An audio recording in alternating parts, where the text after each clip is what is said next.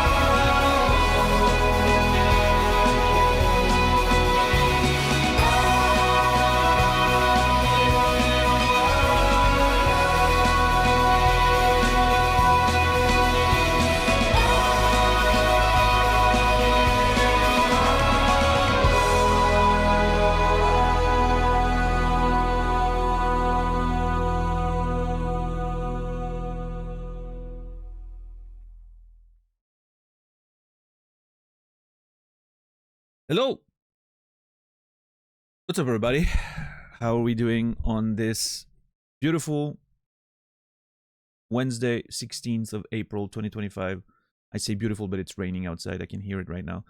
Hope everyone's doing all right. Thank you, Brendan, for the raid. I appreciate you. Thank you very much. Song of the day was suggested by Renketten, our good friend on the channel. I appreciate it. Thank you for using the Discord's Song of the Day suggestion channel. It's actually very helpful for me. I don't really have to think too much anymore. If I have a song I want to play, I can play it. If I don't, I just go in there and I pick one. It's great. Love it. Yeah, thank you, everyone. Warren, JR, Rasta, Enkthar, Outrun, Seraphim, Solipsist, No You, Fishboy, Cassie, X, Prehistoric Lizard, $10, Chipmunk, Here, The Dawn, Thurlow. How's everybody doing today? Yeah.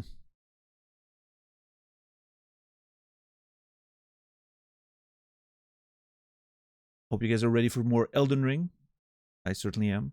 Been excited to play more of the game. People have been putting some good stuff in there, yeah. I agree. What's up, Rumata? Anyway, let me, I'm just gonna post this since I have it copied, so it's in my, you know, I can summon it back by pressing up in the chat.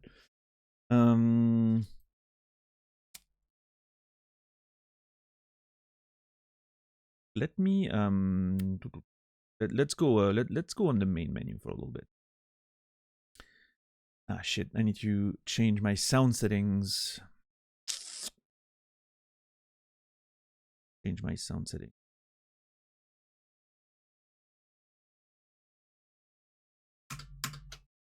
What's up, user? Welcome in. Thank you, thank you. I appreciate that. Let's do this. Bam, there we are. Perfect. Yeah, no Nightbot for Discord yet. I'm not gonna use Nightbot. If I use a bot, I'm gonna use Stream Elements. It's already sort of integrated in the channel anyway, because I'm using the Stream Element like toolkit for chat and activity feed and all that. So if I'm gonna use a bot, it's gonna be this one probably. I could do it very easily. I'm just not sure I want a bot on the channel. There's something, I don't know. There's something pure about not having a bot on the channel, you know. Listen, I used to stream back in the old days. There were no bots in the old days. We did just fine. But to be fair, there were no Discord or anything like that either, so maybe I need to move on with the times. I'm an old man. They are so helpful. They can be, yeah. I mean, I'm probably, if I do it though, if we add a bot, it's probably only gonna be like mods, being able to use the commands, because I really don't like the potential for spam there, but I don't know. I'll have to think about it. Your profile picture looks like a Disco Elysium character. That's, I'm pretty sure, intentional. Bryboot, the artist who did most of my last few profile pictures, took inspiration from Disco Elysium when making this one, and sent it my way after I was done with the playthrough. So I've had it since almost a year now, right? We do love Disco Elysium, yes. It is the best video game ever made, and my favorite video game of all time. In fact, it is probably the only good video game in the history of video games.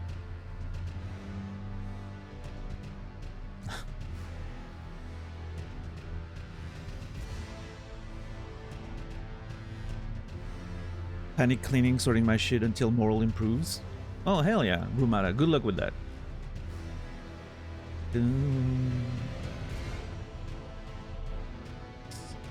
What's up, Eve? How are you doing today?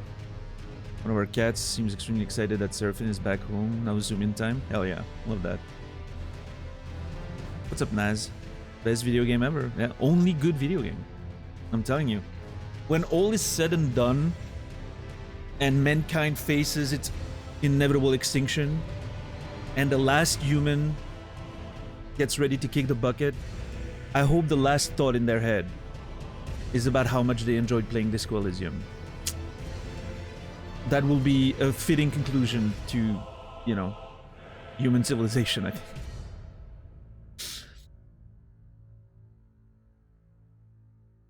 Maybe that's when we peaked. Maybe human civilization peaked, artistically speaking, in a little place called Estonia in the late 2010s. Maybe that's how good it gets. I don't know. What about Outer Wilds? Outer Wilds is great. It's still one of my top 2 favorite video games of all time.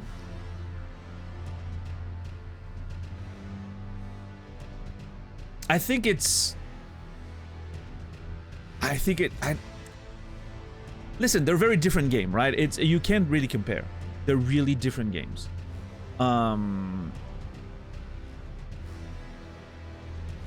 I think Outer Wilds, ultimately, if I were to look at them like sort of critically, I think Outer Wilds has more flaws than Disco Elysium does. But the reason for that is that Outer Wilds is more of a video game than Disco Elysium is. There's more room for flaws. Disco Elysium is just basically an interactive novel. There's not a lot of room for flaws because it's not too much of a video game, which in itself gives it an advantage over every other video game because video games are bad, right? So I don't know. Anyone know any similar games to Disco Elysium? I've heard a lot of people say that Citizen Sleeper is a good pick if you've enjoyed Disco Elysium, but I haven't played it myself. I don't think it's gonna hit the same though, but I don't know. Also, I don't think there's a Disco Elysium 2 being developed. I think there's a few different teams with members from the original team making spiritual successors, and they all claim they're making a spiritual successor to Disco Elysium. You know what? I think they're all gonna suck. And the same reason why people claiming to make Baldur's Gate successors and then making shit like, Pillars of Eternity. It's never working out the way you expect it to. So, I don't know. I have a fear. Hey, listen, I hope they're great. I hope those spiritual successors to Disco Elysium are great. I think they're gonna suck. But who knows? Maybe I'm wrong. I hope I'm wrong. I really hope I'm wrong. Spiritual successors never tend to be as good as the original. I don't know.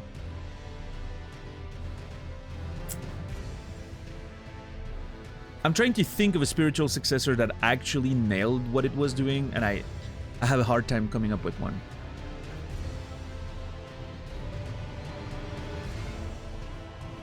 BioShock, I guess, was a good spiritual successor to System Shock, I guess, but it was also extremely different. So, yeah, I don't know. I mean, I haven't played the first BioShock, but everyone raves about it, so I'm assuming it's great, right? Let's have Hidden Colossi. Shadow of the Colossus is definitely a good video game, yes. But, for the sake of my argument, it's not Disco Elysium. Oh, Shadow of the Colossus is great. I want to play the remake.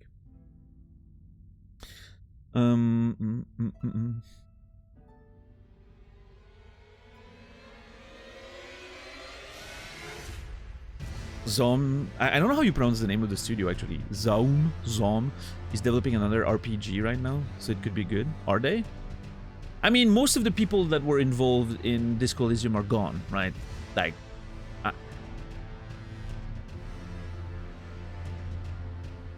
I'll keep an eye on it for sure, right? I mean, they've definitely earned me looking at what they're doing, but based on the history of the studio and what happened with, most of the original people leaving, I don't think it's gonna be great. I have no hope whatsoever. Which I guess is the right way to approach it anyway, right? You might as well not have too much expectations. What's up, Bristlebutt? How are you doing today? Red Dead Redemption 2, no. Listen.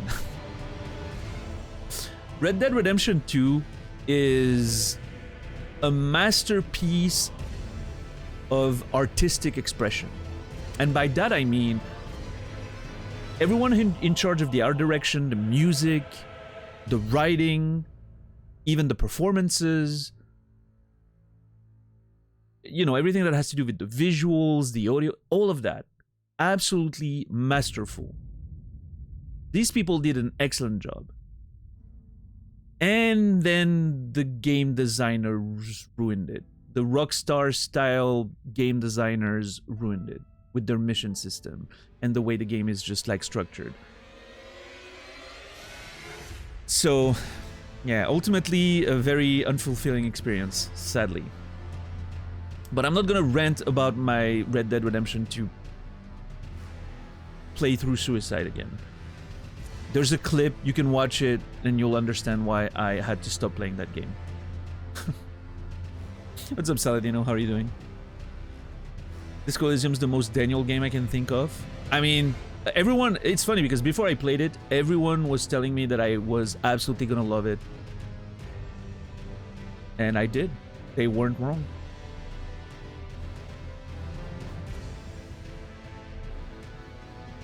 Did the Red Dead 2 VODs make it to YouTube? I think so.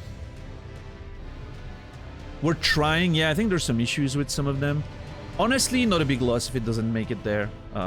You know, it was not a great time of with my life. I don't mind not that not being archived. I don't mind if it is. You know, I'm okay with it. But I'm certainly not gonna miss them. I'm never gonna, you know, not that I would watch my content anyway, but like I'm never gonna look at those again. So. Red Dead 2 is better than Red Dead 1. I agree with that. Red Dead 1 was just terrible. It was not a good video game, I don't think. There were good ideas in it, but ultimately it's just a fucking Rockstar slub. But I mean, okay, listen, I'm very negative about Rockstar. I think Rockstar peaked during GTA 2. GTA 1 and 2 were fun, exciting games, good feeling of freedom, nice gaming loop, not too, overburdened with stupid features and all that. And then after that, I mean, I think 3 was kind of cool. I can understand the argument that 3 was peak Rockstar, because it turned GTA into what it is now, right? Which is obviously very influential and everything. I think everything after 3 started bloating the game with like too many things that made the game less fun, less interesting, I think. I think Vice City was decent, right? I remember Vice City being pretty cool, like the vibe and everything, but that's when the sort of like the feature bloat started. San Andreas, again, like same thing. It's just so bloated. It might actually be the worst in that regard, but I understand why a lot of people enjoyed those games, though. I mean, it's a me thing, right? I know I'm the problem here. I just don't like the way they design their games, so.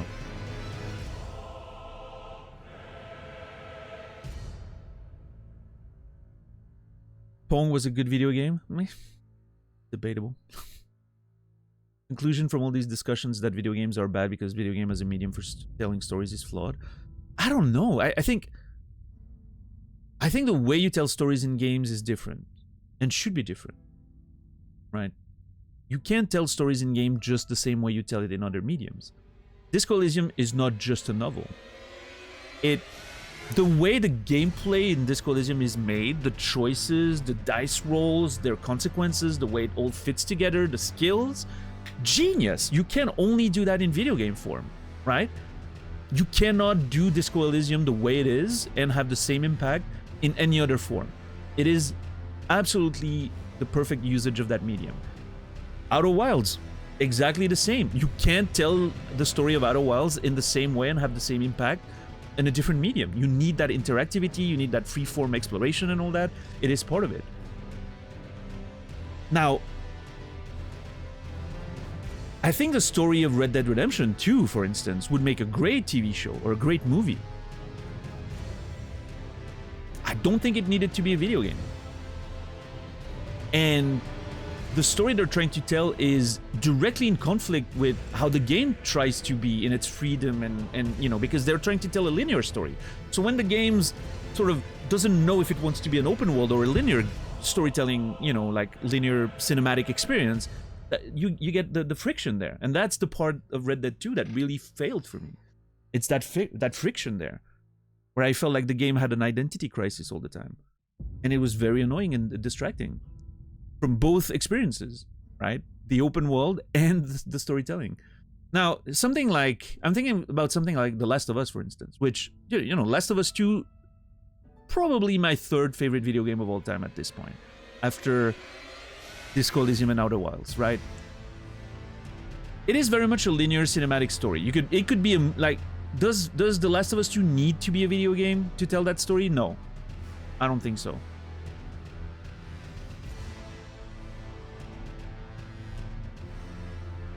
Do I think it adds to it, the fact that you're playing in and you're doing those things, that connect you with the characters? Sure, I think it does. It definitely adds to it a little bit, but I think it's a good example of, it didn't need to be a video game. right? It is a movie that has some gameplay elements in it, basically. But the good part is they did it in a way that is very elegant. It fits together, right? As opposed to Red Dead 2. It is ultimately a linear game. It doesn't try to be open world. There are some open section, but the way they're done is, you know, somewhat limited in scope, and it fits the whole pace of the game and just makes you feel like you're exploring this world a bit more without breaking the sort of linearity of the story. And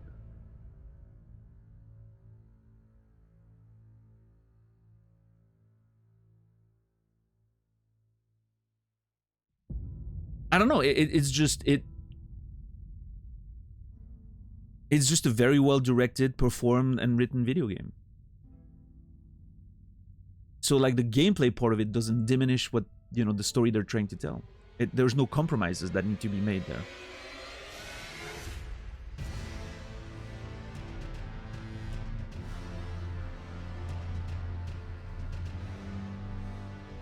But yeah, I mean, it didn't need to be a video game, that's for sure. And I think what to go back to what Fishboy was saying, you know, it's a bad storytelling medium, is to me it becomes a problem when too many compromises need to be made, right? When the gameplay is going to negatively affect the story because of the inherent compromises of having to have that gameplay. What's up, DJ? What's up, Schnorr?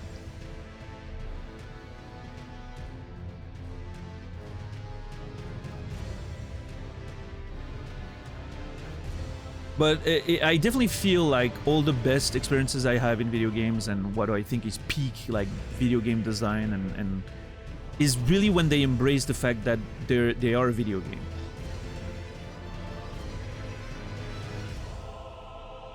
But I think, you know, like the Last of Us and stuff like that is sort of a symptom of modern gaming. Even though no matter how much I love the game, it is still a symptom of modern gaming. Accessible, focused on like the cinematic experience and the graphics and something that's impressive to look at and all that, rather than okay, we're making a video game. And I know it's weird coming from me because I've had that argument with Nasrallah before. Nasrallah is a very like strong defender of the game part of the video game, where I'm more like, you know, for me it's more about the story and the immersion. I don't mind if the game part is not that important, right? Which is why I can enjoy something like Gone Home or those like Firewatch, like those walking simulator and The Last of Us and all that, right? I don't mind too much personally, right? If I'm looking at it from my just like my personal feelings, as long as I'm immersed, it tells me a good story, I'm on board, right? But Nasrallah is a firm defender of like the game part of the game. And when I'm looking at the games critically, right, I'm putting my personal feelings aside a little bit. It's always subjective, but you know, I'm trying to look at it from a critical standpoint. I do think the game part of the game is very important. And so I like the games that find ways to tell a story while being a game. That's why I think Disco Elysium succeeds so much. The systems in there are very interesting. It's often being, you know, even I did that earlier, but it's often being sold as like an interactive novel type thing, and I think it's underselling the game a lot. The systems in Disco Elysium are fascinating. They're brilliant. They add so much to the narrative while being interesting to play with. What's up, Puka Bear? How are you doing today?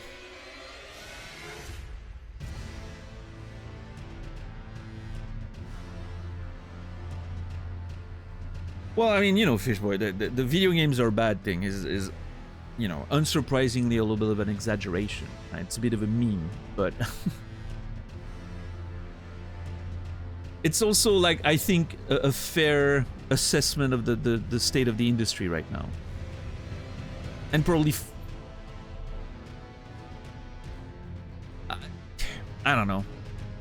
Sometimes I think back to the 90s, you know, the good old days when I grew up playing video games, and or the late 80s and all that. Was it really better? I don't know, there were a lot of really bad games that were, you know, shoveled out for a quick buck, right? I think everything is just more visible now. You know?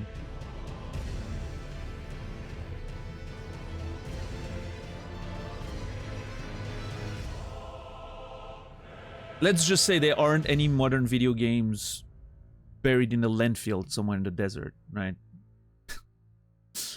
There's definitely 80s video games that have had to follow that route because they weren't selling at all and they were so bad and unfinished and all that.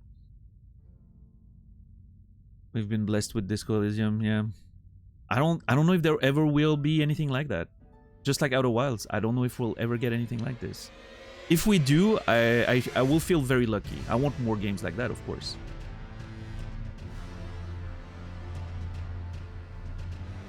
And I mean, I'm thinking about stuff like Hollow Knight, you know. Of course, I'm excited for Silk Song. I'm still standing by what I said. I don't think it's releasing this year, no matter what was announced. But whenever that game comes out, I'm gonna give it 6 months or more so that people can play it, and then I'm gonna dive into it. And it's gonna be the hardest 6 months of my life of not being able to play Silk Song.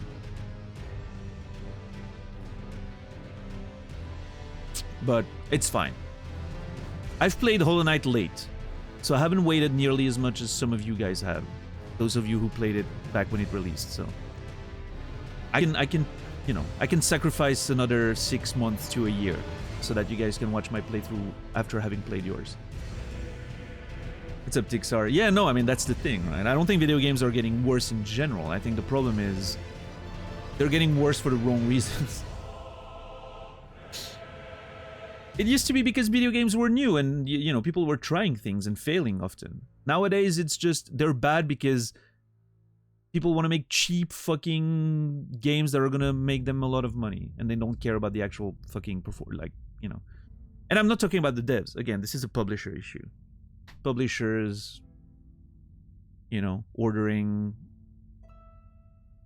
the games they need to for their bottom line and not giving the time for the resources to the devs that they need. Because I'm pretty sure, you know, exceptions exist, I'm sure, but I'm pretty sure every dev sets out to make a good game when they're working on it, right? What's up, Jay? How are you doing? Yeah, it's a double reason, right? If I play Silk Song on release, everyone's gonna play it. Nobody's gonna watch me, right? So it would not be great for the channel. And also, a lot of you that would normally watch me wouldn't because you're playing your own, you know, playthrough, so you don't want to get spoiled or whatever. Which is why I think it's better for me to give it like 6 months to maybe a year and then get into it. So that people who loved playing Hollow Knight can watch someone like me play it and, you know, have that whole very, you know, in-depth experience, I guess, which is what I always try to do. Oh yeah, sure, know you, but I don't think that's the thing, though. I don't think the storytelling is necessary. I don't think it needs to be like a, you know, a art house style game or whatever you want to call them. I totally agree with the just, you know, simple, chill game. You sit back and it's entertaining. But I think a lot of games are bad at doing that. That's also part of it. I don't think I don't think too many games are great at doing that precise thing. But hey, I will say this, and I know if Captain Dax is listening, that's one of his takes too. There's so much being released and developed and produced these days. If you look for it, you'll find something to enjoy. You literally, between now and the time of your death, you could be playing video games non-stop. From dawn to dusk, dawn till dusk, right? And never run out of good video games that you can enjoy. There's so much of it. It just takes a little effort to, you know, sift through the slop, I guess. And it's not gonna get easier. If we start seeing more and more AI-assisted development and games being produced and all that, which I'm sure is going to be the case because there's no way publishers are not going to want to save money and all that, it's going to be harder and harder to sift through the slop. But we'll do it. We'll do the work, you know.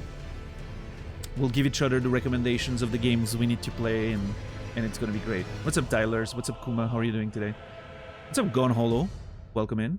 You probably were gifted a sub around here, yeah. I don't know how, I don't know why, but so you are. Yeah. If video games stopped being produced at all tomorrow, there would still be enough games to last you a lifetime? Probably, yes. Yes. Enough good ones, too. Like, that you would personally enjoy, right? But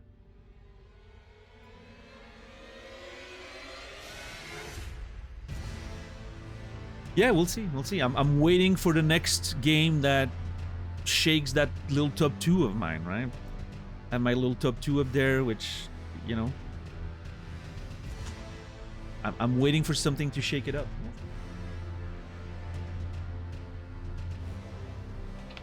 Yeah, Hollow, nice. A lot of people have found this channel through that Disco Elysium run. It keeps on, you know. This is a run I've done more than a year ago, and it's still probably one of the fucking... Like, it's still probably the game that gives me the most new people finding my channel. It's crazy. And we will do, by the way, we will do a second Disco Elysium playthrough this year, after Elden Ring, at some point. Disco Elysium Part 2. Completely different character. I'm gonna approach the game completely differently. It's gonna be a riot. I cannot wait. What's up, Goji guy? My top 2, yeah, is Outer Wilds and Disco Elysium in no particular order. Even though at this point, I kind of feel ready to put Disco first. But I don't know. Maybe not. I'm not ready for that commitment, I don't think. Because every time I watch Outer Wilds, Outer Wilds is one of those things. Every time I see someone playing it, I'm like, oh, this game is so good. But Disco was more recent. And Disco, you know, there's that hope of replayability, right? Which...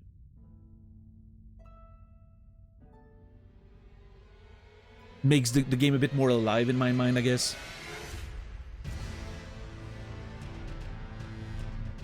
Yeah, Disco Elysium, I don't think it's a game for everyone. Of course it's not, because, you know, the really good games are rarely for everyone. Because they're trying things, right? They're doing things that are unusual, which is gonna alienate some of the gamers, but... yeah, if you don't mind, you know, a lot of text, because there's a lot of text in Disco Elysium. Thankfully, most of it is voiced with the director's cut. And if you don't mind, like, slow-paced, you know, like, old-school RPGs, I guess, it's definitely worth playing.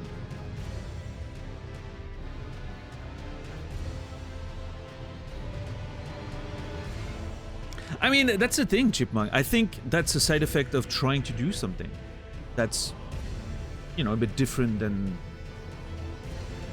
If you make a game for everyone, you make a game for no one, right? That's the saying, so to speak. You make just a game for the general population. It's never going to be as memorable as something that really tries to be for a specific type of audience and experience. Which obviously is going to repulse a lot of people, but those of you who it will click with are going to remember it forever, right? And the games that do that obviously are going to be very different for everyone.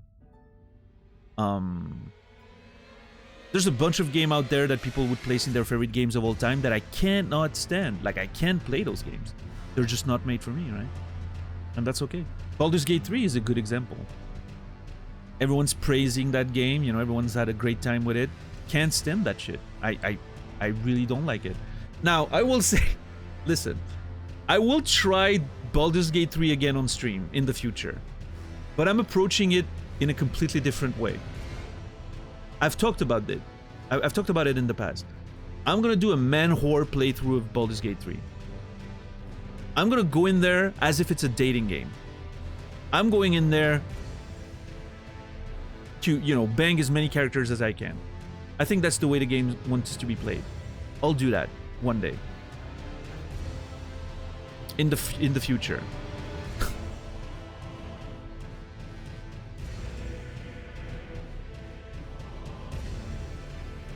I'll be so here for that. Yeah, I don't know. Maybe I'll even put it like in easy mode or something. I don't know.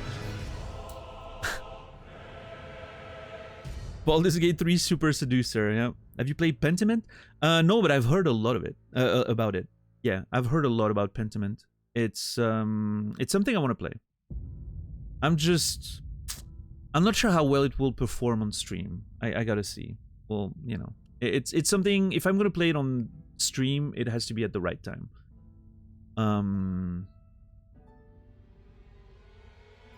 Other than that, maybe I don't know. Maybe it could be something that I play on the Discord private streams. You know, for the hardcore audience that wants to watch that.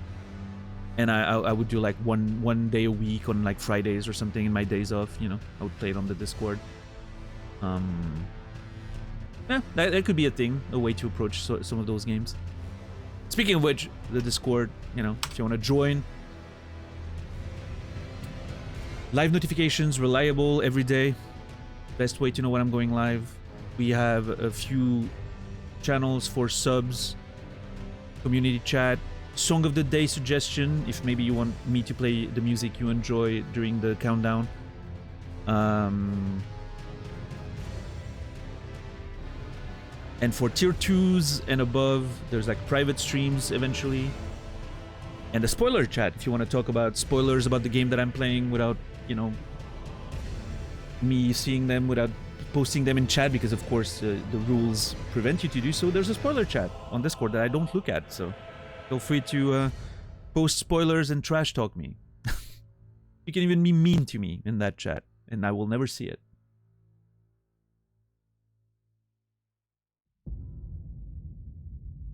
There's no super secret tier 3 Discord server. I can say that.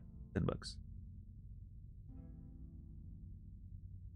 How are you, Timmy? How are you doing today? Good to see you. Private shows? Yeah, I mean, I'm not sure what the private shows are gonna be like, you know? I'm thinking there's gonna be some Tekken here and there, because that's the game I'm playing a lot outside of streams. They're probably gonna be at an ungodly hour that most of you won't be able to watch, you know, in the morning for me, so... But yeah, I do have an idea of potentially, like on my days off, like Friday and Saturday at the normal stream time, do like private streams of maybe games that I wouldn't be able to play on the main stream, but that I kind of want to play with people watching. So we'll see. I'm thinking of more ways to reward people for tier 2s and tier 3s through the Discord server. So I'm sure I'll find ways to do so. What's up, Happy Cat? What's up, Bestoof? How are you guys doing today?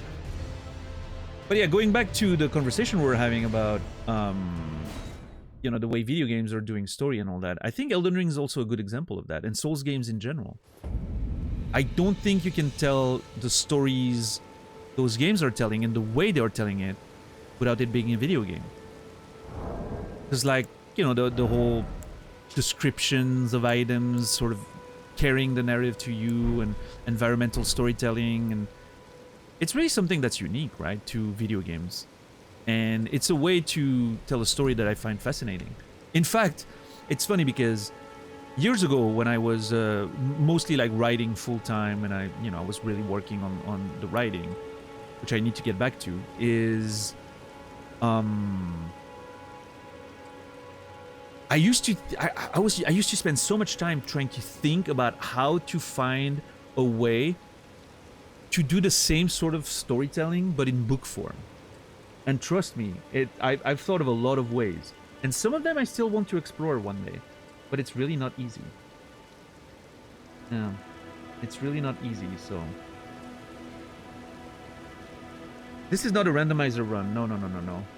This is like a normal first playthrough style. I've never seen anything of the DLC, right? So the base game I've played on release. I don't remember much of it. I remember some of the major. I was talking about it with Naz yesterday, actually. I've seen some challenge runs of the base game, and I remember a few of the main bosses because you see them, right, in those challenge runs. But I was saying, like, going through those areas, it all sort of meshes together, and I remember none of it. Like, none of it rings even, like, remotely rings a bell.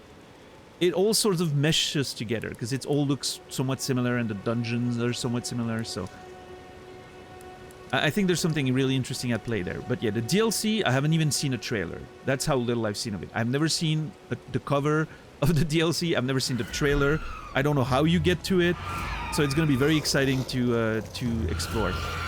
But yeah, we're still approaching the entirety of the playthrough as the first playthrough because it's, you know, it's pretty much honestly what it is. Like, I'm sure there will be a lot of moments along the main path of the game where I'll be like, oh, I can't remember that. That rings a bell, right? But yeah. So as you can see, Hollow, I you know, barely explored that portion of Limgrave. We didn't cross the gate here to go up here towards Stormvale, so you know, I've mostly explored a little bit of this. I haven't even been further than that. I've only explored the visible map right now. I haven't even finished exploring this part of Limgrave. And then I went across the bridge, and we've done the Castle Morn stuff, right? I started exploring this, and now we're exploring the forest down there. And then we still have to cross the bridge and explore the rest of the Weeping Peninsula. So no matter, you know, how little you've played of the game, you've probably seen way more than I did. And at the, you know, with how slowly I play the games, you're gonna have plenty of time to dip out if you don't want to get spoiled on anything. Considering, like, you know, knowing my pace, I would be amazed if we finish the island today. I don't know how much there is in there, like in terms of like secret hidden dungeons and all that, but I would be very impressed if we finish the Weeping Peninsula today. So. Anyway, let me go back to chat. Private stream for tips on goose mustache hygiene. Will there be an announcement we can see those streams? Yes, Chipmunk. I will, when I do like, if I go on the stage on the Discord and I start a stream, everyone gets an announcement. But I will probably announce them a little bit in advance if I know that I'm gonna... Like, sometimes I'm probably just gonna be like, oh, let's play some Tekken, put it on the stage in the Discord. So that won't be announced in advance. But if I do like a specific private stream of a specific game, I'll try to announce it beforehand, yeah. But... What's up, Effie? How are you doing today? Sad about Edgar? Yeah, me too. I wonder if we're gonna see him again. Or if that story is done. I'm expecting to have more about it, based on how it ended. What's up, Shepard? How are you doing today? Dax was mentioning a young adult novel called The 11th Hour. I've never heard of that. What is it about? Last of Us showed first season. Yeah, I think people were excited about the second season starting. I haven't seen the first season. What's up, Sorrow? How are you doing today? I played one of the song you suggested yesterday, by the way, Sorrow. It was good. Oh yeah, you know. Okay, nice. Hell yeah. And I played one of Ren's suggestion today.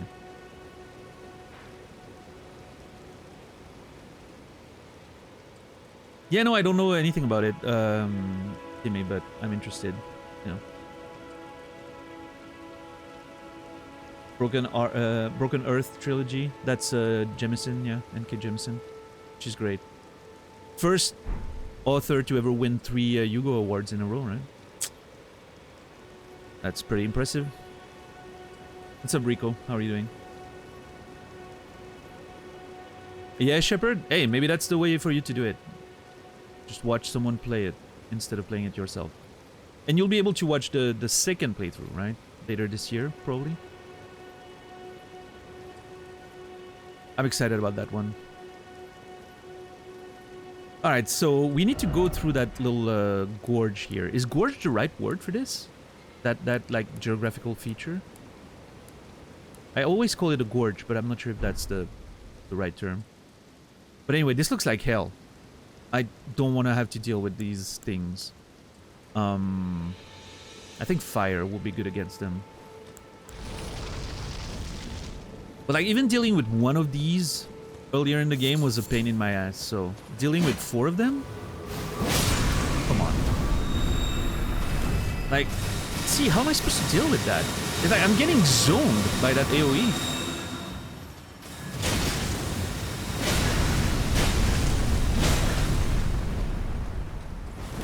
I guess I'm gonna have to be patient. Also, I'm not doing a lot of damage there. My shield's useless here. Let's go full 2 hands.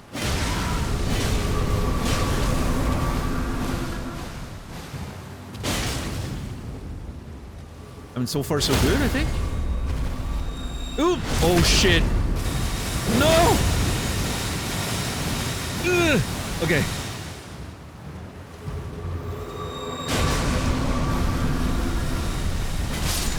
I was really afraid that as soon as my iframes ended on like the critical attack, I would just get caught by the raise, but I guess roll spam is OP. Okay, 1 down. 3 more. This is going a lot better than I expected.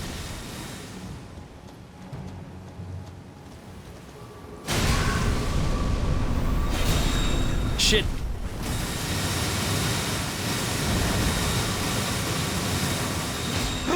That was not... Yeah, that was crazy. Frame data conversation, ER. Yeah, I'm a big fighting game player. You're gonna hear me talk about punish windows and, you know.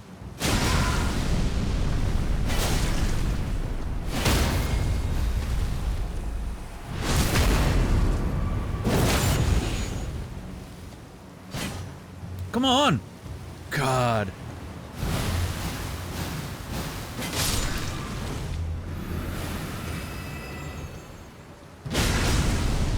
At least that's something I understand. Hell yeah.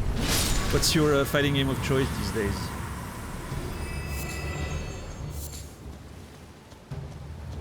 I used to play Tekken 3 back in the old days, like competitively. As much as you could back in the day, but yeah, I used to travel Europe and, you know, find other teams that we had found over the internet and all that, and do like money matches and all that.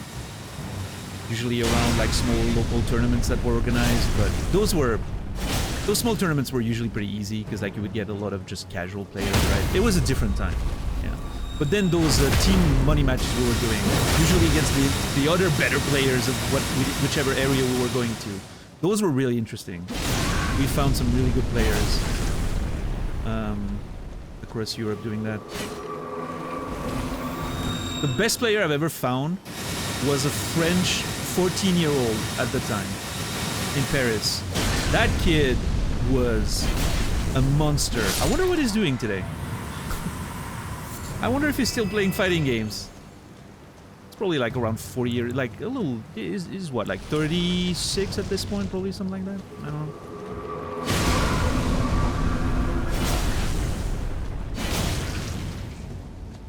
What's up, Granada? How are you doing today? Hey, we're doing fine. This is going... Oh. This is going a lot better than I thought. I thought this would be hell. It turns out, you know, I don't know.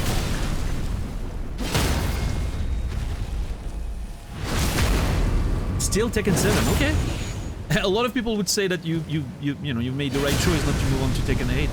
I'm playing Tekken 8 these days, and despite everything, you know, I've only gotten into Tekken 8 recently. I played Street Fighter 6 last year. I started with Street Fighter 6 in that new gen of the fighting games. But eventually I had to go back home and play Tekken, so... Yeah, I'm still, you know, I'm still really learning the basics, so... Relearning the fundamentals and learning all the characters and the strings, and...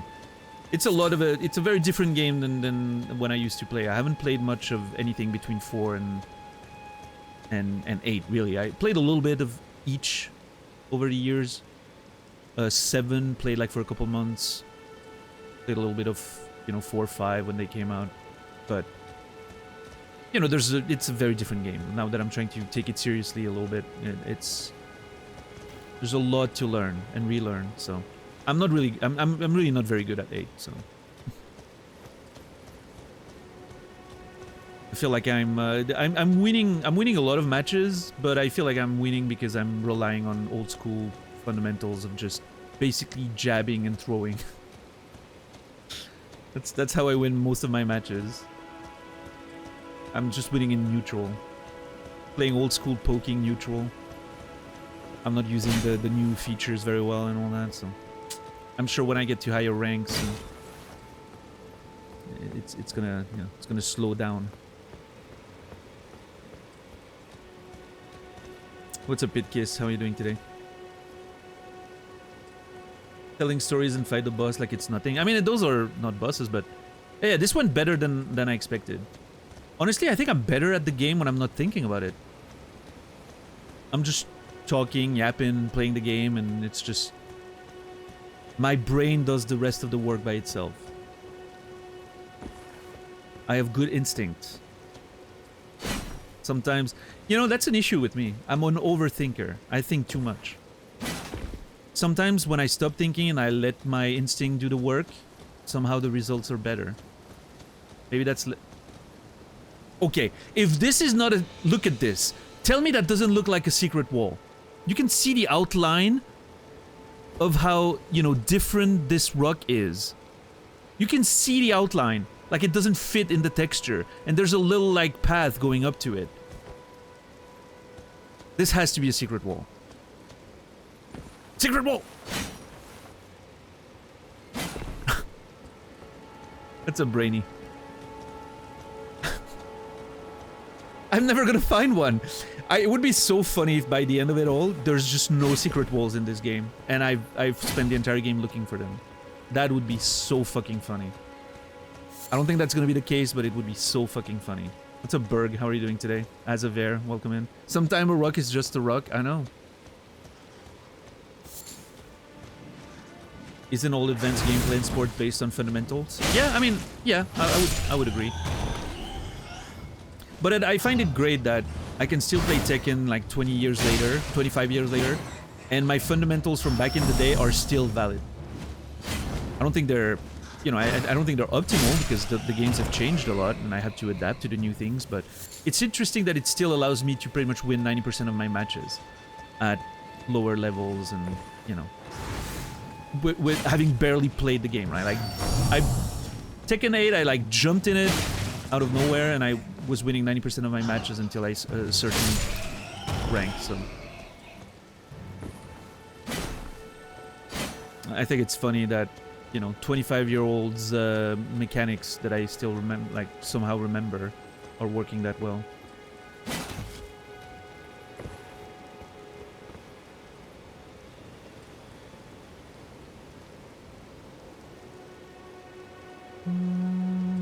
Okay, I missed some messages while I was yapping earlier. Kids book 7 to 11 of the reader to solve the mystery after a book is done. I actually really like that, Timmy. If you could post it somewhere in, like, Discord.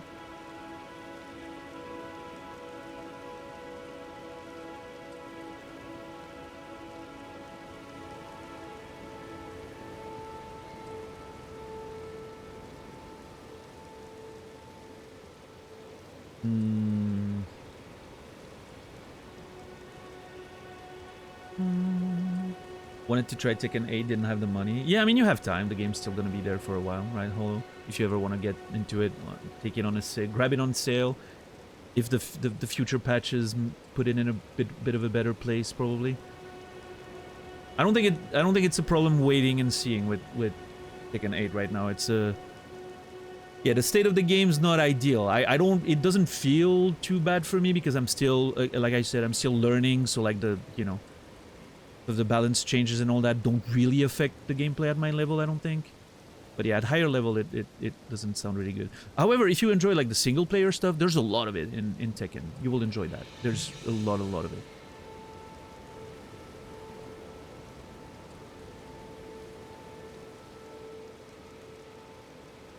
Yeah, Granada. We'll see. We'll see.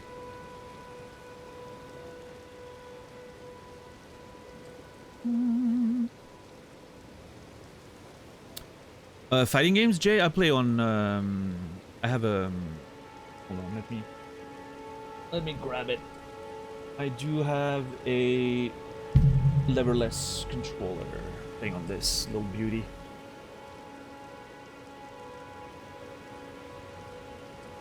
Hot 42 M16 Plus. Yeah, it's awesome. I love it. And I switched the switches. Hold on. Very hard for me to put it where it's supposed to be without standing up. There we go. The base switches are pretty good. The default switches in them, the stock switches, but I switched them for wind engines switches. They're awesome. They feel really crisp and precise and fast.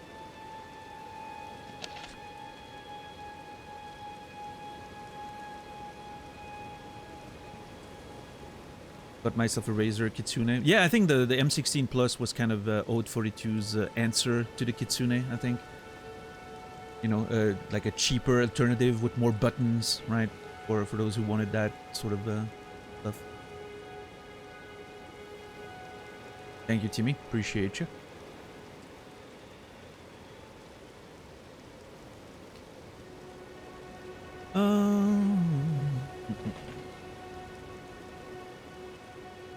Ratatouille with bread and stream. What a nice night. Hell yeah, I love Ratatouille. The food, not the movie. I mean, I like the movie too, but... Wait. Oh. My controller wasn't working for a second. Love some good Ratatouille, some good bread. What was I thinking about? The overthinking? Because I see the conversation's still going.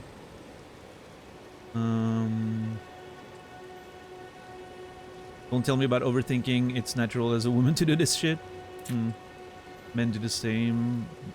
More women are overthinking things. Who am I to judge? I don't know. I wonder if that's true. I think... Oh!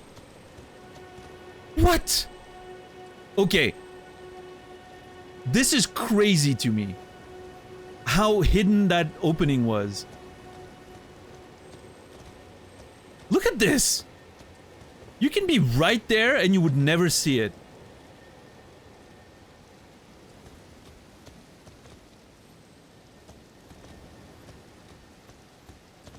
The way it's like laid out in the environment is kind of insane there. Anyway, I'm jumping from conversations to conversations right now. I'm sorry.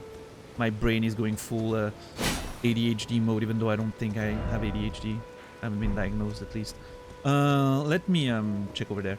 But yeah, I don't know, Granada. I wonder if that's a thing, or if this is a sort of social symptom of the fact that men typically tend to express their emotions less because of, you know, we all know the way that you know, like the sort of the social pressure works and all that.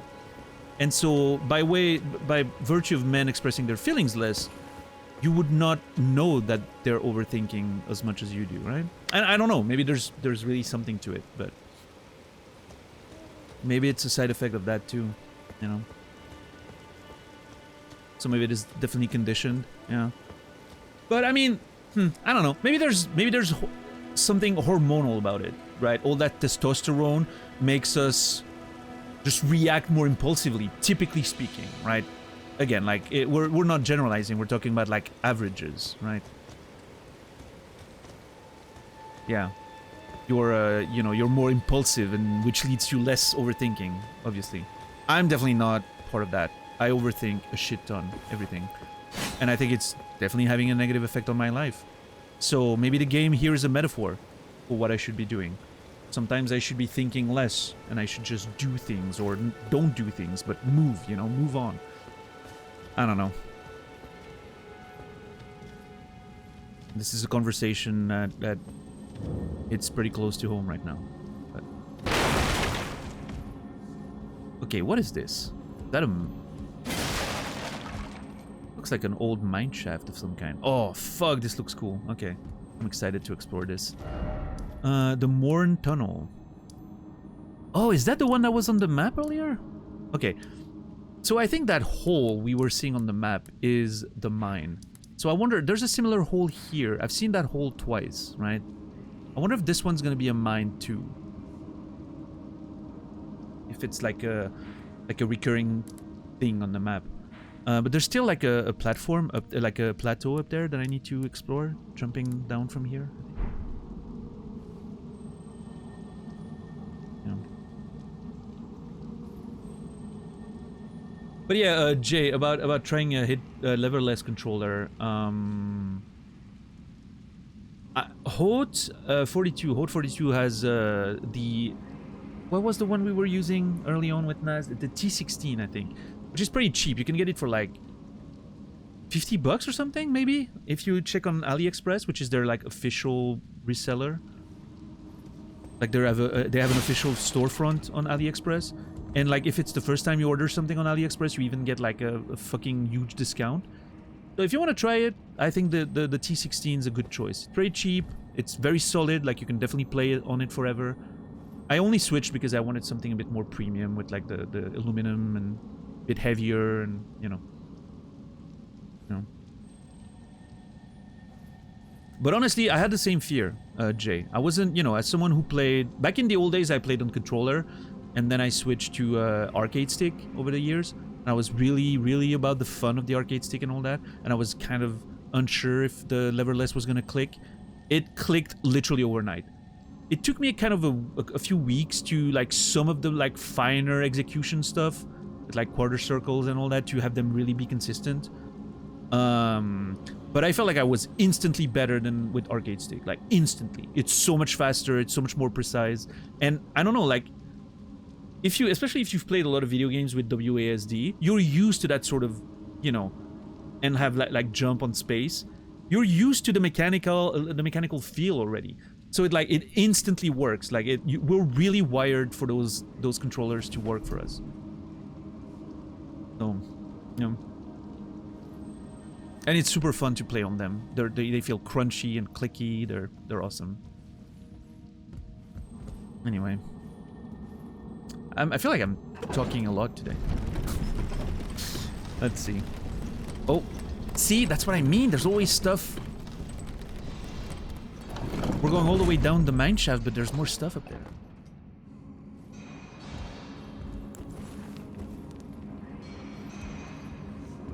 What's up, Holo? Kmetek, sorry. I use WASD and numpad for fighting games. I like clicky keys, yeah. And I mean, that's the beauty of most of those new leverless controllers, is they're hot swappable, the keys. So you can basically find the switches you want and put them in there. There's a variety of them. You have linear ones, you have clicky ones, you have everything you want. Mine are linear and very short action, but they feel very crunchy. Love them. Okay, I have to go back up, because there's definitely some stuff to grab on the way. See, there's a cave there.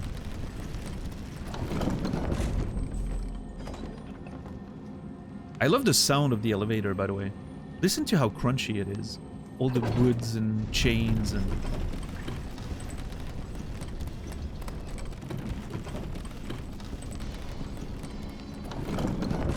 Ah, so satisfying, those sounds.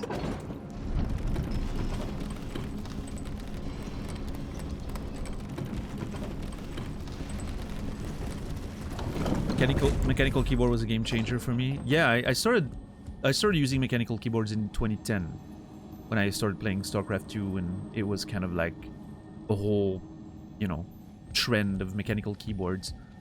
I tried many of them. I was collecting them at some point. I have like over 10 of them. Some of them don't work anymore, but yeah.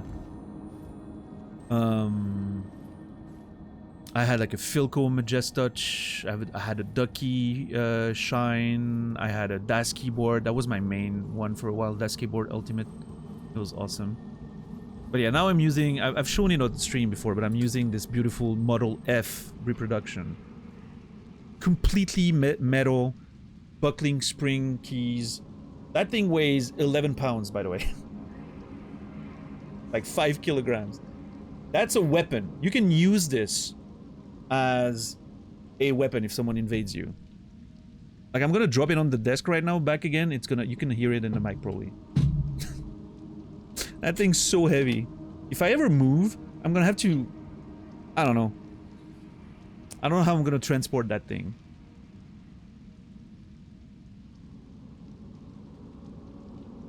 But yeah, that keyboard's just so good. And it sounds perfect. I love it.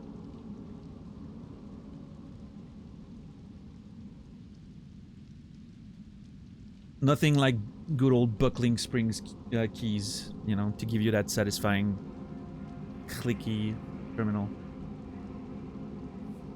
When you want a typewriter, but a keyboard, but a typewriter, that's kind of the idea, yeah. Definitely sounds like it.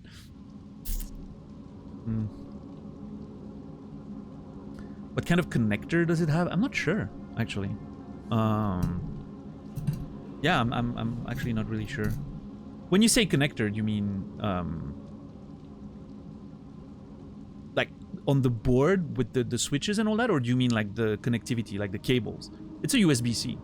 Well, USB 3 to the computer and USB-C inside. It's a reproduction, right? So it's a modern keyboard that just was made to as close as possible to the old school terminal Model Fs, but made with like modern connectivity, which is great. Just a USB 3, yeah.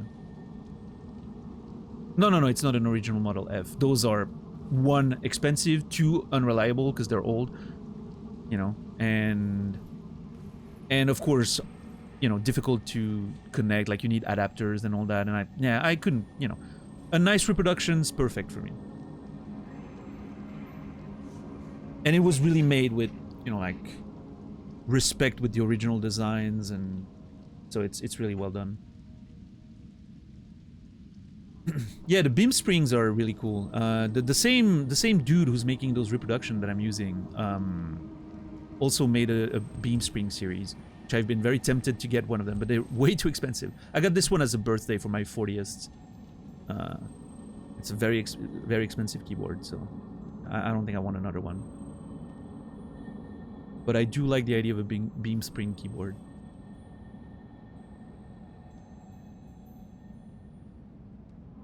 Yes, Aldino.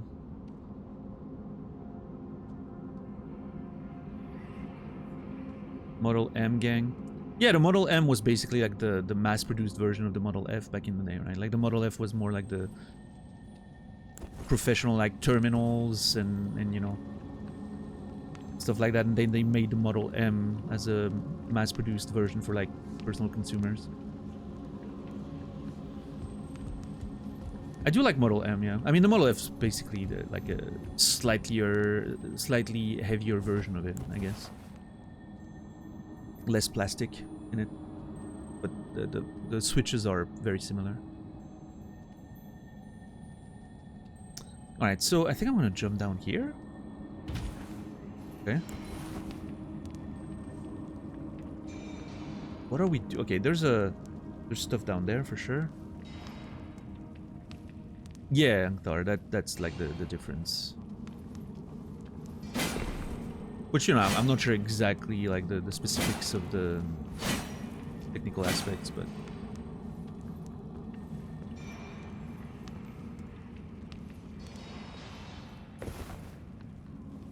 I can hear like something shimmering, which I think is one of those bugs, right? But oh, I was gonna say this looks like something I should be able to pick up, but the prompt wasn't coming up. Okay, smithing stone. Oh yeah, we're in a mine. We're getting stones. Nice, love that for me. If only I could use them to upgrade. That'd be great. Oh man, I can't wait to find another fucking upgrade bench or, you know, a blacksmith of some kind. I know I could fast travel again to the church to do it, but I like the idea of not fast traveling too much. Keep the spirit of adventure. Okay, is that it? Did I really do that for just one stone? Is there a ledge there? Maybe? I don't know. Older connectors and PS2 are big. Yeah, I don't know if the original Model Fs had PS2 connectors. I think that was prior to that, right? They were those big, like, thick, what were they called again? Those, like, thick connectors that we used to use?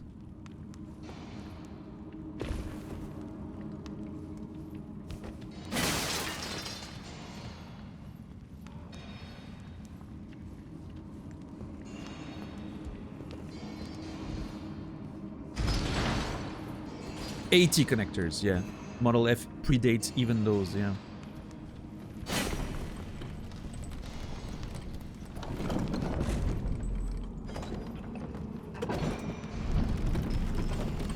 So there's a ledge here. Yeah, there. Why is there a ledge here? Secret wall? Of course not.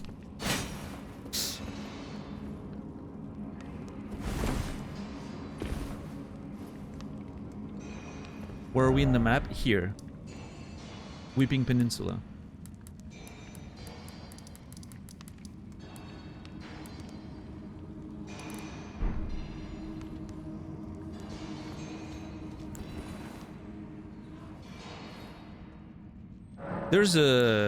There's mining happening in this mine, which, okay, let me rephrase that. There's active mining happening in this mine. This reminds me of Demon Souls Second World. What was the name of the second world in Demon Souls again? Boletaria was the first world, the second world, the Stone Fang tunnels?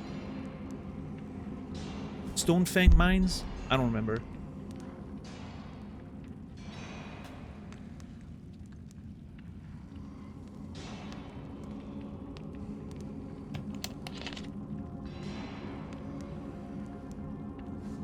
There's mining in the mine, how peculiar. It's just that usually in the Souls games, the places you explore are deserted and abandoned.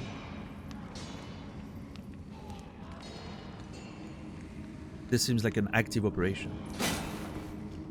Smithing grounds? I don't know, like I don't remember like the name of the tunnels in World 2 of... Oh, Stonefang Tunnel, I was right. Look at that.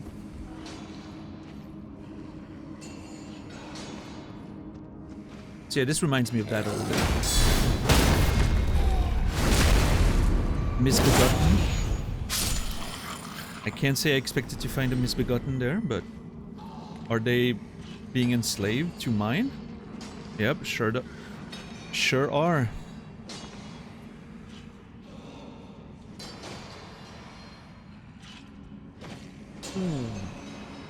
Wait.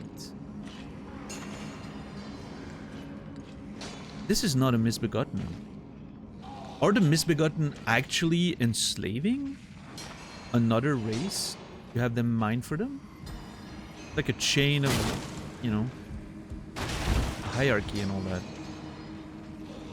Oh.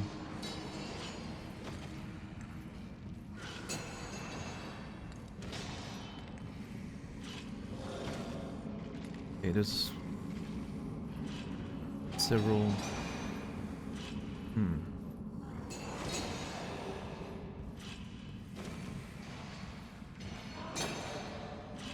Okay, we can go up there and then there. Sounds good.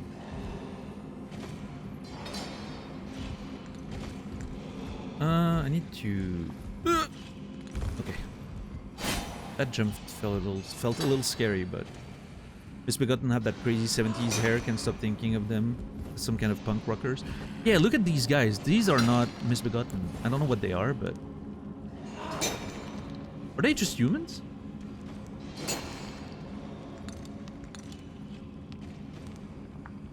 Oh, the animation's so cool. See? I know this is maybe an unpopular opinion. Am I getting attacked? Oh my god, I'm getting attacked.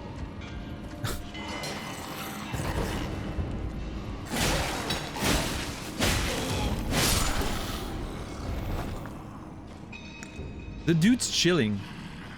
Dude's still mining as if nothing happened. Love it.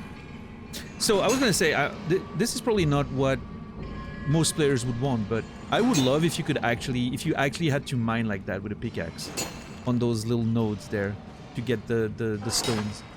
I love a good mining animation in a game. My favorite part of World of Warcraft during vanilla was mining. Going around the map and mining. Just because of the little animation and the sound. It sounded so cool. I don't know.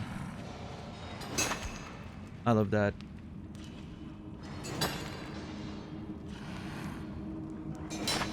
That's something, listen, that's another thing that Monster Hunter Wilds ruined. as opposed to the previous Monster Hunter. The mining is... You just hit it once quickly and then you grab into the node, and I miss the old school, like, actual, like, you know, hacking at the thing for a while. It's so fun. Yeah, he's actually picking the rock out of it and everything. I want more games like that. Maybe I should just play survival games, I guess. I don't know.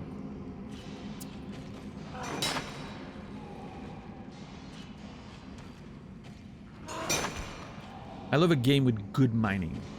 There aren't that many of them. Time to play Minecraft. Minecraft is not as satisfying in that regard, I think. It's just... I don't know. What's up, Kimi? How are you doing today? Alright, let me see.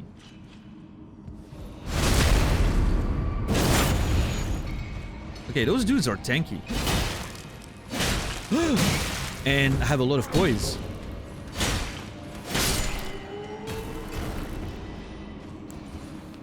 Oh, I was expecting to be able to collect all the stones that he mined for. Tired, tummy hurts, can catch a break this week. Ah, that sucks. Hope it gets better. What's up, Kumikael? How are you doing today? Lord of the Rings Return to Moria. That's kind of what we're doing, huh? About to have tortellini for breakfast. Okay. Love tortellinis. Delicious.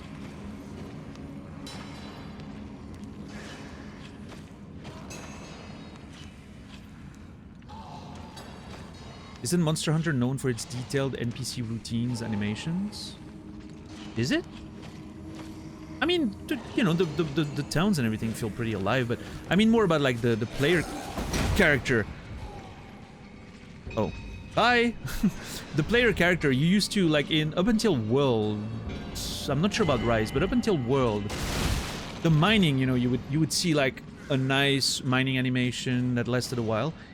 In Wilds, in the, you know, the spirit of making the game faster and everything, it's just one little quick hit with the pickaxe, and then the character just grabs stones inside the broken sort of node, which I don't think is as satisfying as... And in most cases, you don't even mine like that. You just go around with your mount and you use your grappling hook to instantly grab the stones from the node. I don't know. It's not my vibe, man. I like the good old school mining. Maybe I should play RuneScape. What a terrible idea. Let's not do that. Rise was the same, yeah.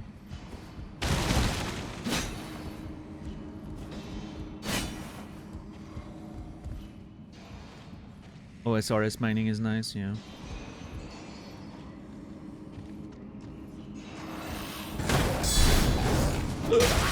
What?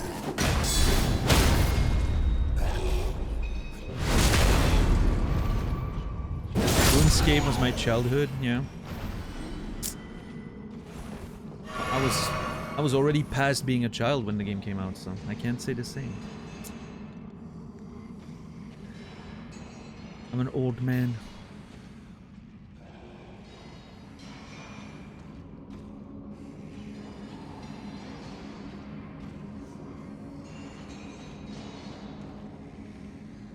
What's up, White Wolf? How are you doing?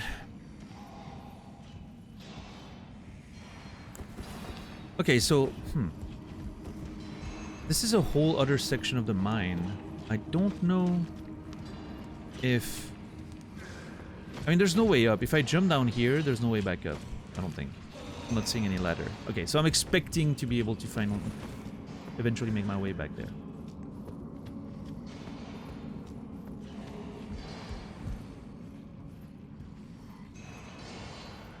Was it really good as people say, or is it nostalgia? RuneScape? I don't know, a little bit of both, I guess. There's still a lot of people playing RuneScape to this day, and people that didn't necessarily play back then, so... It seems that there's still something to enjoy about. Those Misbegotten are terrible at not just falling. Oh, it come back up. Found his way back up.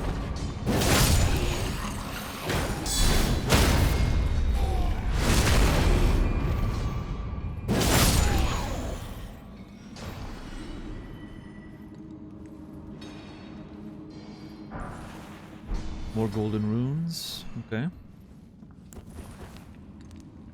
Okay, the layout of this mine is okay.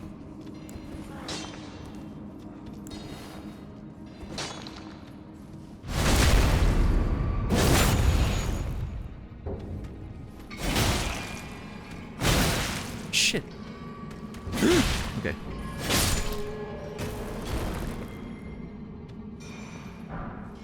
I'm getting all smithing stones level 1 right now. I'm sure I'll need plenty if I want to try different weapons, so that's good. Okay. The one... This probably leads back to where I was earlier. This goes further, I guess. Dude was just minding his own business. How dare you, Sorrow?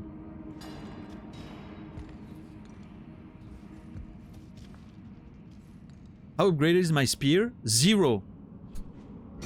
I haven't been back to the Church of LA since, you know, I found it. And I haven't found any other workbench or anything since then. So, I'm not upgraded at all. At some point I'm gonna find a way to upgrade my spear and suddenly the game's gonna be so easy. Shit.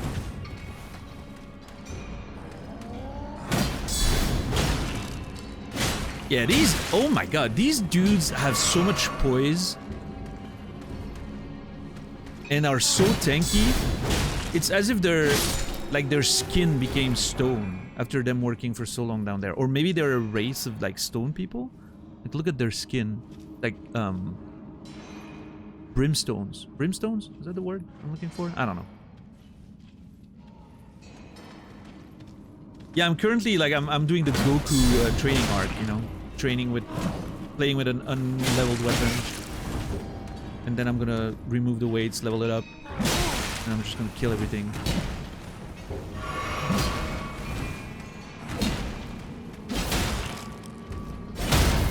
Oh, they can be staggered. Okay. There's hope.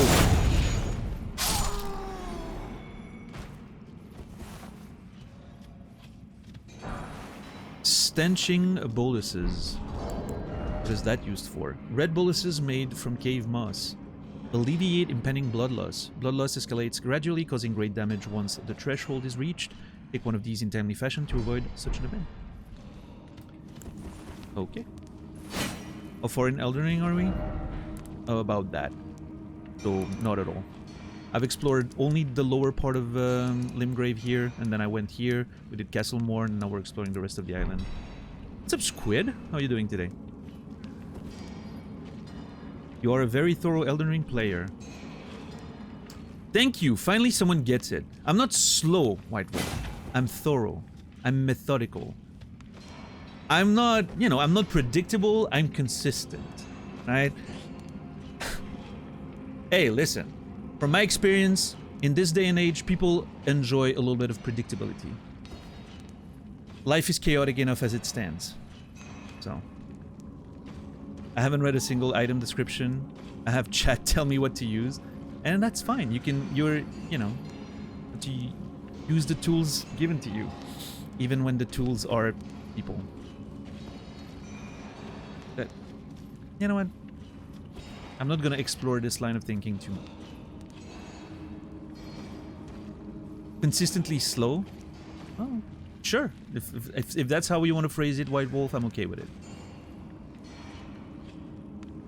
It's very simple. I paid for the entire game. I'm gonna play the entire game. Thank you, Games Addicted. Someone gets it. I'm gonna enjoy every little fucking texture of this game. Someone worked hard to build this lantern on the wall right there. They deserve their time in the sun. Okay? They deserve someone stopping and smelling the flame a little bit. You know? What's up, Suck in a Jar?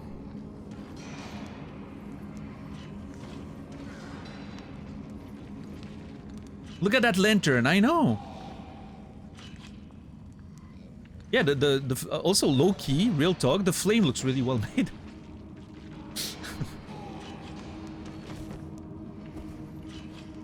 What's a B-side? How are you doing? Yeah, that candle actually looks good.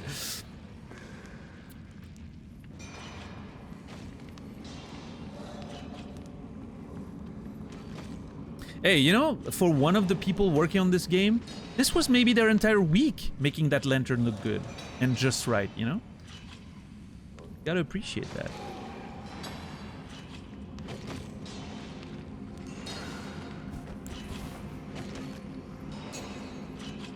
But yeah, back to my initial point. I don't mind being a predictable person.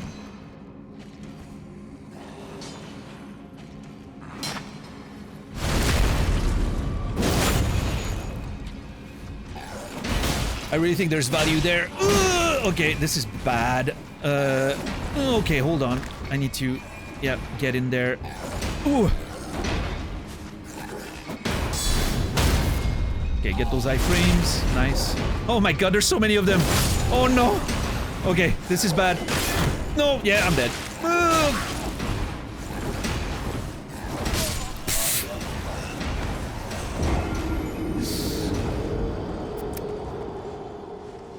I could have done better.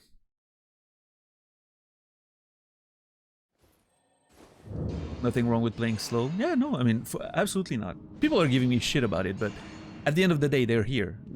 You know, I know what they enjoy.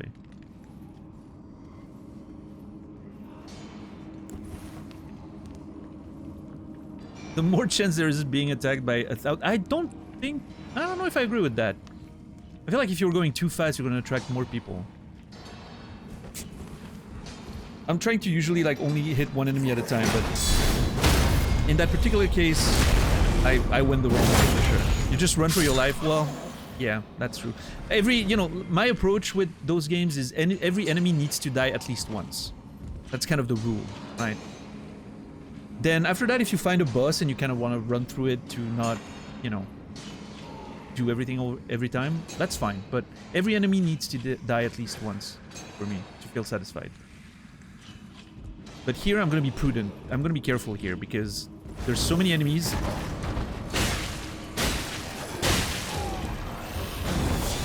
I really feel like I need to be sort of methodical about it. To not have the same thing happen again. Okay, he fell down.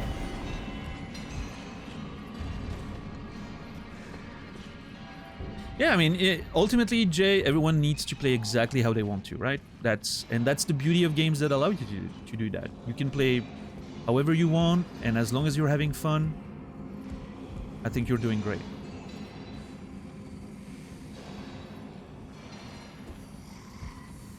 And that's why I will, you know, I'm not here to tell anyone how they should play. Because I feel like there's... Ugh. Hold on. Sometimes online you will find, especially like on streams and all that, you will find people like telling you, oh, you should play like this or like that. And I think that's when, you know, sometimes there could be situations where you play a certain way because you've been told you should play a certain way. And I think that's a little bit sad because maybe you would have more fun playing a different way, but you never thought of trying, you know. So... that's why I'm not, you know, I'm not saying you should play slowly like me or you should play fast, like what. Do exactly how you feel. What feels good for you is the right way, you know. Iframes! Okay.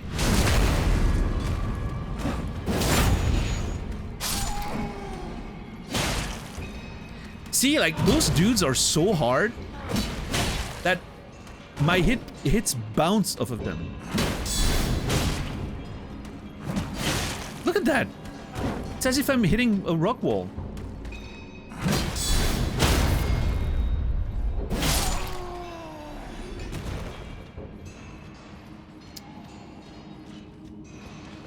These dudes are very,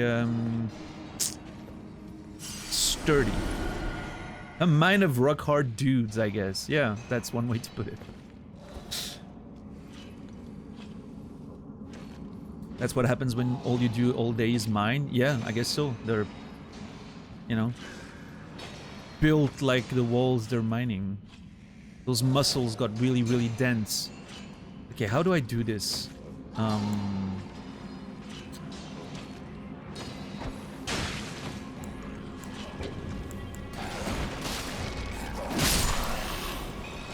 Yeah, games. I mean,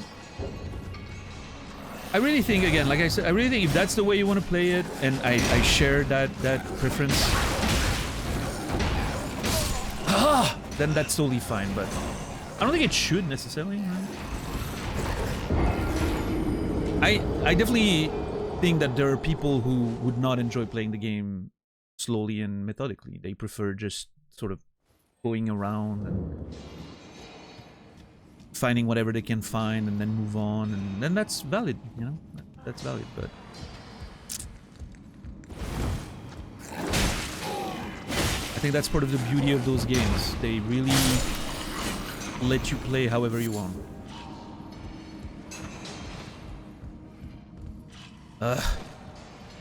Okay, hold on.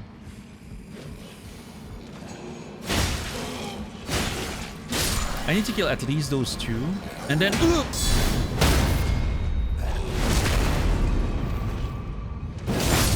I don't know if I want to jump down here directly. I think I can. Does it... Am I going to take damage? I'm not sure. Okay, I'm going to try. Oof! Dude, okay. I do not understand. The fact that this didn't give me any full damage is crazy to me.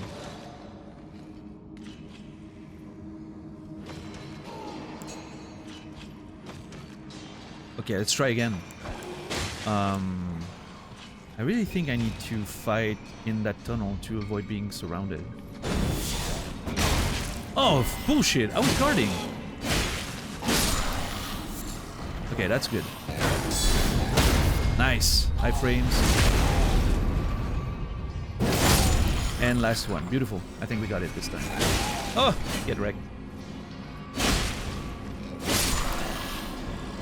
Okay. Progress. Beautiful.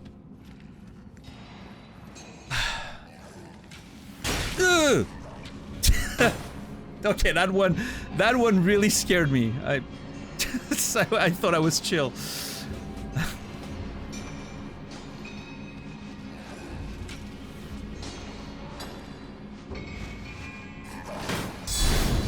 Ah, fuck.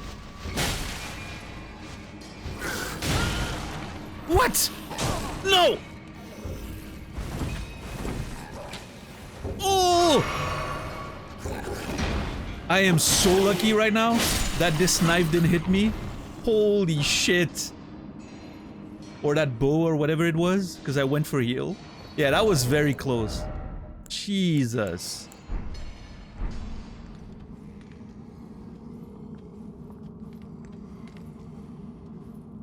In fact, there's a world where blocking might have killed me there, because maybe the hitbox of the shield would have caught the bow, but since it's not 100% protection shield, the chip damage may have killed me. That's crazy. Think about. Okay, so that's the first room, right? We start here. Yeah. Okay.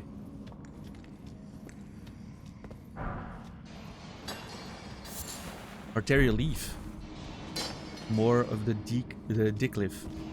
Dick leaf, as I call it. I should stop calling it that. I can't pronounce it, so.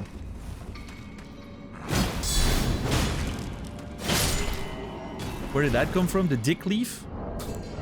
Let's read the description again, shall we? Dark leaves. Dark red leaves with thick, swollen veins. A faint pulse can be felt in the veins. Stir the blood, providing an enlivening effect.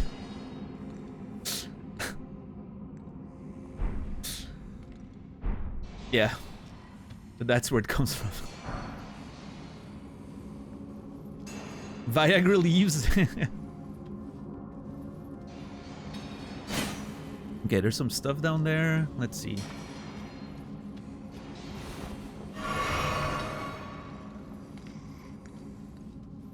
Hey, some of those descriptions are very juicy.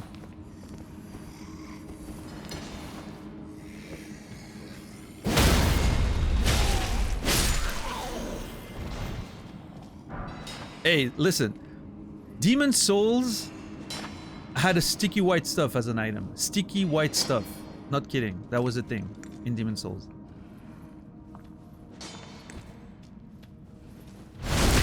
So...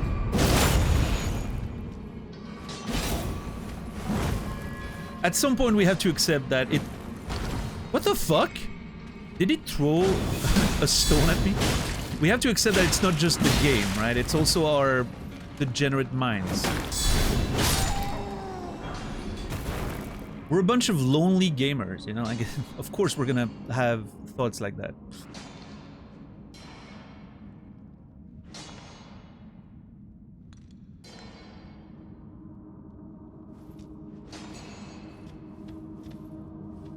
Okay, hold on. I'm married, I still have those thoughts. Being married doesn't mean you're not lonely, just saying. I hope you're not, but, you know. I have never felt as lonely as I felt in my last relationship. I'll tell you that.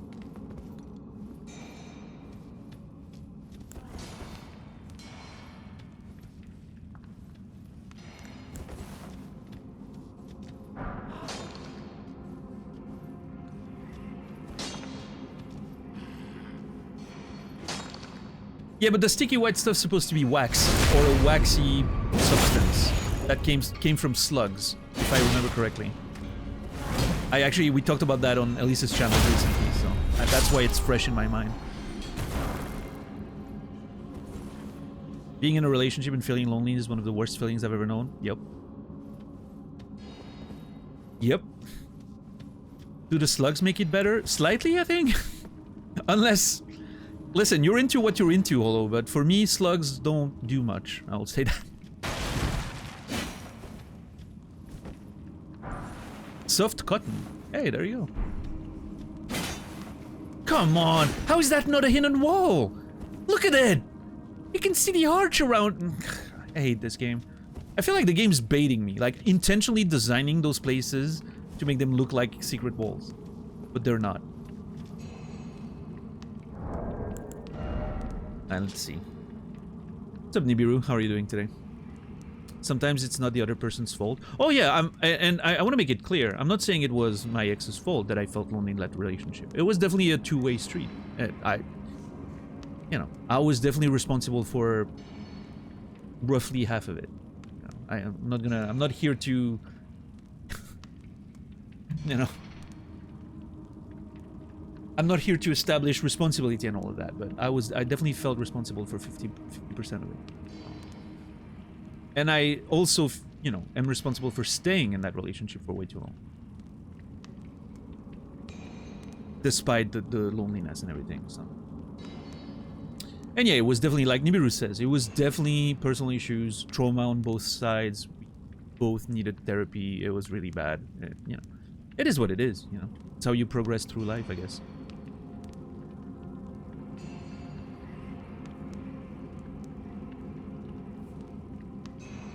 That is true, Berg. Absolutely. But that's the thing, though.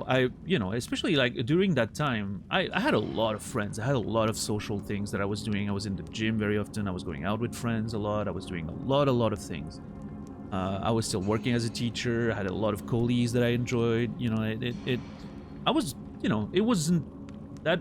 She was definitely nowhere near my only person or whatever, but that loneliness in the relationship still existed, and those were the loneliest moments of my life. And it's because, there's a part of you that knows you shouldn't be feeling that way, but instead of me realizing, oh, that probably means, there's work to do, or we should move on from that relationship, I just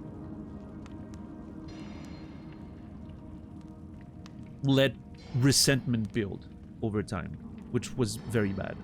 But hey, those were the old days. Old Daniel. Well, young Daniel, technically, but I've grown since then. A lot. So, won't make the same mistakes again. That's for sure.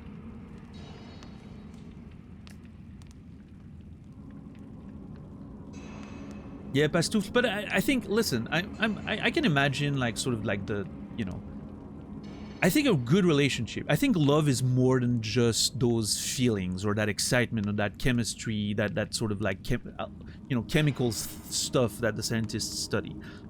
I think a relationship, I think all of that is not just, it's not the grand romantic gesture. It's not the whole shebang, right? That's not what a relationship with what love is. Love, in my opinion, is all the small things you do every day. It's waking up in the morning and choosing that person to be your partner. And then doing the things to make sure you nurture that and you show them that they're the person you've chosen. And you work on the relationship. And I'm not saying you work on the relationship in the sense that it should not always be hard, right? Like if it's always hard, maybe there's questions you should ask yourself, right? It shouldn't be always hard. It should feel easy sometimes of like, yeah, no, I do want to work on that today. It feels great. It's simple. I can do simple things and it's going to, be conducive to the relationship, right?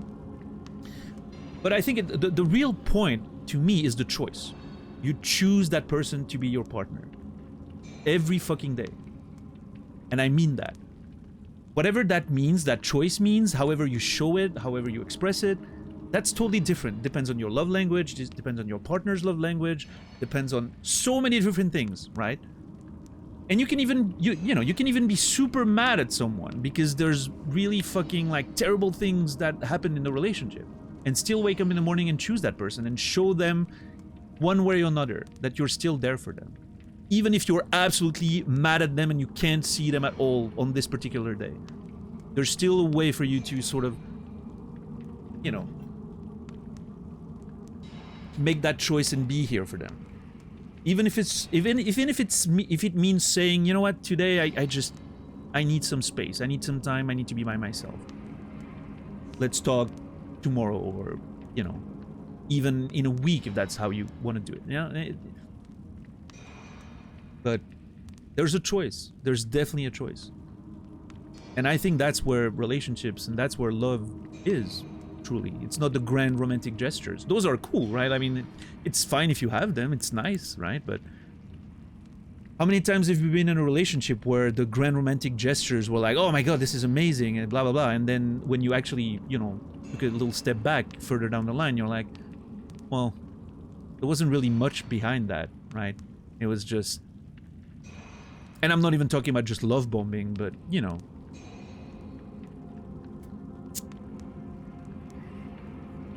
it was just an expression of how exciting things are at the beginning, the lust and everything that goes with it. But when you go a little step further than that, and that daily choice needs to happen, there's nothing there, right?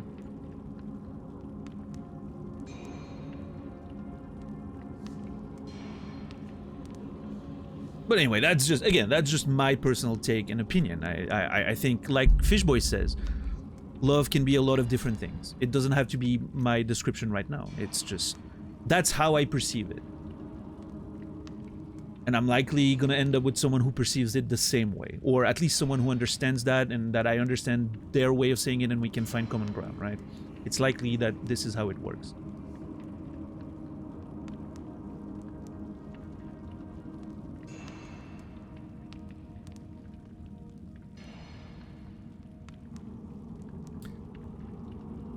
Do you agree with choice? The way I describe it is a healthy relationship is the one you want to and remain present in.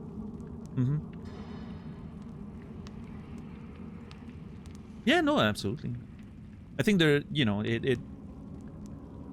I think one thing, and one thing I've learned, and I know this is like very, not Elden Ring related, but we're going on a tangent right now, is I spent way too much of my younger years focusing on how I felt love and expressing it in that same way, right? One of my love languages, one of the things that speaks to me is words of affirmation. I'm very big on those. They work really well on me. I love hearing pleasant things. That the person cares about me and all that. I'm a writer, words have a thing for me, I guess. It's not the only thing, right? But, I'm very big on physical touch. I'm very big on quality time. I do not care at all about acts of services, like at all, or gifts. Those two things do nothing for me. I enjoyed them and I'm going to be grateful, but they could never happen and I wouldn't even see it. I wouldn't mind. But the thing is, when I was younger, I didn't understand how love languages worked. I knew what I liked, and I think because I knew what I liked, I expressed my love in the same way to my partners, because, you know, it was like, oh, that's the love I understand for myself, so I'm gonna express it the same way. Which also means I was completely ignoring acts of services. I was completely ignoring gifts, because those were not the things that I understood personally. And that had an impact on my relationships, because I was with, I've been with, you know, people that really enjoyed acts of services. That was their main love languages. And I was not providing in that way. And so an interesting thing of growing up for me was, instead of focusing on how I like to be loved, focusing on like what, you know, my partner's love languages, and make sure I work on, you know, that part of the sort of the I hate to use the word exchange, because I don't think it's a trade, but you know what I mean, right? And then on top of that, learning about attachment styles was a groundbreaking revelation for me. And I only learned about that, believe it or not, really in the way, you know, like in a proper way. I had heard about the concept before, but I didn't really dig into it until 2023. That's pretty recent, you know? When I went through like some therapy for, you know, a lot of issues that I had, and you know, in the wake of a destructive relationship I was in, and that really taught me a lot about attachment styles. And that was like opening a whole world of understanding about everything in my life up until that point. I was like, holy shit, I understand so many things about my past now, and my past relationships, and why they didn't work, and how the dynamics worked and all that. And it was mind-blowing. Absolutely mind-blowing.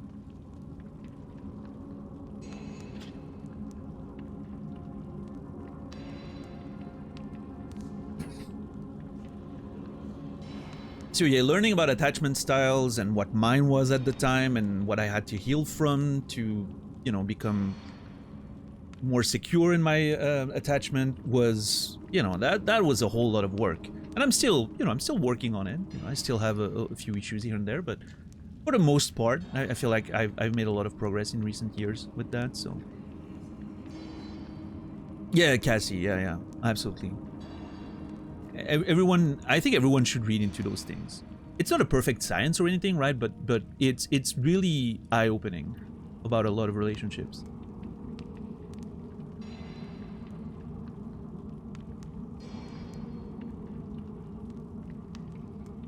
And it's funny now, you know, at some point when you like understand this better, and you can pick up on you can pick up on what attachment style other people have when you start talking to them, and immediately you see all the signs so fast.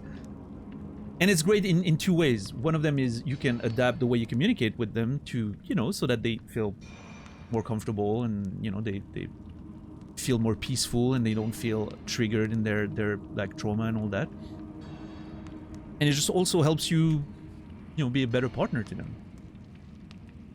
Be more accepting of some things you can see, and you would be, if you don't understand the attachment style, you're like, whoa, that's weird behavior, and you take it personally and all that goes with it. But instead, no, you see it as what it is. It's just their way of functioning. That's probably due to, you know, past experiences, wounds, trauma, whatever it is, and you can look at that and be like, you know what, I understand, I accept that. I can, you know,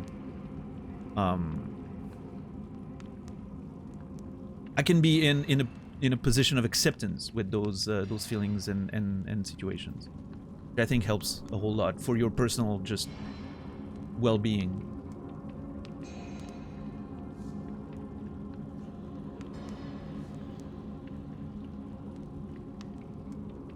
Using attachment style or any other diagnostic label as a form of identity is also a toxic therapy pattern.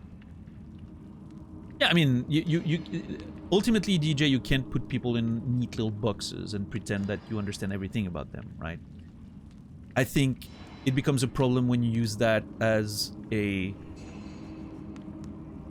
I don't know if weapon's the right choice, but when you use that as a way to oversimplify other people, and you put them in a box, and then you don't let them be something else than that, right? I've experienced that. I you know,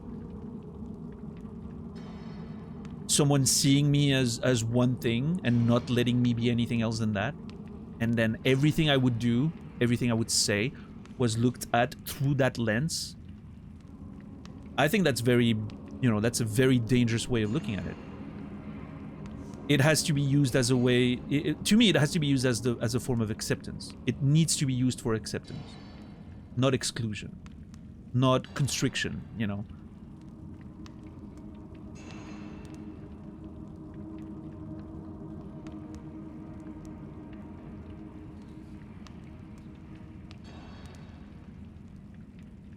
It's a bit like it's the what's that you know, that curve of knowledge that is it Dunning-Kruger?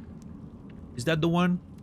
When you start learning about something and you think you know everything, and then you start realizing that, you know, there's more to that. You need to not stop at the peak there when it comes to those sorts of that sort of knowledge, right? It's not the answer to everything. But it definitely helps. It helps so much.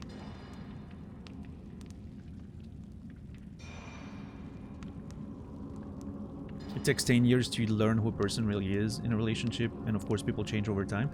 Yeah, I mean, the way I personally like to see it is, you know, that phrase, you never find the same person twice, not even in the same person. I like that one very much. And it goes back to what I was saying earlier with the choice thing. Every day you choose the person you are with. You choose your partner every day. And in choosing them, you also accept that every day they're someone a little different than the previous day, right? Hopefully. You want to evolve with people, right?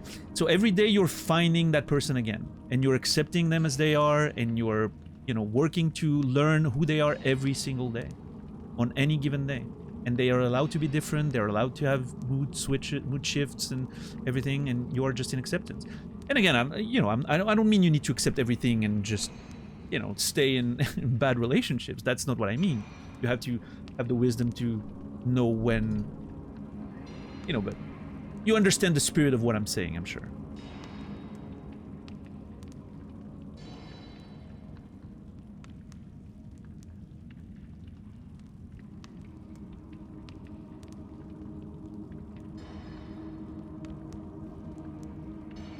It's common to like, an exception among the exceptions to really love. Hmm.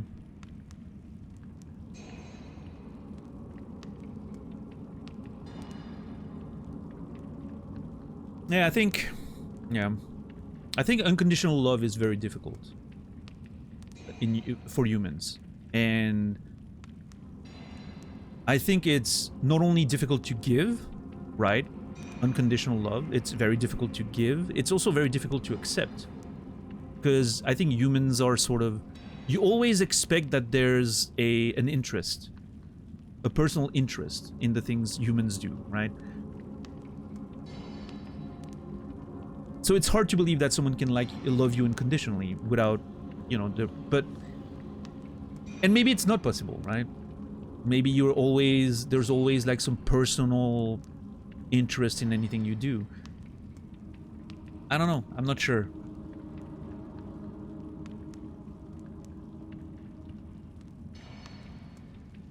Maybe you can have that illusion of unconditional love when you find someone where your personal interests are aligned with their personal interests or their benefits, right?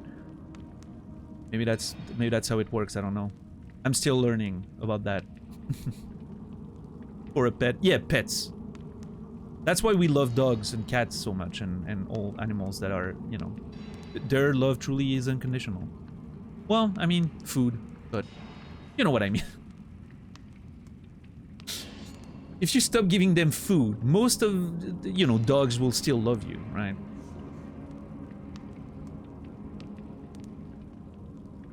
What's up, Corbs? How are you doing today?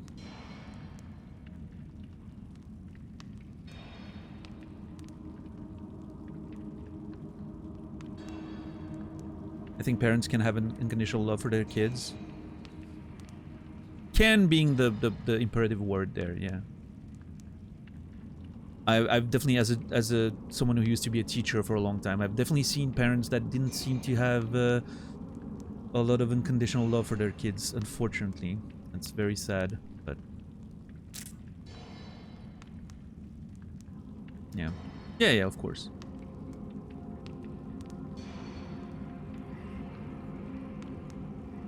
But yeah, when it comes to humans, Fishboy, I would like to believe in it. I just think maybe it's sort of an exaggeration, right? When we say unconditional love for when it comes to humans, I think it's a little bit of an exaggeration. I think what it truly means is you're in a posture of acceptance and presence for someone, right? Presence and acceptance. You accept someone for who they are, and you consider them enough no matter what. And again, no matter what, not in the sense that you're going to accept anything and everything. You have to have boundaries, but, you know.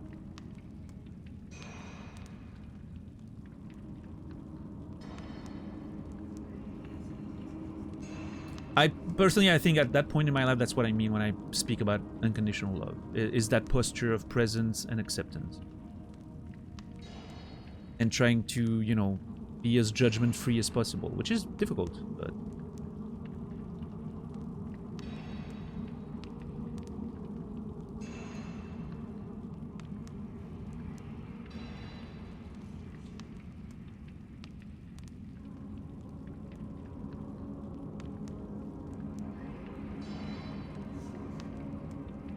Yeah, Rico?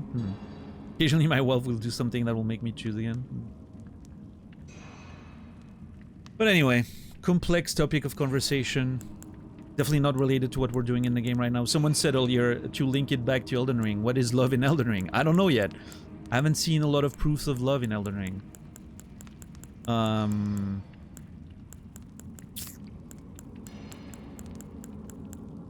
Maybe we'll eventually have a great love story in this game. Who knows?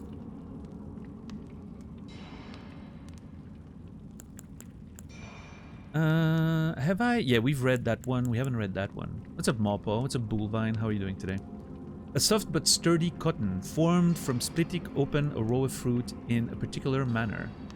Craftable item. A soft but sturdy cotton formed from splitting open a row of fruits. So those. And you split them open in a certain way and it gives you cotton? That's kind of crazy. Attaching this cotton to the bottom of one's feet allows for temporary reduction in fall damage and sound. It also reduces the sound of one's footsteps. If you must court danger, at the very least, tread lightly. I love that. That's really cool. What's up, Infamous? How are you doing today? Yeah, that's a really cool item. Also, this description is the first actual evidence I find of fall damage. Because I haven't experienced any fall damage in the game so far. So this is the only proof that I have that the game does have fall damage. Temporarily reduces fall damage and sound around footsteps. Okay. Stealth item. Good to know. Oh, yeah, we don't have a map down there. And now I've been talking for so long that I forgot what we explored or not. Okay. I made the mistake of checking how much I spent on my Steam account. Yeah, why would you ever do that? Some things are better left unknown. Infamous.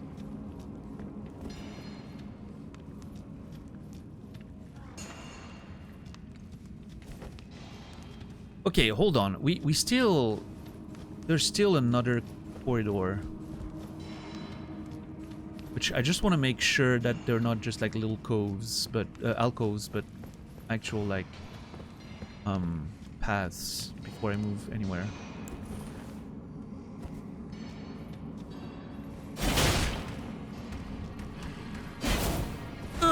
They shouldn't give you that information? Oh, I think they should. I think you should. Every account should allow you to know how much you've spent on a game or a platform. I definitely that should legally be enforced. Now, I personally, you know, I don't want to know, but legally, I think it should be there.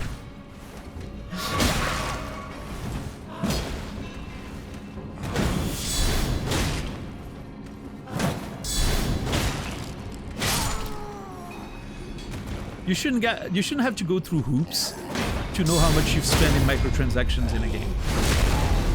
But you know.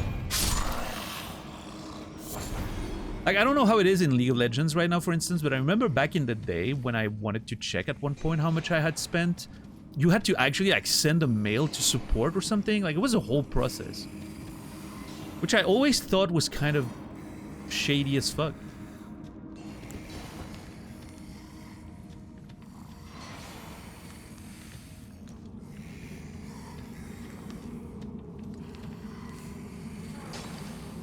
Okay, I kind of want to kill those guys before they attack me from behind.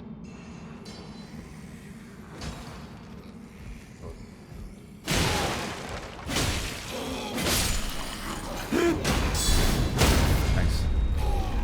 They'd argue they'd send you an invoice every time. Sure.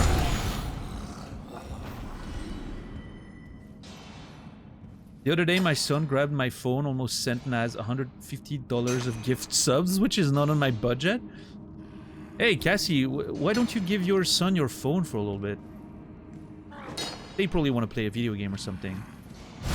And most of all, leave them unsupervised, please. Your son has great ideas. Sounds like a great person. Don't do that. I'm just joking, of course.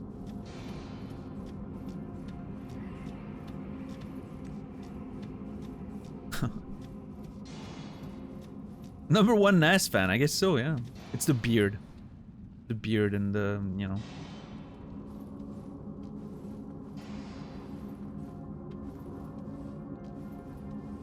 The overall, like, facial expressions. Okay. God, this place is layered. I don't know. I don't know if I'm supposed to... My son is 3 and he saw the stream and said, "Can I watch this?" That's awesome. I'm telling you, it's Naz's, like... comic book-like features. Or, you know... I don't know how to describe them.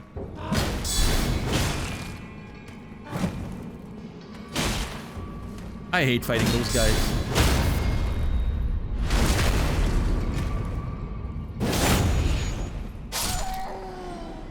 But anyway, how's everybody doing today on this Wednesday evening? I know we had some wild, out-of-topic conversation already so far, but I enjoy that. I enjoy a good conversation about life and relationships and all that. They're an important part of most of our lives, right? Not everyone, but most of our lives. So I think it's an interesting topic to have to find stuff to talk about and common ground and all that. What's up, Sparkling Ember? How are you doing today? Face Hugger, good to see you. Hope you're doing well.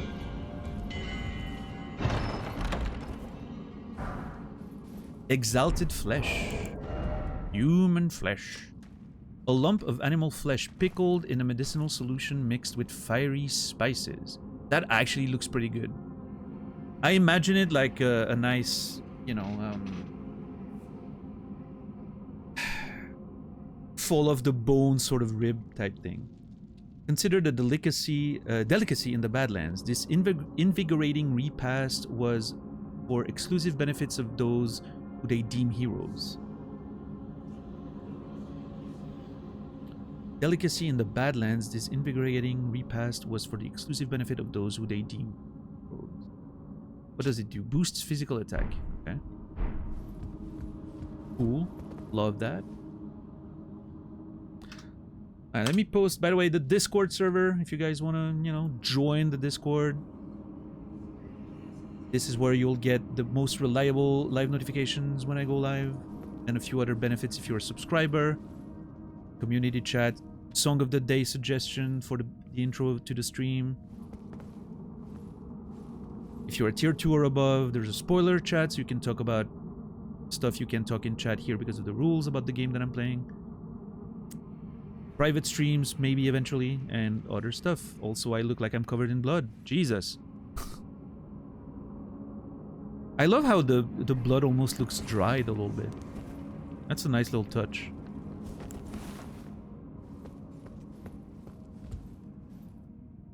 Yeah, Tixar. Alright.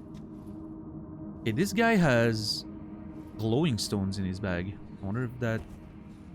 94 members already? Hell yeah, Jesus. It's going fast. Thank you, everyone. I mean, it is. I don't know how you guys feel, but the practicality of those notifications is incredible. And it does feel, from my perspective, I don't know, maybe I don't know if I'm right, or if it's just like a bias, or if it's because it's very early in the first few. It feels like it makes the beginning of the streams way more active. Like it feels like a lot more people are here right at the beginning, and you know. Hopefully it's not just a fluke and that will keep up, because it definitely helps with like boosting the energy at the beginning of the stream. So I really wish I had done that earlier, honestly, at this point. I regret not creating a Discord earlier, but it is me. That's like typical me. I need to go through the process of getting to that point myself. If someone's suggesting it, I don't know. That's my toxic trait. If someone suggests something to me, I can't hear it. I need to make the mental journey of getting there by myself.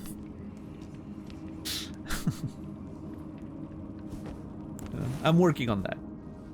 I'm working on being more open to other people's suggestions. Give me flasks, please. Ugh. God.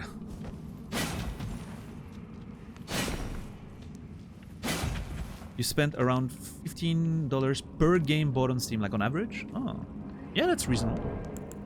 Means you got a lot of sales. Now the real question is, Tixar, how many of those games have you actually played?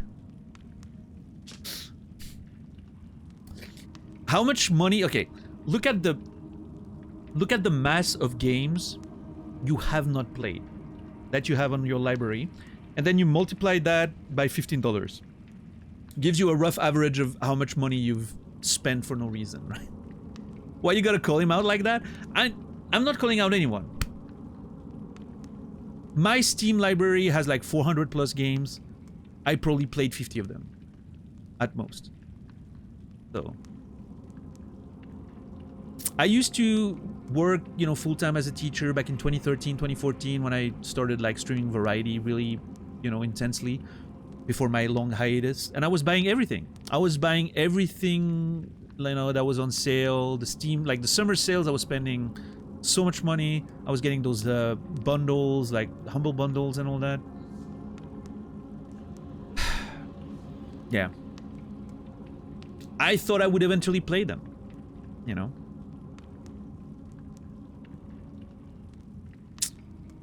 Yeah, no, there's a lot of those games I'm never ever gonna touch, and I know that for a fact.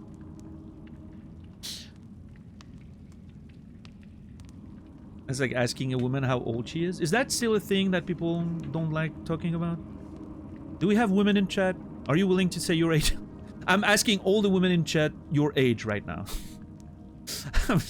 I'm gonna blanket do a, you know, something one shouldn't do.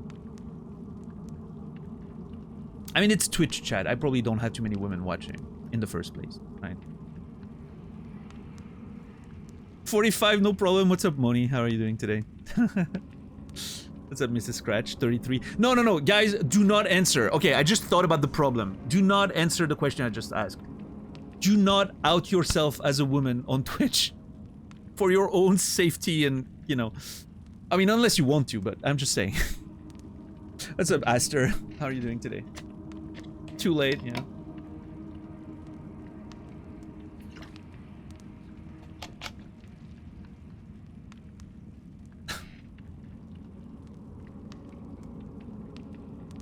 I'll take him all on by blocking. Hell yeah.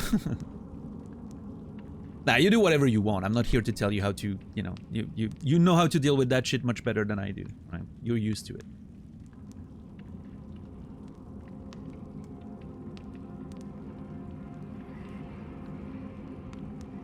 Unfortunately, should I say. Hello, Scratch. Why don't I have a sub? I don't know. Did you know we have a Discord now, Mrs. Scratch? And if you're a sub, there's, you know, benefits in it. Look at that smooth transition.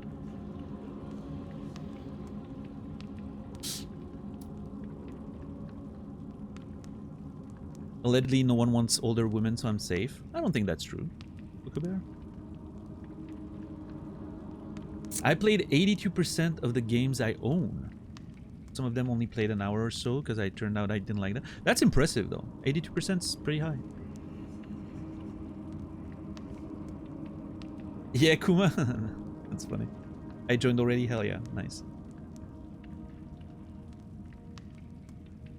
I worked behind the bar in the financial heart of London.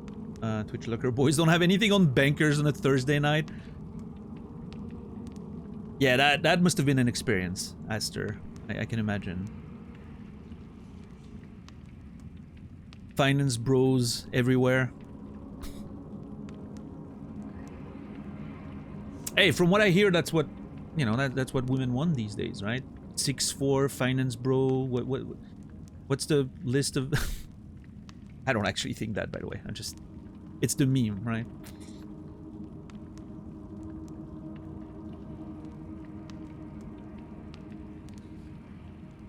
Bartenders have the thickest skin dealing with rowdy people, male or not.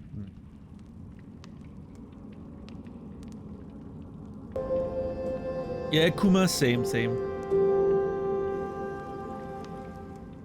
6-pack, 6 feet, 6 figures. I've heard that one. 6-pack, not right now. It's under there somewhere. I hope you heard that slab, by the way.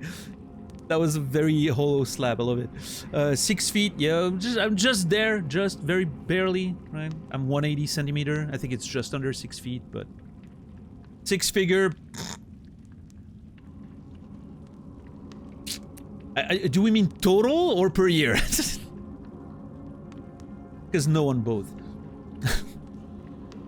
No, actually, probably with considering assets, I'm probably just there. I don't know. I don't even know. But obviously, it means per year, and I'm not. Yeah, no, I'm not there.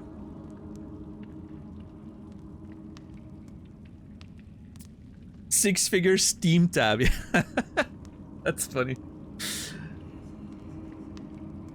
Yeah, no, my Steam's probably in the 4 figures, I would assume. Mrs. Scratch, thank you for the 10 months, tier 1. I appreciate that. Thank you very much. Mrs. Scratch, you will be remembered. 6 figures of followers might work these days. If you have 6 figures of followers, you're probably making 6 figures on, like, revenue, I would assume. No, I don't think it's a guarantee, depending on how you got to those followers, but... I mean on Twitch, specifically, right? Not like Instagram or anything. But I think there's a good chance you're there. Yeah.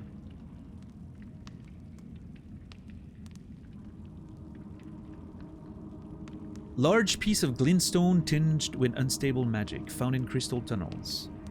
Break gem using FP to produce a magic bolt. Poor quality and thereby easily broken. A sorcerer wouldn't give it a second look. That's pretty cool.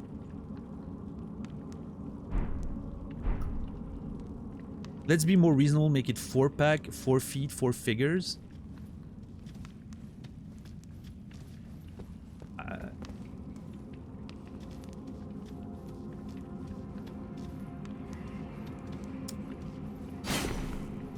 I don't know about the 4-pack thing. Yeah, no, I'm definitely not. I don't have the 4-pack right now. I'm in my dad bod era. I have one rotund pack. It's not that bad. It's not too bad, I don't think. But yeah, I definitely need to hit the gym again, for sure. I'm okay. I'm within I think 6 months of, you know, being in really good shape with this, you know, visible abs and everything. Maybe even less. I don't know. It can go really fast if you're actually dedicating your energy to it. So okay, this place is cleared, I think. I want to make sure. But yeah, I think this place is clear.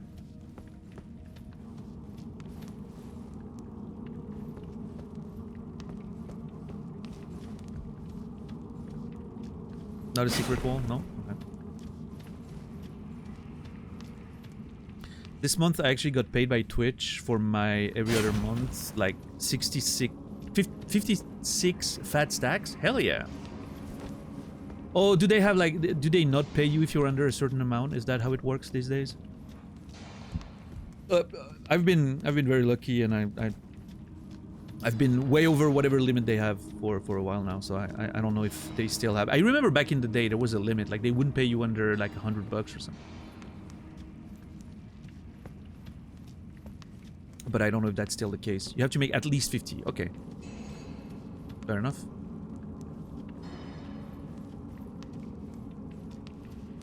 Right, okay.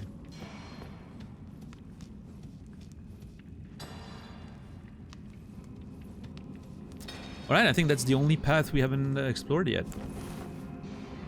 And I have no fucking flasks anymore. So, that's great.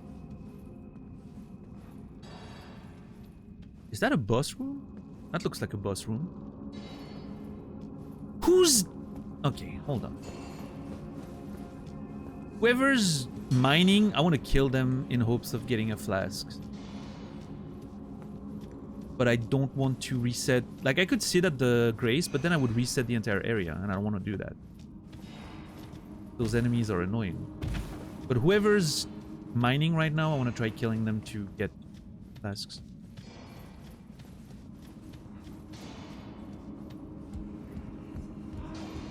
Okay, there's that guy.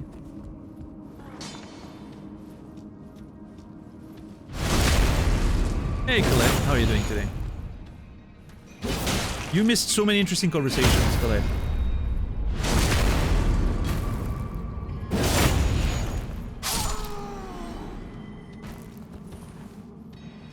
Yeah, there's more. I love that you can hear that there's more people mining. That's really cool.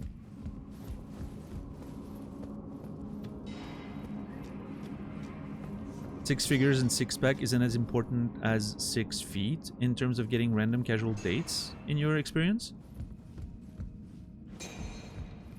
Okay.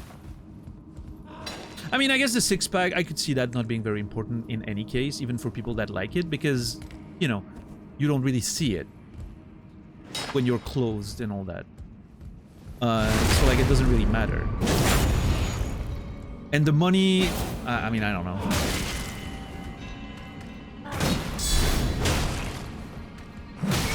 But I mean, the hide thing, I mean, I don't think it's just like a...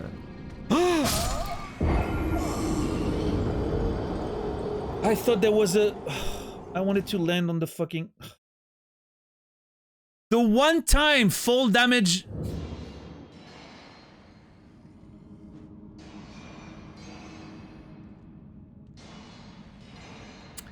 This is my first death to gravity, by the way. First. Officially. What's up, Quasi? What's up, Black Banana? But yeah, I mean, obviously the hide thing is... It's not just a meme, right? I mean, I think it's true that people have certain preferences of hide. Just like, you know, men have preferences when it comes to weight, boob size, or whatever. You know, it's a thing, right? I mean, we have physical preferences, and that's totally fine. I don't think it's as much of a thing as people like to say, though. I feel like there's a lot of people that are sort of using that as a weird excuse as to why they're not getting dates and they're not getting in relationships and all that. Like, oh, I'm too small or blah, blah, blah. I don't know. I think there's a lot of people that use that as an excuse.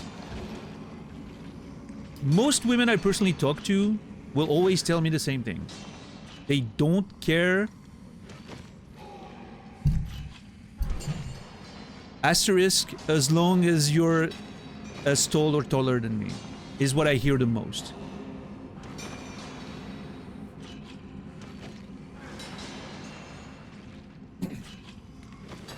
Which, honestly, in most cases is not that high of a bar, right? I mean, in average, women are shorter than we are, so.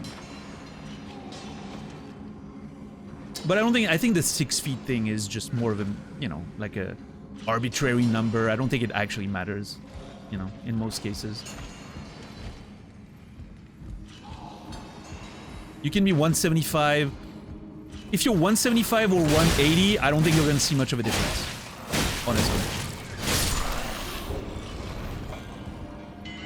then again, I've never been under 180, so I don't know. Maybe when I'm older and I shrink, I'll be able to have that experience, but I don't know.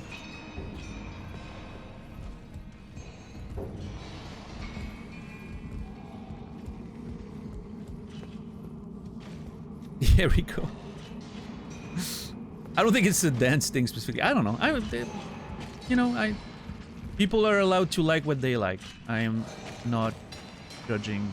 Oh, I was like, where are my runes? For some reason, they're still up there.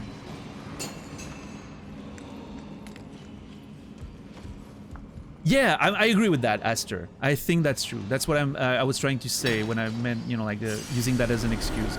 I think you expressed it a lot better than I was trying to. Now, is that insecurity that a lot of men are feeling for being shorter completely their fault? I don't think so. I think there is a lot of pressure, mostly from other men, actually, about, being shorter and being bullied for it and all that, right? And just society in general, but that's mostly so yeah, that insecurity is a big factor for sure.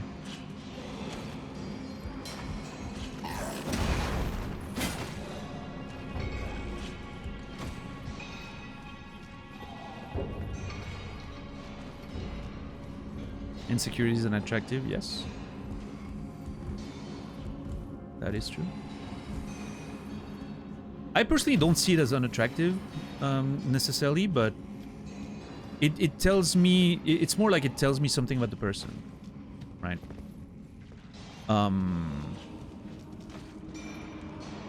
And yes, I agree with that. That's sort of where I was getting at with that, Tixar, is we all have insecurities. But I think an important part is how well adjusted you are emotionally in terms of being able to self-soothe and sort of like emotionally regulate yourself about your insecurity. I have a ton of insecurities. But I think at that point in my life, I'm pretty, I'm older, I'm a little wiser, I don't care as much what people think about me and all that as I used to when I was younger. And at this point, my insecurities, whatever, I know how to deal with them myself, right? I don't need someone to reassure me. I don't need a partner to make me feel better about myself, right? And I think that's a big thing. I want to be with someone that is not going to need me to feel better about themselves. I'm here to provide that reassurance and I'm here to provide that emotional support, but I don't want to feel like it's going to be like a necessity of me to always, be... because I have my own shit to deal with, right? So I want them to be able to deal with their own shit as well, and then we can both help each other, right? That's the way it should be. But it shouldn't be like a necessity, if that makes sense. So I think the insecurity to me is, it's a red flag in that sense. If it pours out too much, it's gonna tell me that maybe that person has, some emotional regulation stuff to deal with still, right?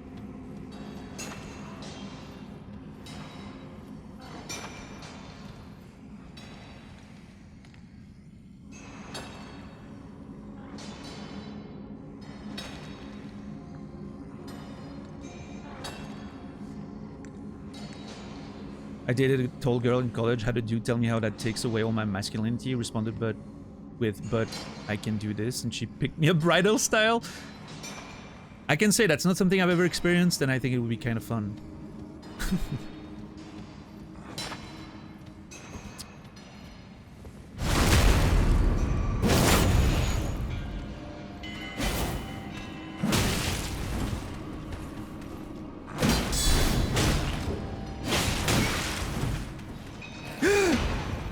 Shit. Okay, that's unfair.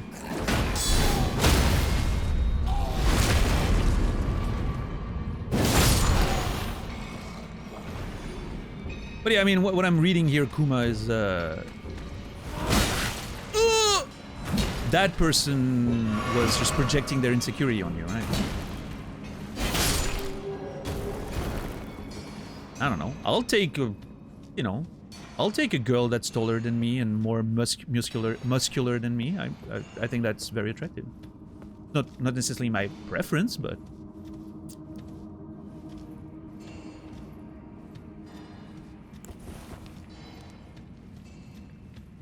I certainly don't mind it.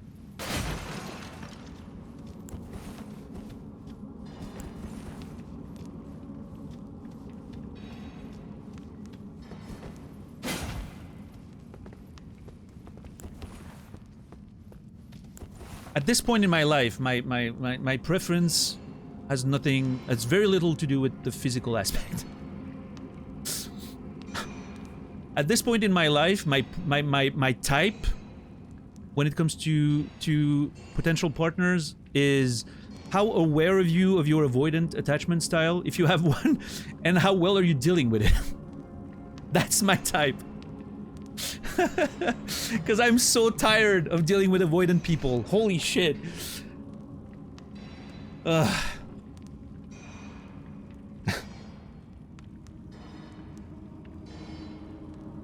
I've unfortunately had to deal with a few of them back to back in the past however many years, and God, I'm so done with it. I am so done with it. I don't, you know, if you have it, if you have avoidant attachment style, but you're aware of it and you're working to make it better, and you know how to like deal with your, you know, the issues that arise from it, I'm on board. You got me. That's it.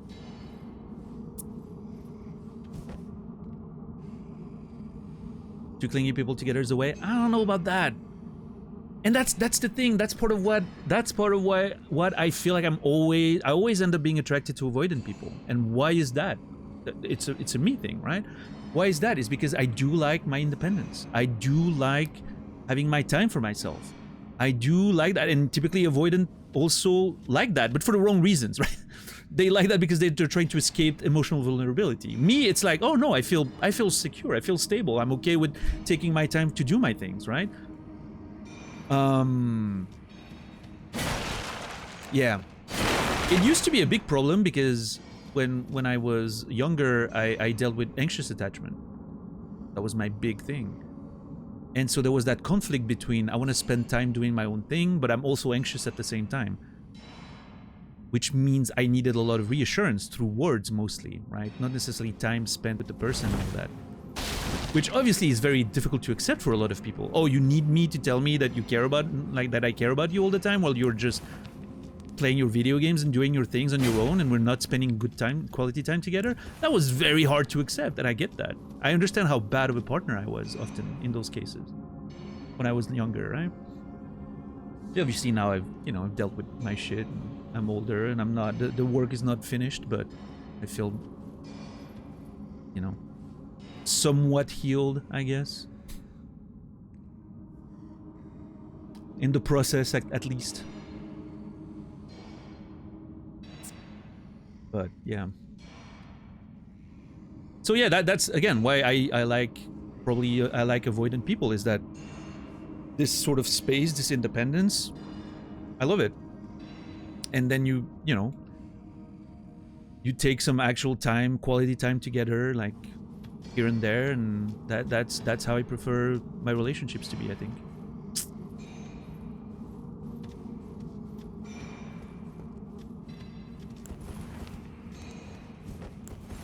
I do like the like the occasional, like I do like the frequent little connections. Could be messages, could be if you live with someone, just like passing by the other person in your home and you just take a little moment to give each other a hug, say a few words, but quality time, man. Taking the time to actually be together, like present, fully present. That's the big thing. And then everyone has their own shit to do. Like we have our jobs, we have our hobbies, and it's good if we don't spend all our time together. Yeah, I mean, that's the thing, DJ. I think by virtue of the attachment style, statistically speaking, it feels like a lot of single people are likely to be avoidant, right? Because that's part of their nature, to avoid relationships, but still seek them. It's kind of, hard to understand if you're not one yourself, I guess. Oh, it can be part of it, Tixar, yeah. Ghosting is definitely an avoidant. It can be an avoidant behavior, yeah. And again, everyone is different, right? But the main thing about avoidant people is that when they get a little too close and emotional vulnerability is required and all that, they tend to shut down. They pull away, they get overwhelmed, they get scared because in their experience and how they've experienced being younger and often their parents' behavior towards them and all that, there was not a lot of emotional vulnerability, and whenever they tried to be emotionally vulnerable in their past, they got hurt. People have used their emotions against them, their words against them, or they've been hurt because they got rejected or whatever. That tends to create that avoidant. And again, that's just general things, right? Everyone's different. But so whenever they start getting emotionally vulnerable, they get closer to you, they shut down and they pull away. If you've been in a relationship like that, when, you know, you meet someone and it starts really well, like you feel like super invested and they really like you and you really like them, and suddenly you get close, you feel like getting closer, and then suddenly you don't know why, overnight they barely talk to you again and they ghost you or they pull away, they're feeling more distant. You likely are dealing with an avoidant person when that happens. Especially if you're given no explanations whatsoever, right? Because they tend to also avoid having to face the, you know, the emotional vulnerability that comes with resolving conflicts and expressing why things are happening and resolving, you know, like facing consequences and all that, right? That tends to be part of it as well. What's up, Kyo? What's up, Dax? How are you doing today? It's different if someone suddenly feels like they're pulling away, but they're coming to the table and they're like, hey, listen, there's all these things happening to me right now. Like, you know, that's it. Could be an excuse, but often that also means that they're at least a little more aware of what's happening with them.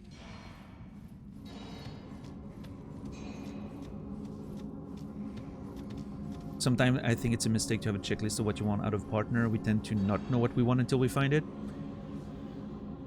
I agree with that, I think, Rico. It's fine to have like sort of preferences, and it's fine to have deal breakers, I think.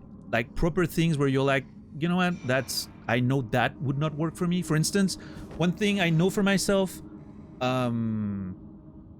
if someone is poly, for instance, or yeah, they want an open relationship, I can't do that. I'm sorry, that's not for me, right? I respect it very much, but yeah, I won't be able to deal with that. I know that for myself, and I wouldn't get in a relationship like that. If, you know,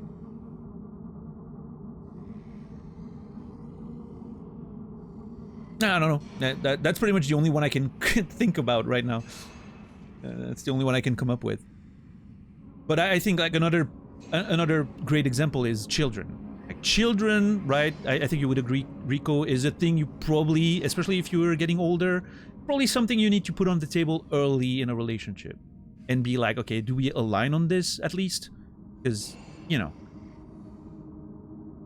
that's a big thing. Like, what if you completely disagree on the topic of children as you're getting older and you're getting in a new relationship, that's definitely going to be a thing that you're going to have to deal with at some point. And so I think it's better to, if you're looking for something long term, of course, right? You know, if you're just looking to have fun, that's whatever, right? Yeah, DJ. Yeah, I used to. It's funny because I used to, when I was, you know, less aware of that avoidant thing and all that, I used to take it very personally when people would pull back, and I was like, I don't understand. Like, this is such a, you know, like what's wrong with me? I still think it can be a shitty behavior. It's shitty to be on the other end of it, right? Being discarded and not really ever getting closure with that. It definitely doesn't feel great. But at least now I'm not taking it personally. I know it has nothing to do with it. Right? It's, and so I just feel compassion. I just feel like, you know, I feel empathy for how difficult it must be to create relationships, feeling things this way.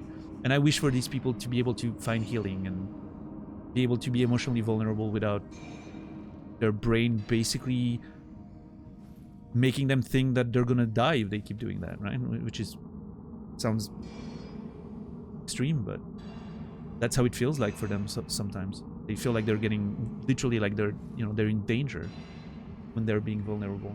So, yeah. Yeah, Chipmunk. Yeah, and that's I think that's it's great to know that, and likewise, you know, you're the other end of the spectrum, right? You're like, if someone wants a committed monogamous relationship, you know that's gonna be a, you know, a deal breaker, unfortunately. But yeah, I agree with Rico. I agree with the spirit of what you said, which is we shouldn't be looking for something specific. Instead, you should be open and accepting of whatever's coming your way, and you should look at it and be like, okay, is that some you know, is that someone I can appreciate the right way, and that I want to be with, and can I be accepting of everything that comes with them? And yeah, that's it. Because you don't want to be with someone where you feel like they have to do something specific, right? They have to change something or adapt something, or, you know, you want to be with someone you feel is always going to be enough, no matter what, right? Without them having to do anything different, I guess, for you specifically.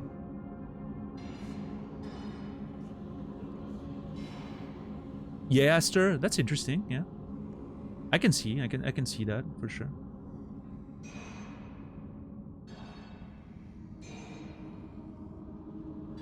Tixar. Yeah, I wonder what kind of... Can I actually see what's behind it?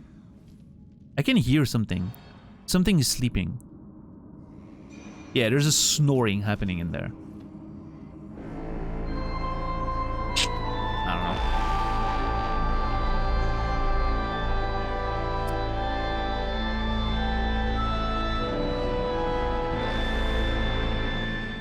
Ren, thank you for the tier 3, 13 months. I appreciate you very much, Ren. I played your suggestion song today, Alcest. Thank you very much for suggesting it on Discord. Appreciate you. Hope you've been doing well. And Ren Kitten, you will be remembered. My wife and I met early in college. We both agreed to not have children. That decision changed for both of us a few years after we got married. Interesting. So the both of you changed your mind and aligned still. That's kind of beautiful. I like that side. Yeah, I like that.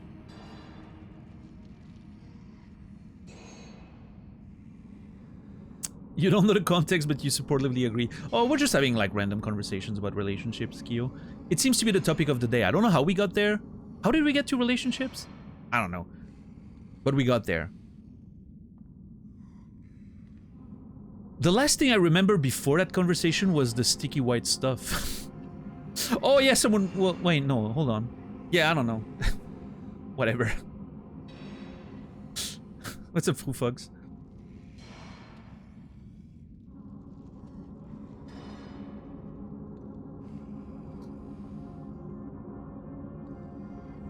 When I told them that they didn't say anything, later texted me that being poly was just an excuse to fuck around.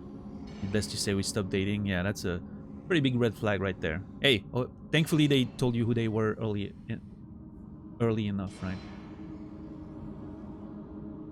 We already have played it during the Cyberpunk playthrough. I don't remember, Ren. Maybe. I don't remember all the songs I play. It's a lot.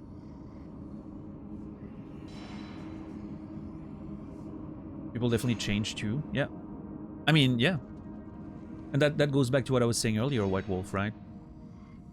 That idea of you never find the same person twice, not even in the same person.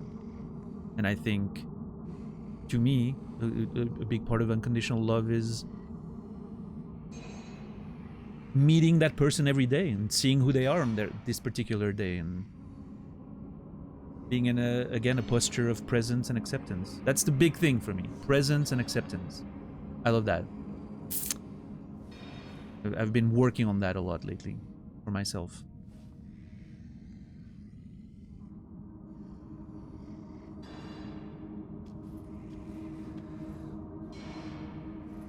Playing Slay the Spire. That's a good game right there. I never really got into it in a way that I did all the content there is to do, but I really like it. Alright, let's see what boss we have in here.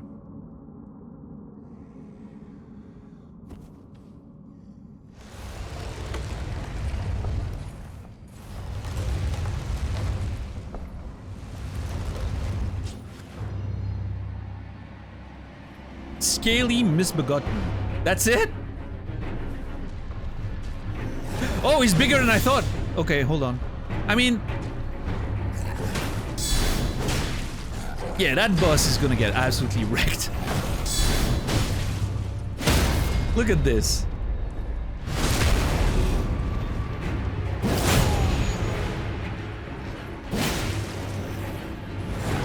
Oh. Hold on. Oh, hold on. That's a long-ranged weapon.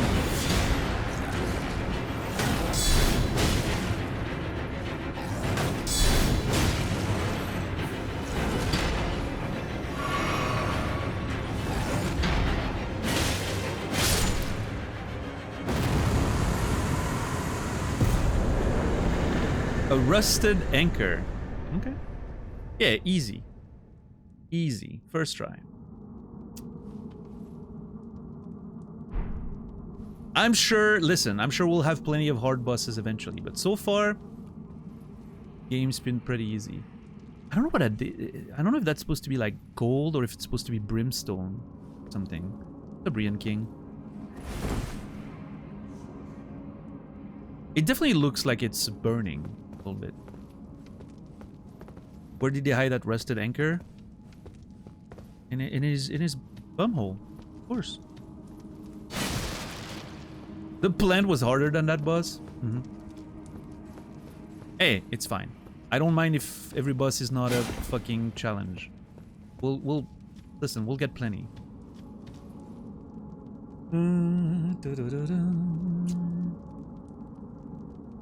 Change is constant for sure. White Wolf, yeah. And you know, one aspect we didn't really talk about the whole thing is, you know, that sort of acceptance and all that is the communication part of it, right? You do want to make sure that you're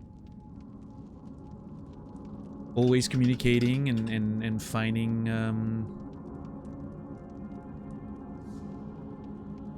finding out if through the change you're still working and compatible and all that, right?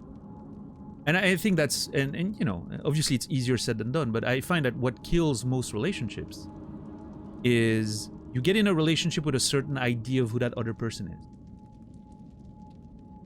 And that's it. And it sort of freezes there. And then you stop being in that posture, like I said, of daily acceptance, of finding that person again every day. And maybe someday you wake up and you're like, I'm starting to feel a change. And maybe I'm not on board with it, and that's when you communicate, and maybe there's a, you know, a discussion to be had, and maybe the relationship has to end there. But what tends to happen is you stay stuck on that vision you had at the beginning of the person you met the first time. And the differences and the changes that happen over time create a lot of frustration and resentment. Because communication is fucking difficult, and being human is fucking difficult, right? I'm not blaming anyone for that happening. It's just a thing. And so you know, that difference, that sort of like difference between who the person is now, who you are now, and who you were at the beginning, creates that resentment. And it builds up, it builds up, it builds up, and one day it explodes, and that's generally when you have like a bad breakup, right? What's up, Raspinar? How are you doing today? What's up, Jode? Hope you're doing well.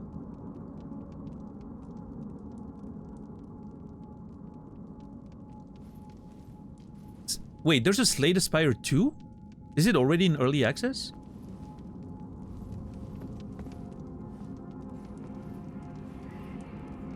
Compromises and how they have to shift as you get older together? I think that's part, yeah, for sure. That room is very interesting. Hold on. Not yet? Okay, will be this year. Cool. What an interesting layout for this place. Alright, let me check the anchor.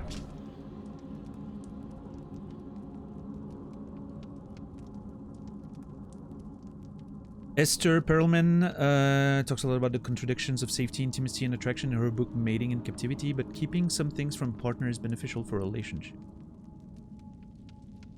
I think that's something I can agree with. I think everyone having their little, you know, personal things you keep in your mind, and not necessarily being always absolutely open and honest about everything, I think has value, right? As long as, you know, as long as it's not, again, as long as it's not polluting the relationship or poisoning the relationship or building resentment one way or another, right? Yeah.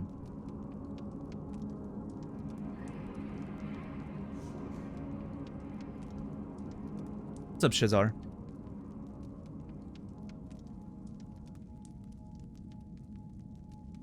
But yeah, I think the best relationships, in, again, my opinion, that's just me, are the ones that will both honor intimacy and space, right? And where you can have both closeness and independence. I think those are the best. Like, for me at least, that's the goal, right? That's like the ideal sort of relationship I want to find. It's hard. It's difficult.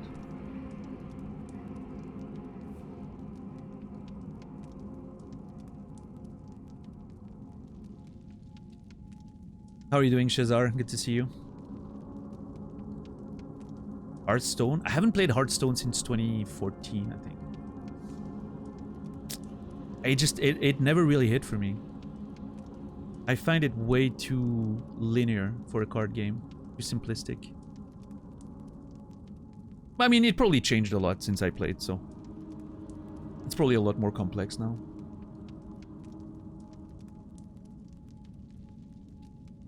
But yeah, back in the day, you know, having played Magic the Gathering and all that, it was hard to find Hearthstone satisfying. A rusty anchor wielded as a weapon. Each of its 4 flukes is thick and sharp, enabling piercing attacks. When the Tarnished left the lands between with their lord, one boat alone was said to have been left behind. That's a fucking line right there.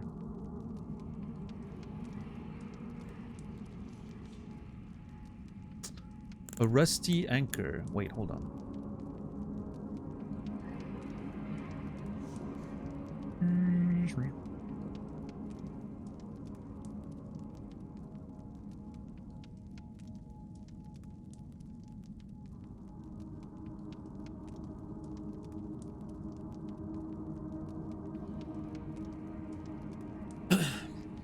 Apparently the Oblivion remake is supposed to have a Dark Souls inspired combat. I don't know how I feel about it.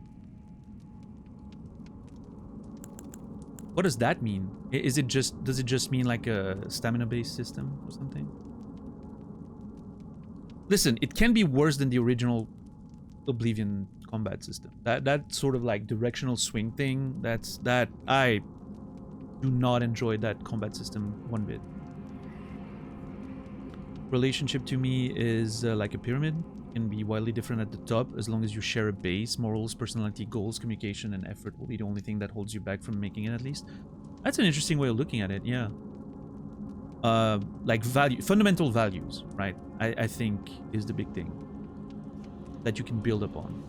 If you align on fundamental values and sort of goals as, you know, goals for the relationship, again, like children, whatever it could be, right? I think you have a, you know, everything else is theoretically acceptable. Of course, everyone's gonna have different line, you know, about things and things you are okay with and not, but it's in theory everything else is acceptable. I don't think a relationship can work if the fundamental values don't align. I don't think that's something that can be compromised, but maybe I'm wrong. I don't know. Some people have certainly tried, I will say that. I don't know how successfully, but I've seen people try. I have tried myself to be in relationships where my fundamental values were not aligning whatsoever. Some of those relationships were fun, let me tell you. But yeah.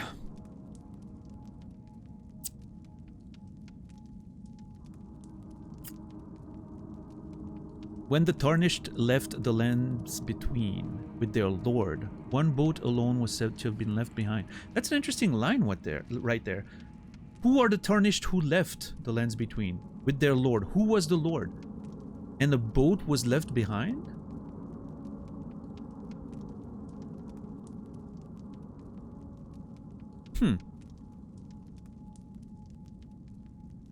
I kind of want to take a note about that. Hold on.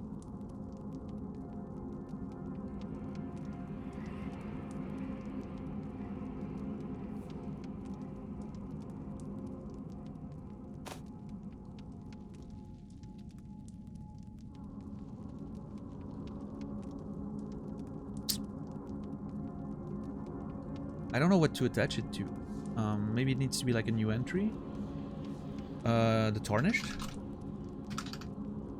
Maybe notes about the Tarnished in general.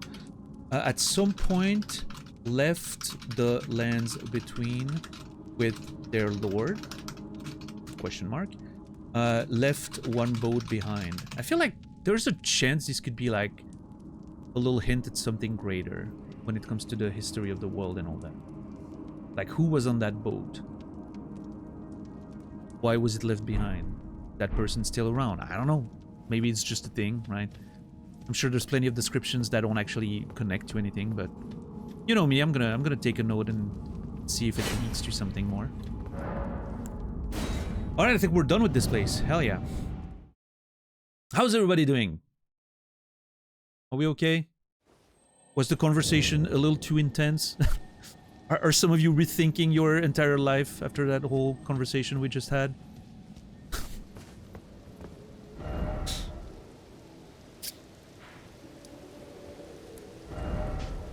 Alright, so I think we're done with the forest. I think I can go all the way around now and cross the bridge. And eventually fall on this area here. Because there's another area up there, but I can't go there from here.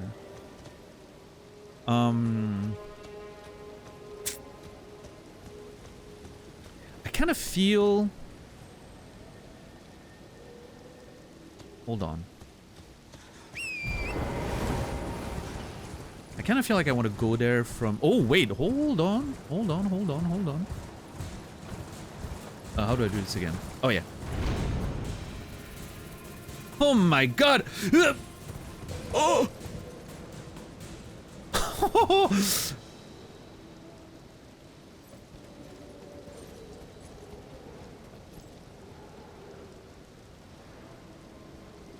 Oh, no. Can I even go somewhere from here? Hold on. Can I... Well, here we are. Yeah, it's just... Well, that's where we live now. Yeah, that's us. Yeah, record scratch. You must be wondering how I got here.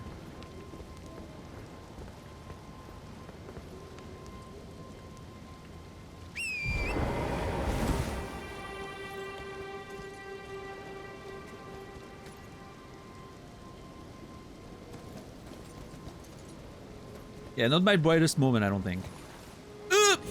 Oh no. Oh no. Oh jeez. Oh god. It's all wrong. Oh my god. Ah! I hate this fucking cow. It's so hard to control.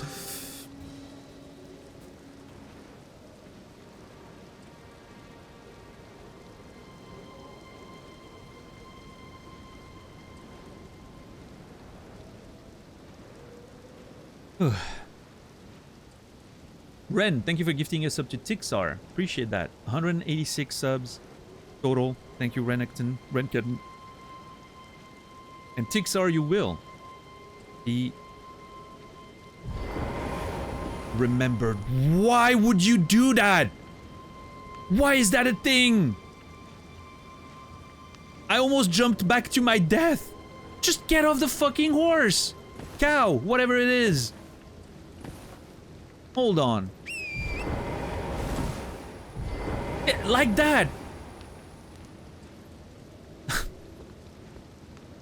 Oh boy.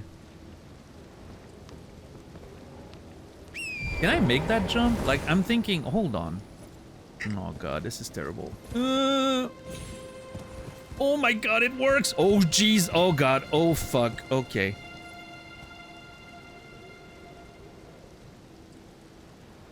Yeah, me too, Scratch. But yeah, no, it's technically not. But there is no way I make that jump. We're so fucked.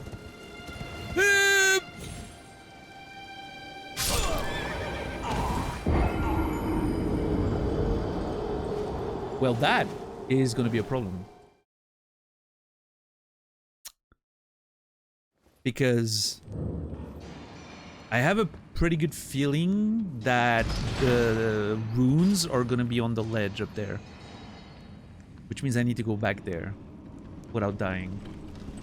And then find a way down without dying.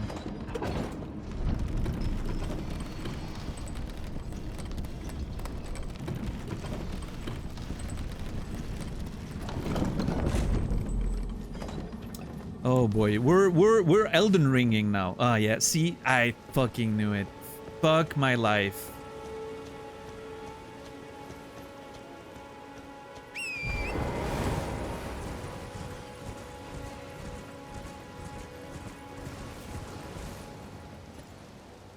Absolutely fuck my life. Oh my lord.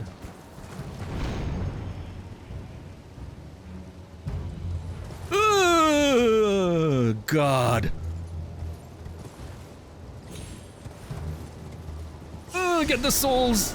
That's 9,000 souls. Runes. However they're called. I don't care. Okay.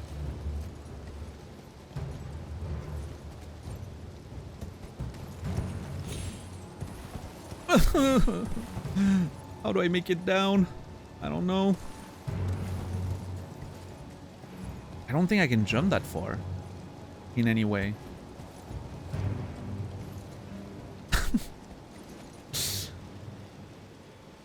I'm in a bit of a pickle. You don't need to keep correcting yourself. Oh, I know I don't need to. I just... At this point, it's almost fun. It's part of it's a running gag. Also, I want to start actually calling them by their real name. I don't care. I don't care what you think, Tyler.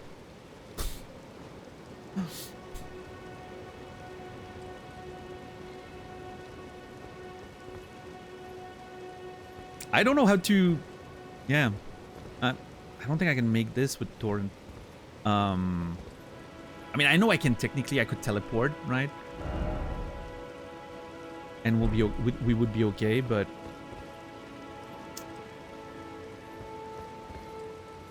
Oh, I know exactly what I'm gonna do. What if I use that? Little cotton ball. That's a Busina. And now I'm gonna try to jump over there. Bullshit!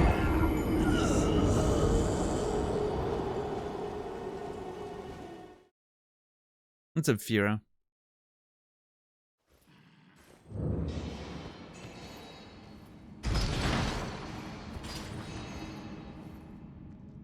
GBH, the cotton wasn't on torrent. I feel like it should apply still. I don't know if it's... I almost fell through. Holy crap. I have 9,000 souls up there. I really would like to get them.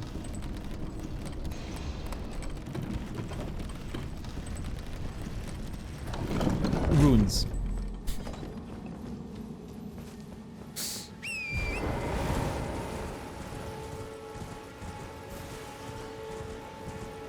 I don't think I can come down though. Like, if I'm up there, I think that's it. I don't think I can come down in any way.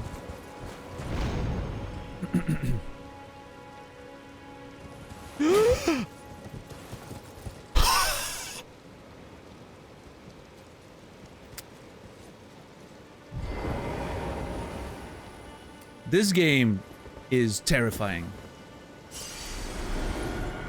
Ugh.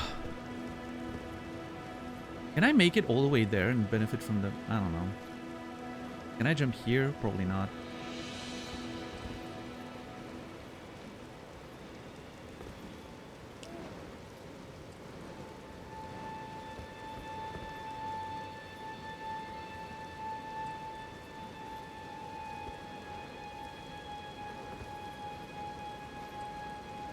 Can I fall in this and be okay?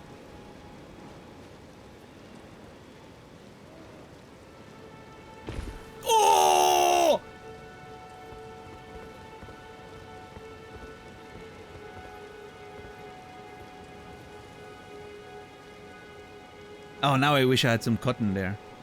Because I don't think...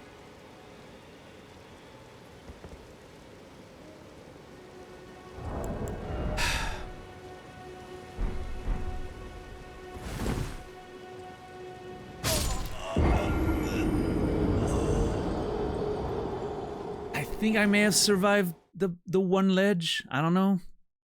If I hit it, I didn't hit it. What's up, Deadwell?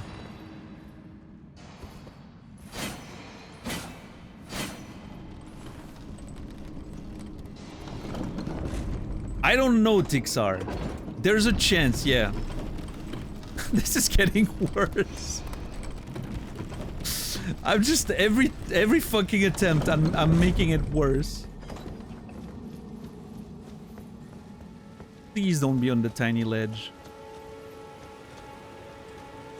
Wait, are those bats? Oh yeah, they are.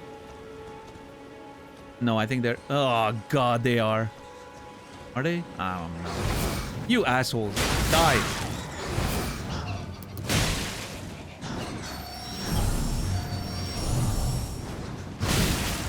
Okay, maybe I won't even get a chance at this rate.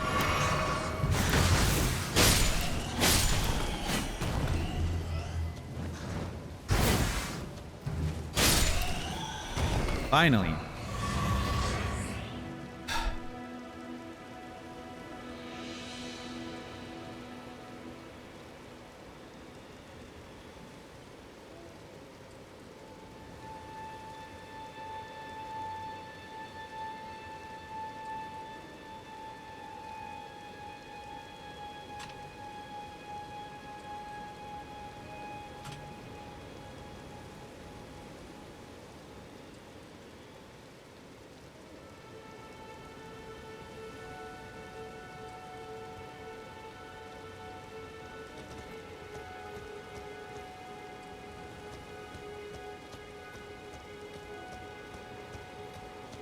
Imagine this was the DS2 and all this trying plus you max health.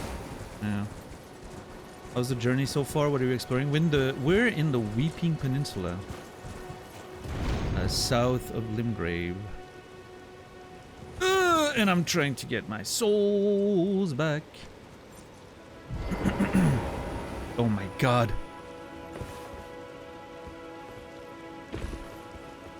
Oh my lord. Fucking hell. Why is this game the way it is? There's no way, dude.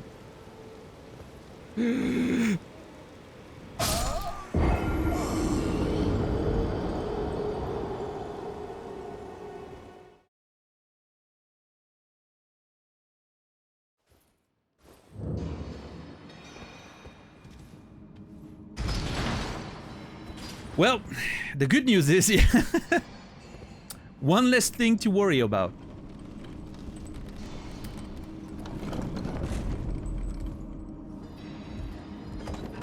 That was almost 2 levels. Ah, oh well. It's alright. It isn't the first, won't be the last.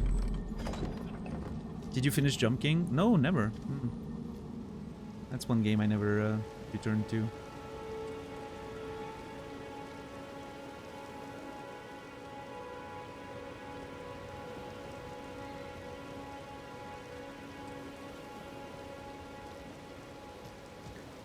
Losing souls is liberating in-game as well. Relatable.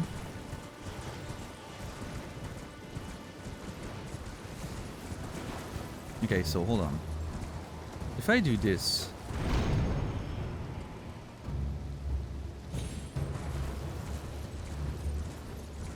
See, that's what I initially wanted to do. Instead of landing on that fucking... ledge of death over there. I lost all the souls runes I got from that dungeon. All my hard work in that dungeon gone. What a pity. I mean, it's not about the runes anyway. I don't care too much about them. It's just...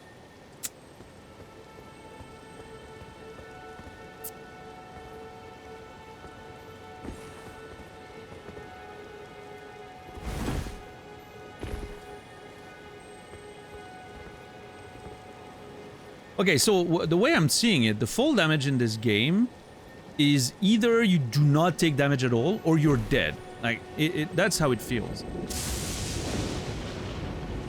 What the fuck? Oh, it's one of those lightning things again. Can we not reach our runes? There's nothing on them anymore.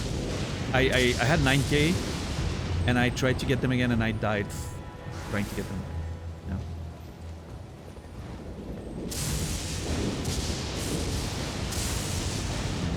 What's up, Mimataro?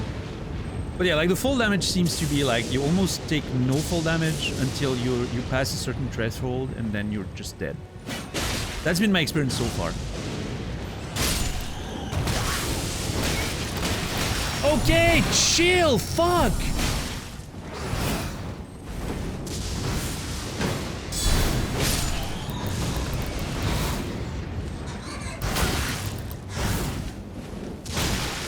I am so fucking dead. Okay.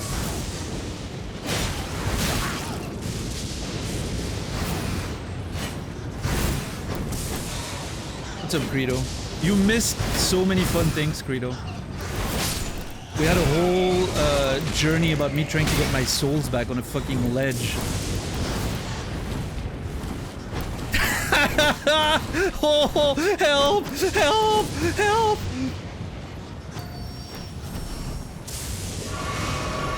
Oh. I was so scared of getting struck by lightning randomly.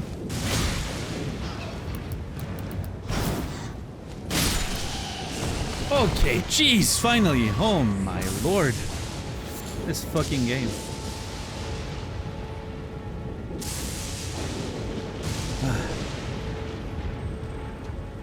Panic rolling? Yeah, I mean I was just trying to survive here.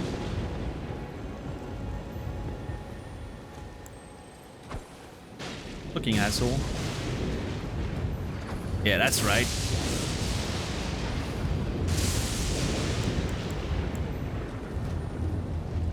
I don't want to scare the bug, so I can carefully kill it after that. It looks yellow. It's not like a red one, but it's not a white one, I don't think. It looks yellow, which I'm not sure what it's supposed to be. Let's see.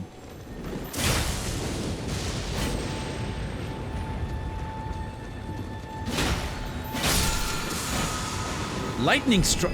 Well, okay. Hey. I will say appropriate. Appropriate location for it.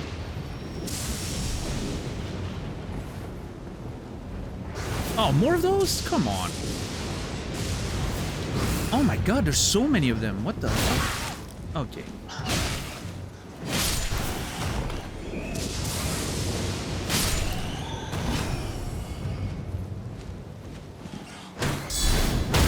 Nice. Alright.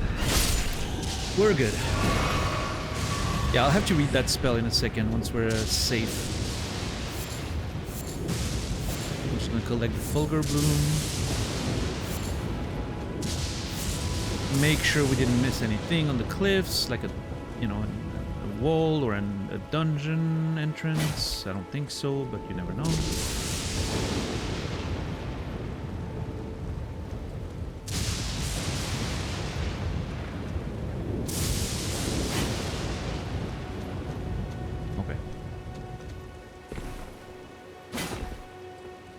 Alright. Alright, Granada, have a good one. Thanks for hanging out. Appreciate you.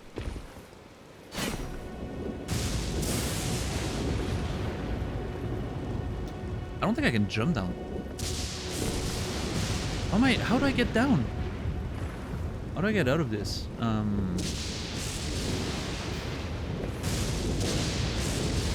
Yeah, no, I mean, it's the same problem as before, right? I'm at the same height. Unless here?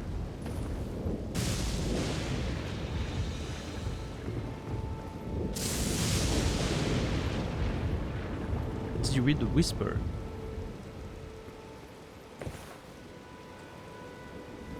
Are we talking about like Discord or Twitch? I rarely look at my Twitch whispers. I forget they exist, honestly.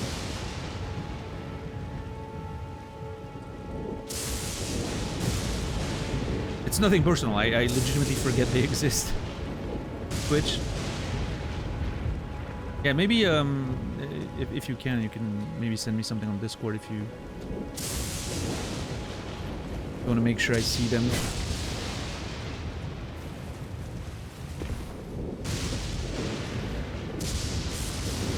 But I'll try to remember. Try to remember.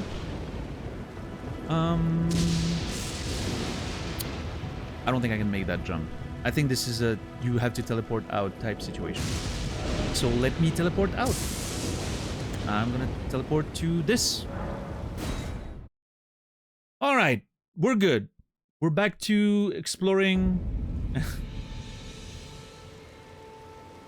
Jeez, what a journey.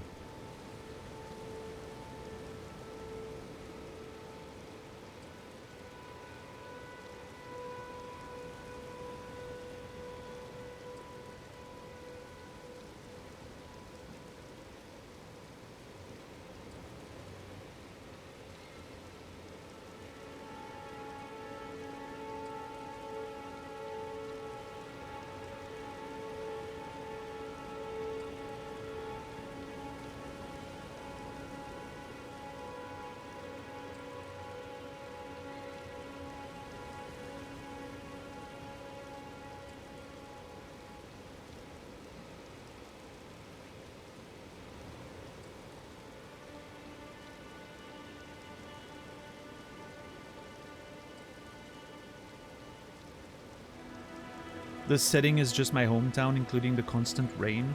Yeah, the rain's pretty cool. Honestly, I've been enjoying the fact that it's raining all the time. I think it's very moody. I like the Weeping Peninsula so far is very nice to explore.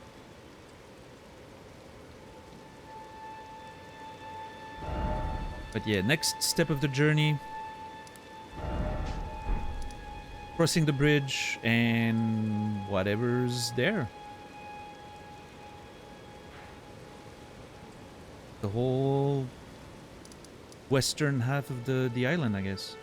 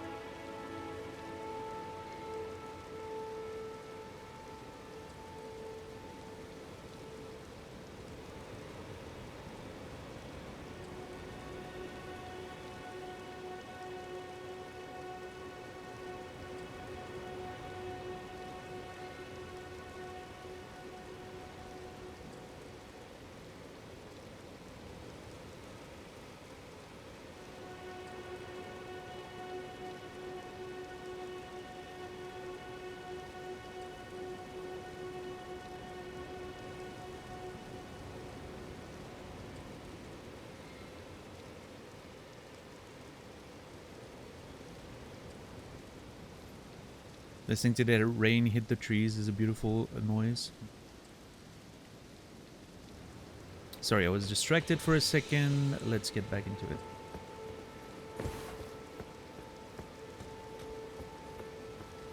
You know a sound that I remember liking, but I miss a little bit? Rain on a tent canvas. I haven't, had the too many experiences with that, but back when I was a teenager, we would always there's a festival in Switzerland with a music festival, and there's a camping, and we would spend the entire week there camping and all that, and it would often rain during the summer, and yeah, I remember the rain hitting the tent and everything. Such a nice sound of that. There are ASMR videos of that. That's, oh my god, that's okay. That's a big dude with A lot of knives.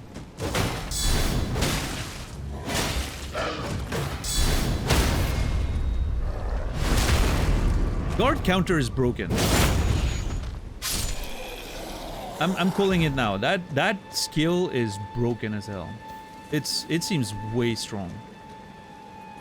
I mean, again, I guess it depends. Like, some bigger enemies don't care about your fucking guard. They'll just smash you through your shield.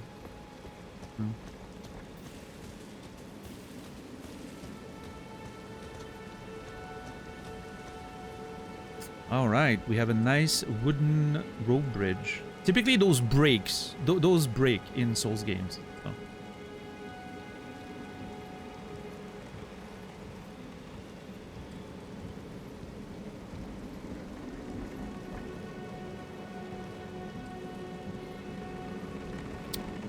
We can only hope this one will too. Yeah. How are you doing today, Naz?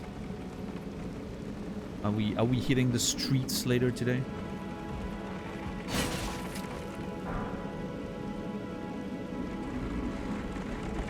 I need to add some rain on leaves to my background noise playlist. There's this app I had on my phone. I don't remember what it's called. Let me check if I still have it. That basically was a background sound app, and you could... Nature sound? That doesn't seem right. I may have uninstalled it. Anyway, you could basically create your own soundscape with rain sounds and leaf sounds, and you could add, remove things, balance the different sound volumes of all of those elements.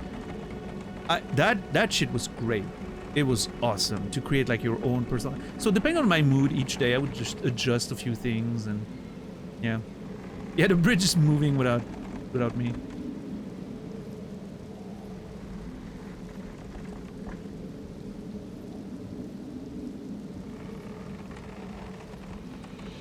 Oh, that's a unique looking tree.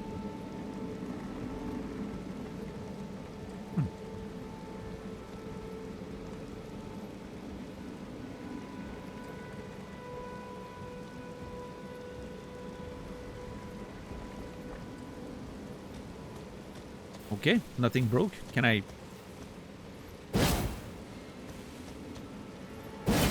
Nope. Okay, this one's... I guess the bridge designers in...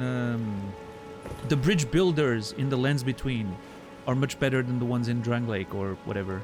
Okay, there is a church up there. Oh, this could be it! This is indeed a church. This could actually be the one we're looking for.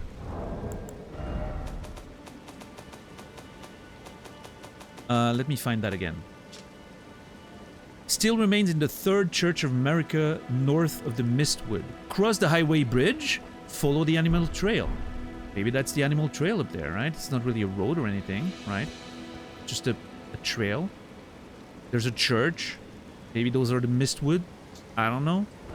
Or those like under there, maybe are the Mistwoods. North, right? Maybe that's it. I want to go there right now. I think that's what I'm gonna do. I think I'm gonna just follow the path and go up there, and then we'll check the tree next. Soft Murmurs, basically a basic soundscape app website gets jumped on. Yeah, I all the way back in the day before I found that app I just mentioned, I was using I was often falling asleep to Rainy Mood. You guys remember Rainy Mood? I don't know if it still exists, but that was the first kind of website like that. I mean, the first big popular one, at least. That was doing like the whole rain ASMR thing. Mistwood sounds very elvish, yeah.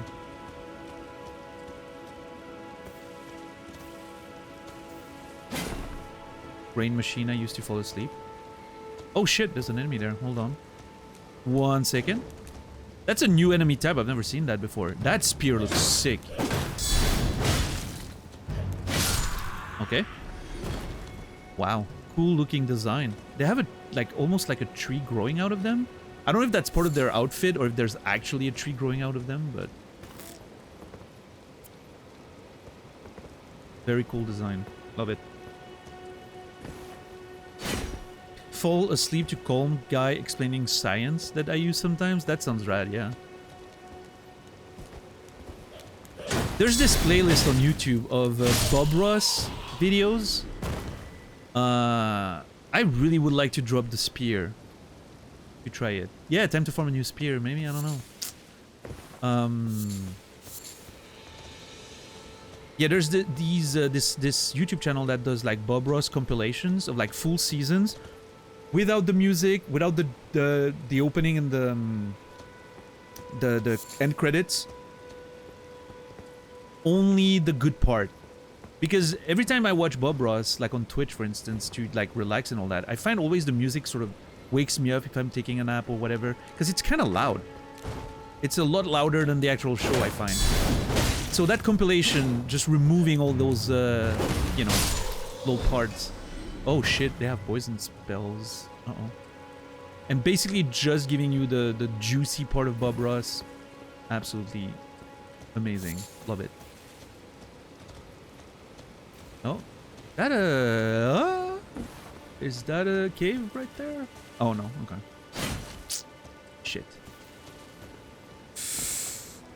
Okay. The Bob Ross juice. Exactly.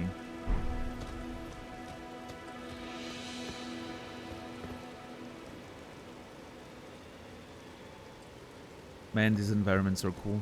Okay, I need to go there because I don't think I've explored that, and then we'll go back up. Keep exploring. Trying to be methodical there. Actually, let me Nah, for now we're fine. I don't need markers everywhere on the map for now.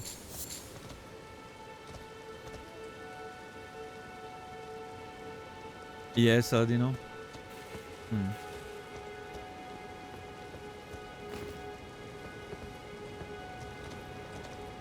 So many people fell randomly asleep in that lecture. It was comedic. That's nice. Yeah, I mean, having a... I remember my grandfather's voice. One of my grandfather's voice. He had one of these deep, gravelly voice. But it was very pleasant to listen to. Very soothing and calm. And I really wish I had inherited of that voice. But no, instead I have a somewhat nasal, somewhat whiny voice. I don't know. I wasn't God's chosen when it came to voice selection, I guess.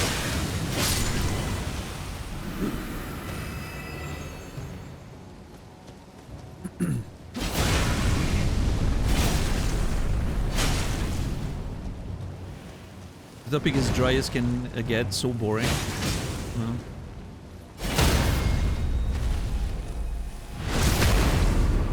Yeah, Stoner for sure. I mean, I use AdBlock on PC and revanced on mobile, so I don't have to deal with ads. So that's good. But I have a feeling one of these days those apps and ad blocks won't work anymore. They'll find a way. They'll find a way. At least you rolled a nice mustache, Gene. That's true, but the stash doesn't help with the audio part of the stream, right?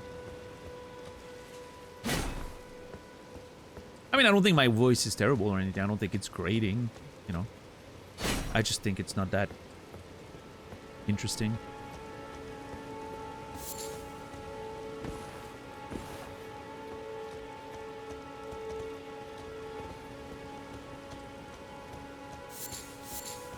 I'm not, you know, I say that my noise is a bit nasal and whiny, but it's not like Billy Corgan levels, right? Thank God. Although, hey, that man, you know, that man made a lot of money with that voice, so...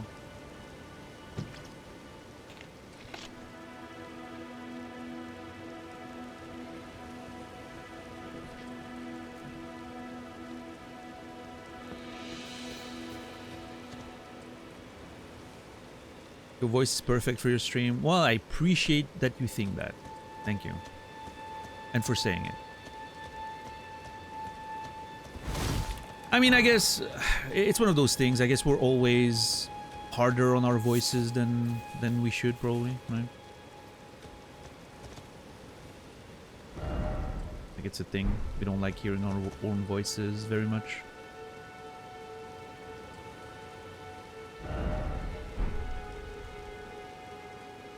Whoa. What is happening? Oh, some peasants or lords or whatever. And this leads to the tree. Okay. Man, there's a lot to explore. Oh! There's a dungeon somewhere. Okay. First things first. Let me explore up there.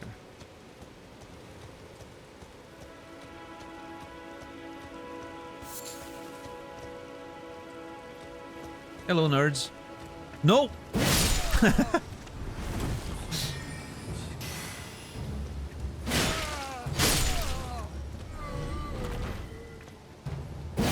Where do all these enemies live? I think a lot of them don't live, actually. My understanding, like, the more I find out about this world, it feels like everyone's dead in the lands between. It's just a space between life and death, and they're waiting to, like, sort of return to the Erdtree or whatever.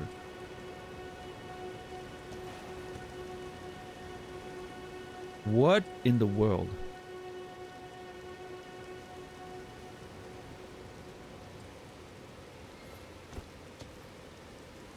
That's a weird looking thing. We'll get there eventually. Man, I'm so excited about exploring all of this. Look at how cool this looks. Doesn't that make you want to explore it? Jesus. Hell fucking yeah. Love that.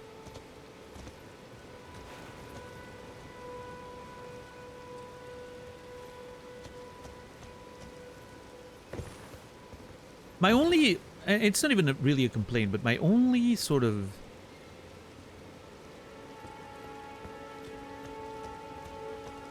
issue with the Weeping Peninsula is that it's pretty much Limgrave, like aesthetically speaking. It's very similar, right? Limgrave with more rain, I guess. I mean, more forests maybe, and...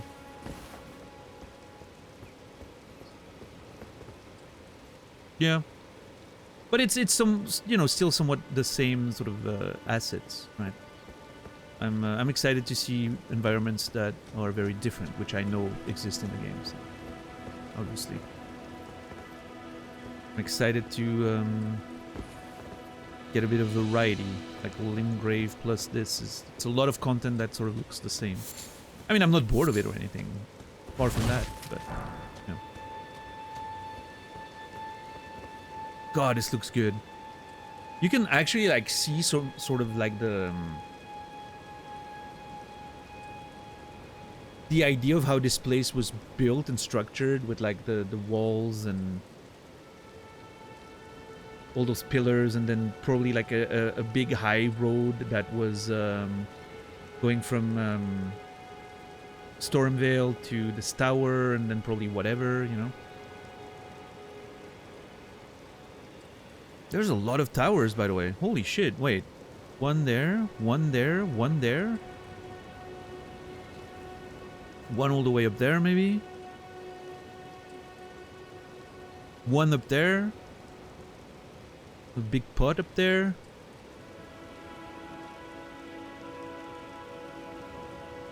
That's a lot of towers. What's up, Slythe? How are you doing today?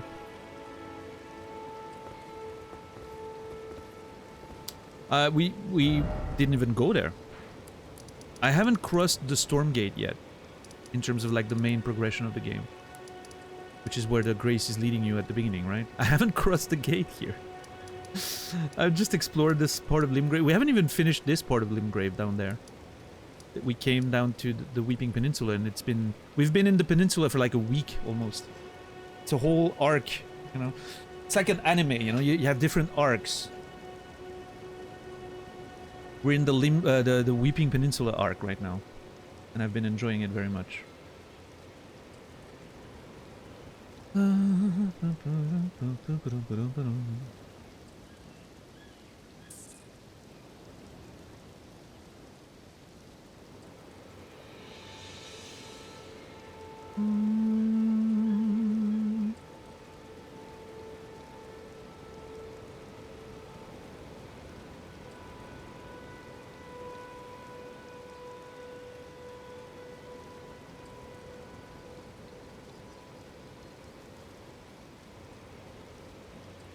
I haven't heard the name Cocteau Twins in ages. Saw them in concert a long time ago.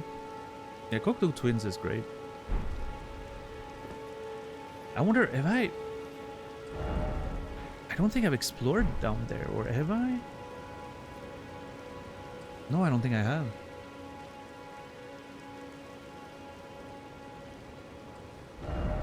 How do I do this? Okay, hold on. I need to take a note that I need to explore around this place. 3 weeks for exploring Limgrave and the Weeping Peninsula. I can only imagine how long the whole game plus DLC is going to take. Yeah, I mean, Limgrave, we still have a bunch of Limgrave to do, right? This whole thing up there. Also, wait, hold on. Where's my maps?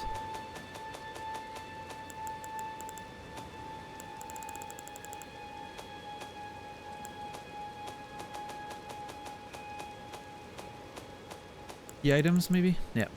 Limgrave West, right? There's a Limgrave East, probably, if there's a Limgrave West.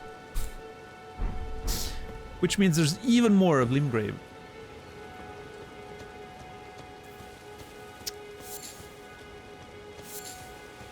I don't know. What? Okay, here. Okay, chat. I'm summoning chat right now. How long, based on what we've done so far, in almost 2 weeks, how long do you estimate the whole playthrough is going to take?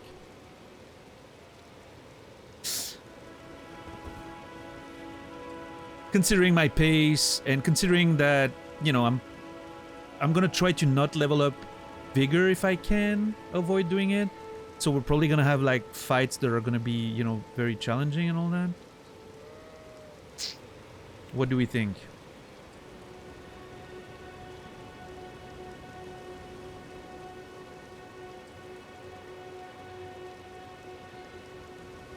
One year, 8 months, 18 weeks.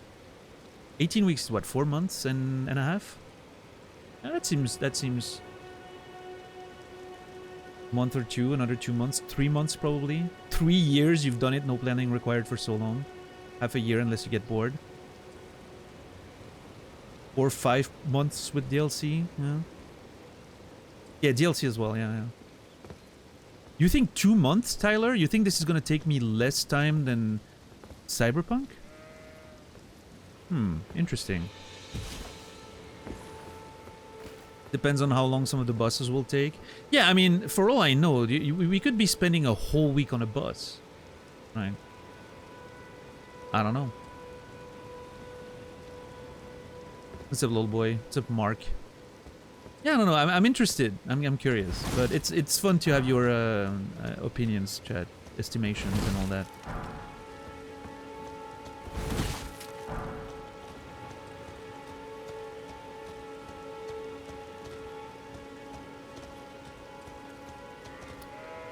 I mean, I think the way I'm gonna do it is if I get to the point, like someone mentioned, if I get bored, right?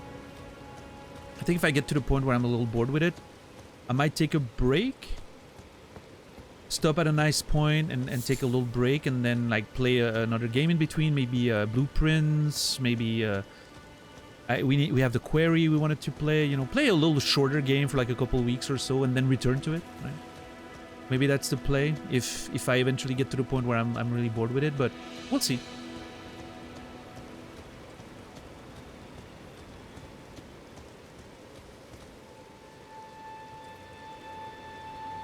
Yeah, I mean, that's kind of the structure of the stream, Pestu. I don't always do that. Like, sometimes I get in the game faster, but we do like a little yapping during the intro around here. So. Okay, let me, before I enter the church, I want to check around. 3 months plus whatever the DLC takes. Okay. Oh yeah, we'll see, we'll see. I'm definitely excited to see what the journey is gonna be.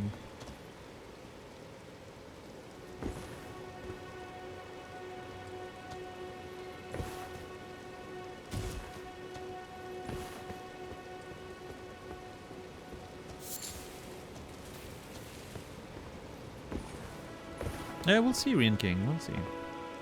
Oh shit, there's actual people there. Is that a skeleton with a sword? That's cool.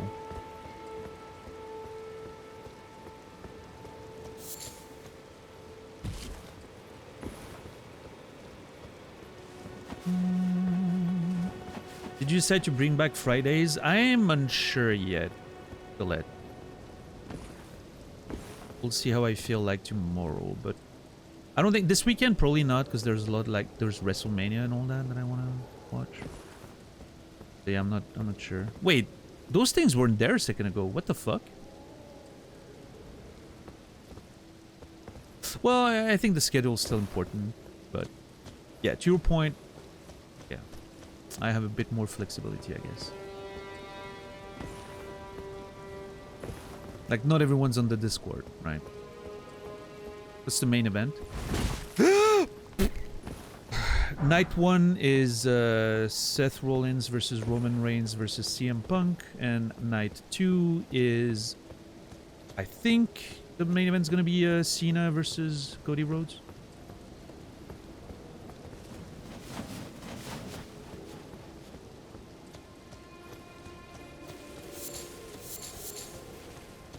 Yeah, thank you, 10 bucks. Haven't joined the Discord yet? Probably should.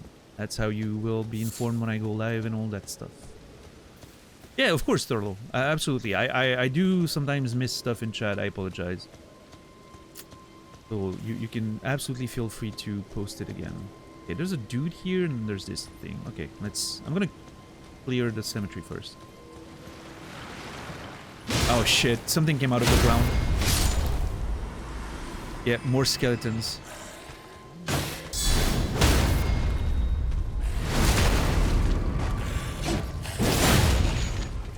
Cena will wrestle, yep, for the title, in fact. Human bone shard. Okay, I need to check that. He's doing his farewell tour. His last tour of wrestling. He's gonna retire after that. And also he turned heel. So. What the? Oh, that guy.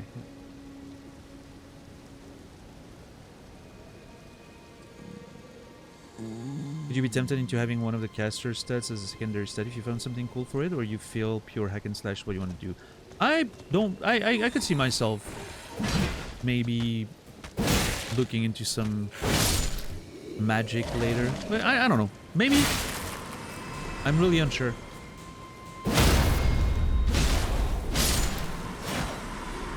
Or it's just a plot to make a comeback. I think he's being truthful when he says that that's gonna be it after that.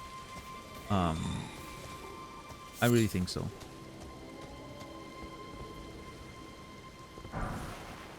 But I'm gonna read those items in a minute, by the way, all of them. But yeah, people definitely did not expect him to turn heel and, you know, and do all of that. So that's kind of cool.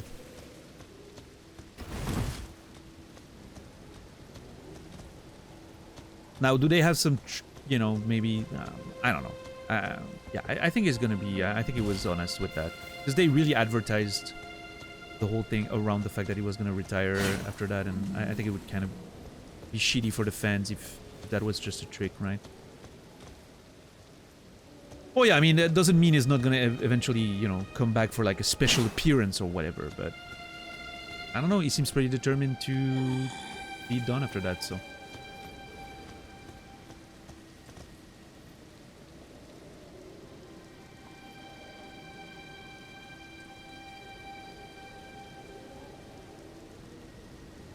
Oh yeah, Kuma, that's funny. Nice. Alright, what does this guy have to say? Wait, no, first of all, items. We grabbed 3 new items. Human bone shards. Fragment of bone with dun muttling? I don't know what that means. Fragment of bone with dun muttling. Found by hunting those who live in death. Okay, so those who live in death are skeletons, undead. That's what I imagine. Lamentably brittle, it crumbles at the lightest caress. That's a sentence right there. Lamentably brittle, It crumbles at the lightest caress. Lamentably. Lamentably is the correct pronunciation. Lamentably brittle.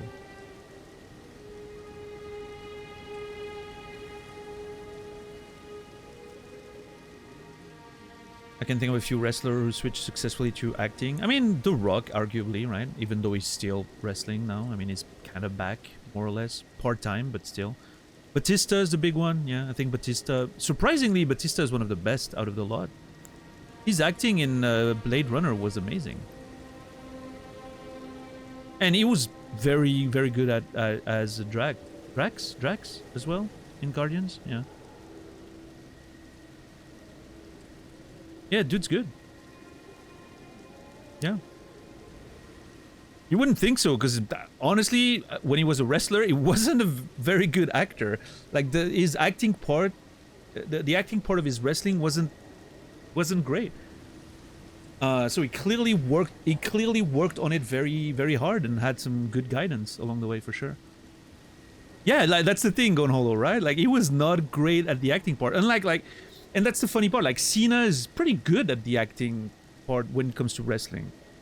So was The Rock. So but they're not that great in movies and all that. It's kind of that weird sort of thing. Yo, what's up, Chris Link? How are you doing today? How have you been, man? Feels like I haven't seen you in ages, Chris Link. Hope you're doing well. We have a Discord now, by the way. You guys want to join? To for the live notifications and all that.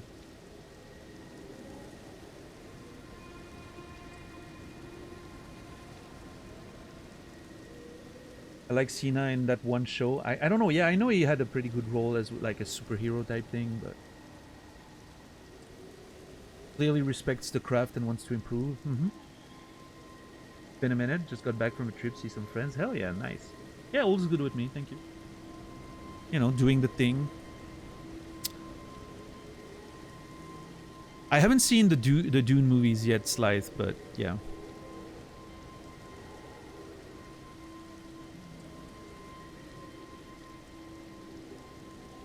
Yeah, Chipmunk. Okay, so blood grease. Solidified grease made from a mixture of blood red materials. Craftable item. Coats armament inflicting blood loss. The effect lasts only for a short time.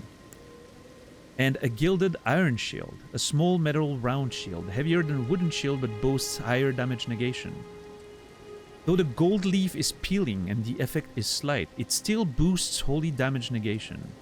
And it has a parry. Okay, I'm assuming it's a buckler, right?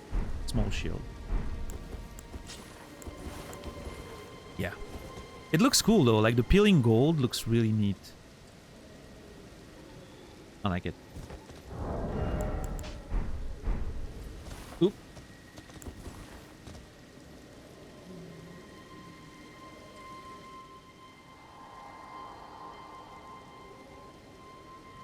The mausoleum prowls, cradling the soulless demigod. O Marika, Queen Eternal, he is your unwanted child. The mausoleum prowls, cradling the soulless demigod. O Marika, Queen Eternal, he is your unwanted child. Let me bring my notes here. Do we have a note about Marika yet? I don't think so. Oh, okay. Queen Marika. Let's see. I really need to organize my notes over the weekend. Okay, let me go back to what he said. Cradling the soulless demigod. Unwanted child. Okay.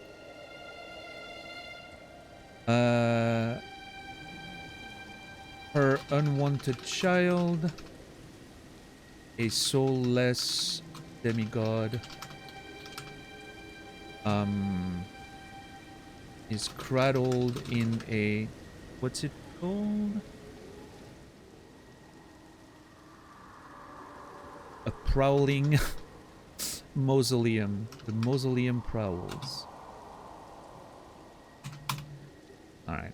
We'll see if that leads to anything.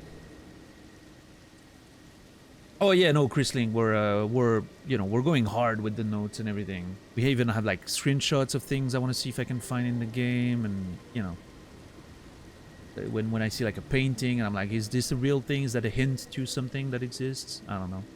I need to organize them a little better, but so far that's what we have.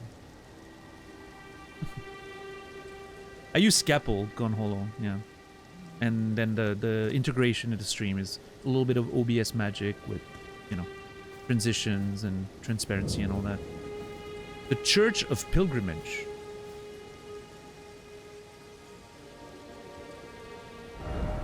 So I was wondering if this was the Third Church of Marika north of the Mistwoods, because it felt like it could be, but this is not called the Third Church of Marika. It's the Church of Pilgrimage.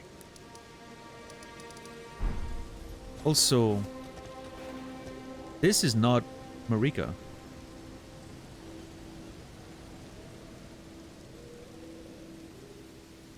Arguably looks a little similar, but you know, the pose, the hair, but that's not it.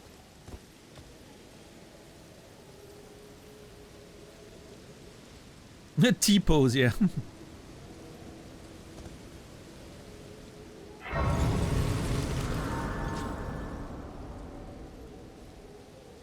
It's missing tits, indeed. Oh!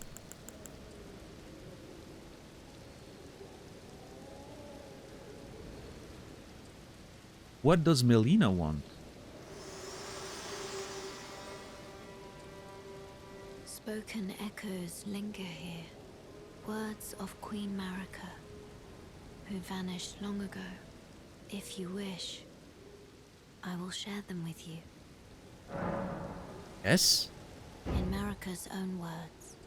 Then, after thy death, I will give back what I once claimed. Return to the lands between. Wage war. And brandish the Elden Ring.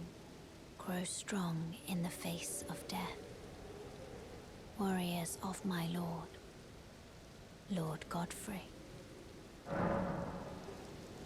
Wow, okay, I'm gonna have to listen to that again. Let me bring up my, I don't think you guys can see it, but I have like the Steam recording thing. And I'm gonna use that to, listen to that again.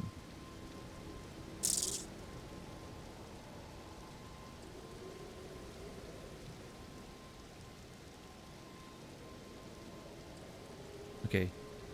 Words of Queen Marika who vanished long ago.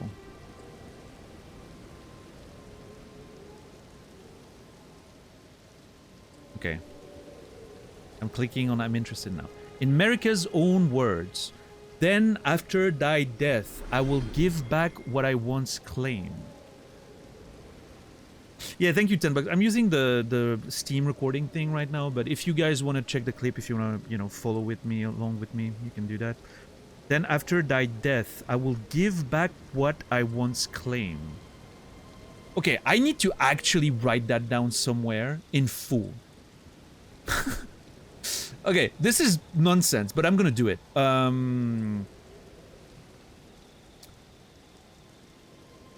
Echoes of Marika. That's the second time the game does something like that, I think. And I didn't take notes the first time, which I'm very upset about. But I'm gonna take note now. It's the second time we get Echoes of Marika, or whatever it's called again.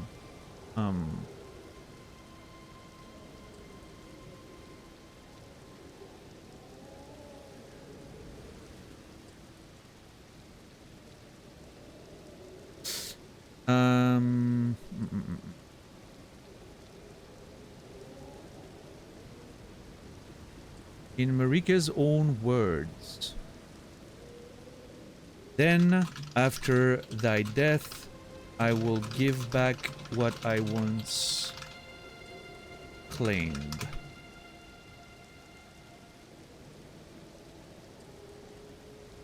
What's up, Atherma?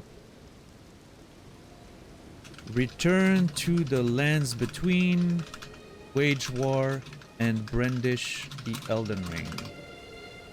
I'm also gonna take a note of where I got that information, because I feel like that might be relevant.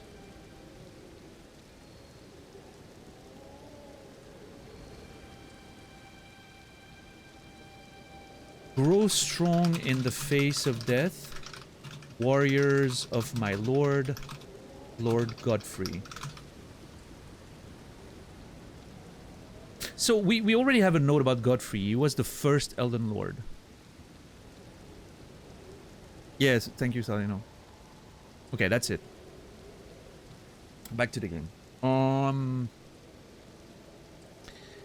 we found this in the Church of Pilgrimage. Which I don't know, the name is interesting. Church of Pilgrimage.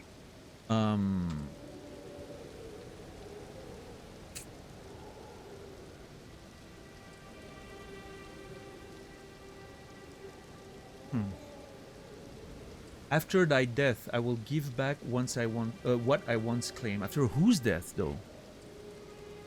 Return to the lands between, wage war, and brandish the Elden Ring. Grow strong in the face of death, warriors of my lord, Lord Godfrey. Okay, so after thy death, the death of the warriors of my lord, that's who she's addressing, right? Grow strong in the face of death, warriors of my lord, Lord Godfrey. So the warriors of her lord, the warriors of Lord Godfrey, the first Elden Lord, is who she's talking to, I feel like.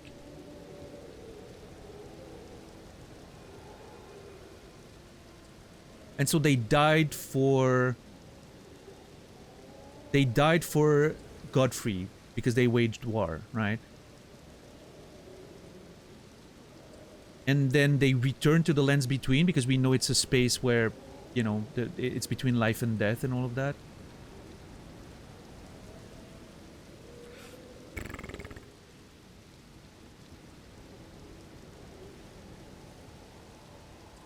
Obviously, you know, I'm not gonna just miraculously figure out what's going on here, but I'm trying to see if I can connect that to other things we've seen so far.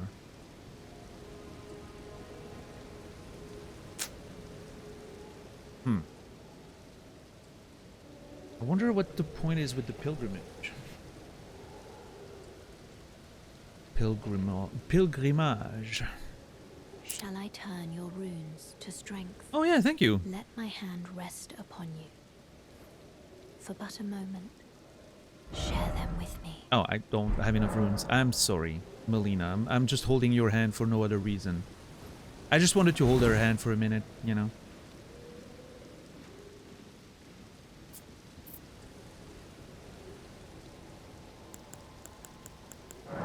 Okay, I don't think I have more.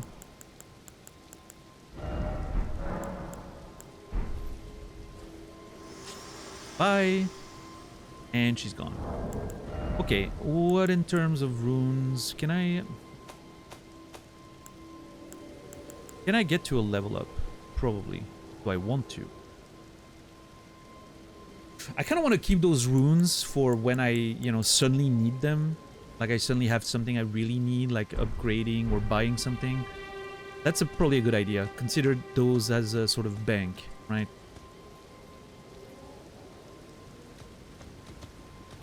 So, I wonder...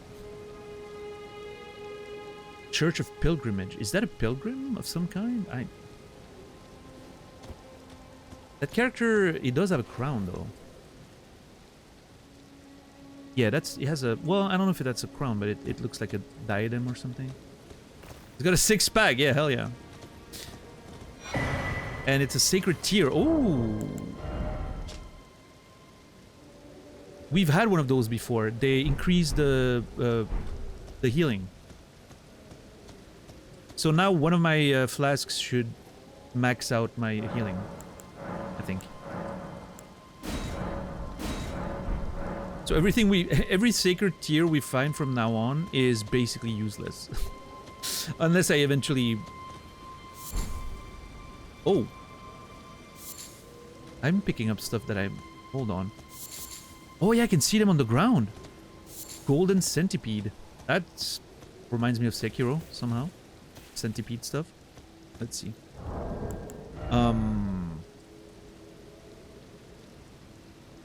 But yeah, what I was saying is, unless I level up HP, we're pretty much maxed.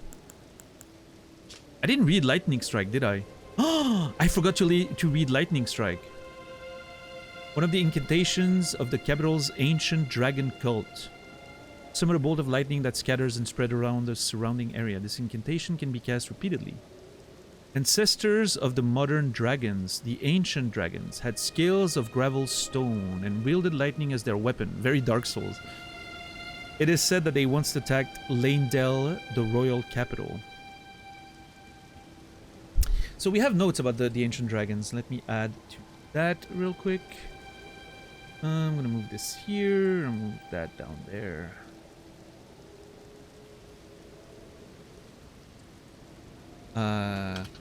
Once attacked Leyndell, the royal capital, wielding lightning. I'm gonna die! I'm not tagged in the game!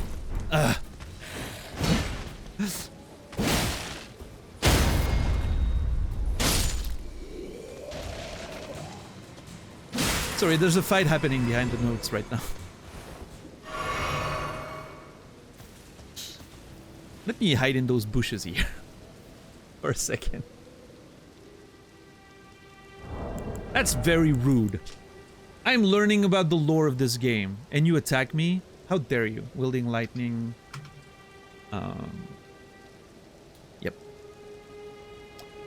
And the capital's ancient dragon cult. Let me move that down a little bit. Do we have notes about the capital city yet? No.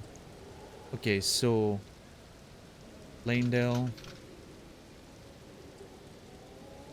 royal capital.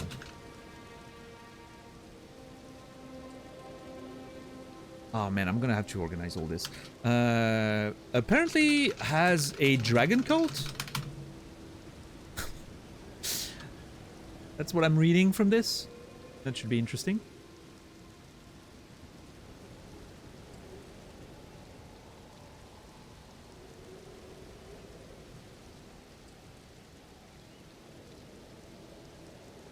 Yeah, DJ, I mean, the way I'm doing it with like several, like, I always see the game in front of me.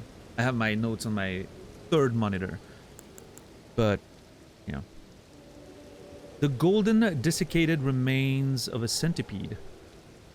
Kept as a fetish by Golden Order fundamentalists, especially the hunters of those who live in death. As such, they're found near churches and similar. Golden Order fundamentalists. Wait, hold on. In this case, a fetish has to mean something else. It's not a sexual thing. Does that mean like a little like...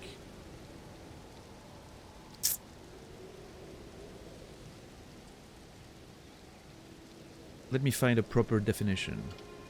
Fetish definition. An inanimate object worshipped for its supposed magical powers. Okay, okay. That makes more sense.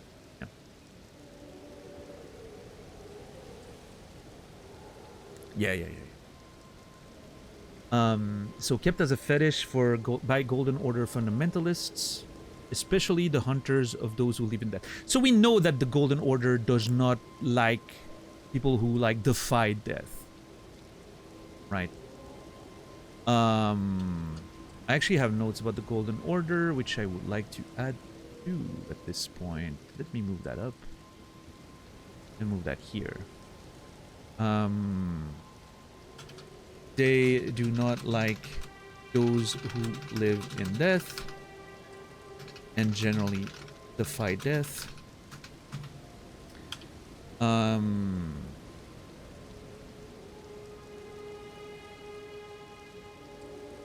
Even have hunters who go after them. And I'm gonna take a note, golden centipede for the reference if I need to find it again. I'm gonna go down there.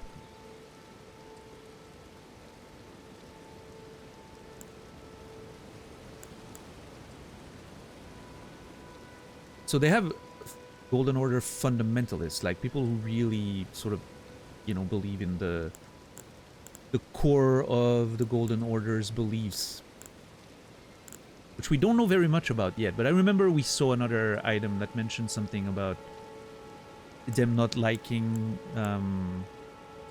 undeads, basically, right? Whatever item it was on, I doubt I'll find, but I really wish, man, what I would give. Oh, hey, there.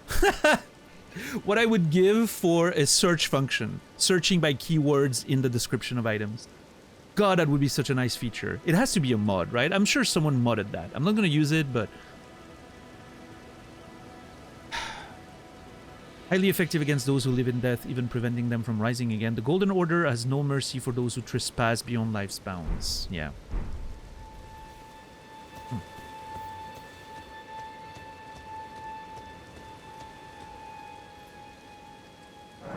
All right.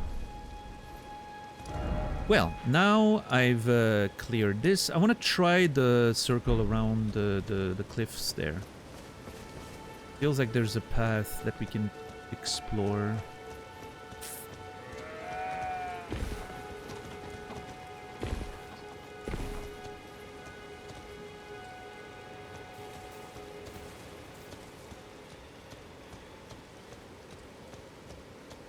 Let's see.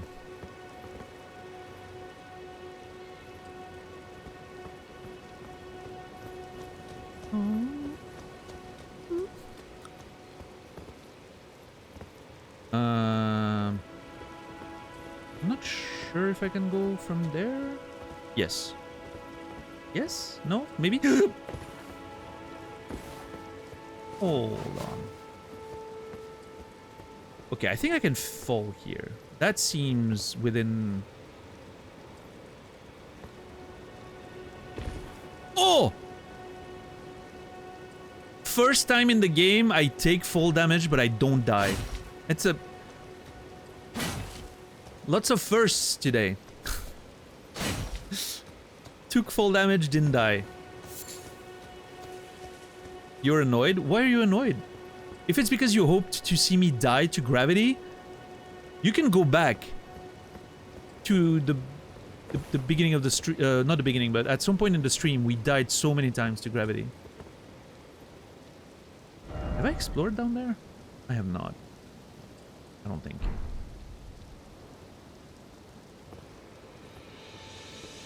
When I go back to Limgrave, we'll do that. How are you, Novier?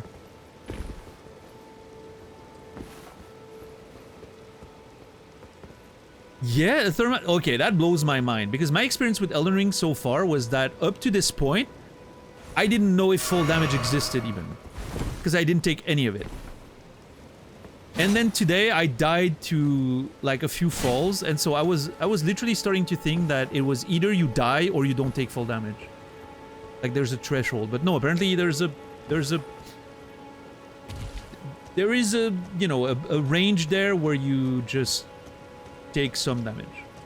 Yeah. I've been down there, I remember that. There's a merchant down there. I don't remember fighting that. Wait! I'm lying, this is not it. Oh no, different beach. That was the one beach I was at. This is a totally different beach. I thought this was the merchant we found, but no. Oh, interesting. Gonna have to go there at some point. The fall damage is done like Bloodborne, where it's based on the distance you fall. That again, that has not been my experience so far. I mean, that's what like Dark Souls 2 feels like. In Dark Souls 2, it feels like the damage is very much depending on the distance really is linear with the fall damage you take. And it gets really high really fast. In this one, it feels like you don't take damage for so much of the fall, and then there's a range where you take a little bit, and then you die. That's how it feels so far.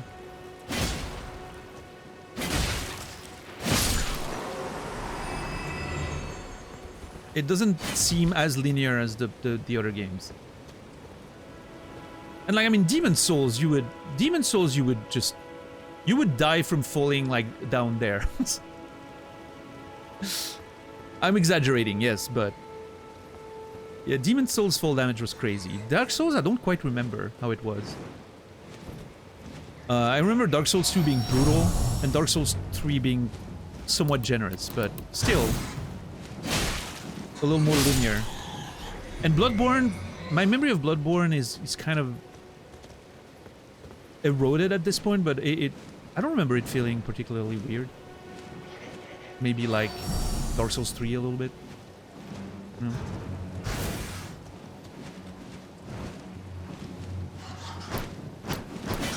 Oh, motherfucker.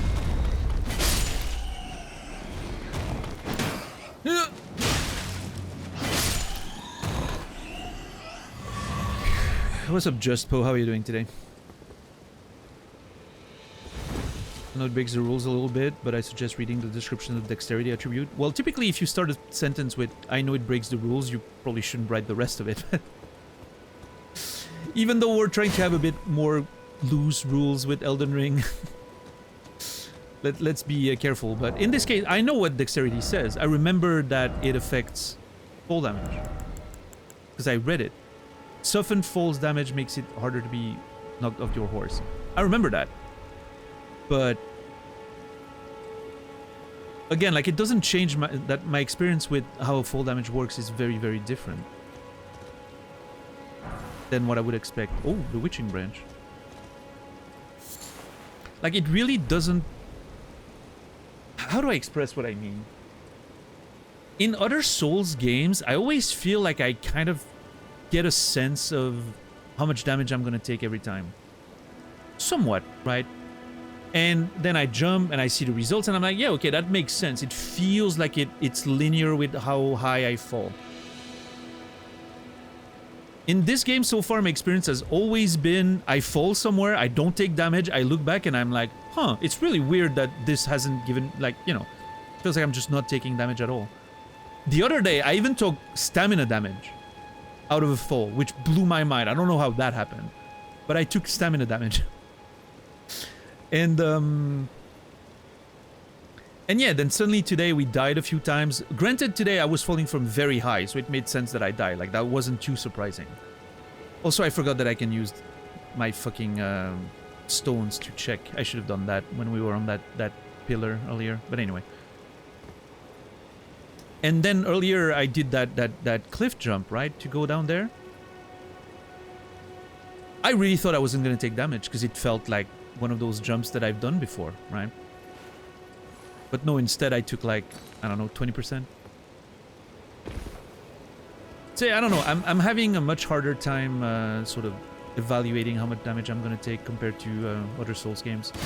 I'm sure I'll get used to it. Whatever the fucking rule is, I'll eventually get a feel for it, but so far it's been a little confusing. Oh god. Do I want to go down there? Is there something? Shit.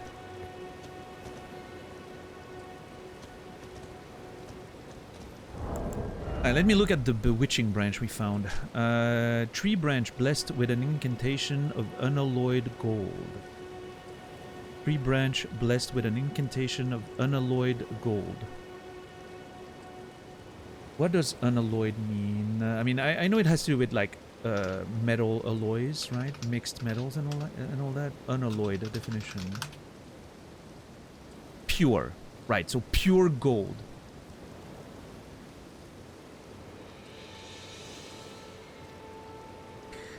The Empyrean Miquella is loved by many people. Indeed, he has learned very well how to compel such affection.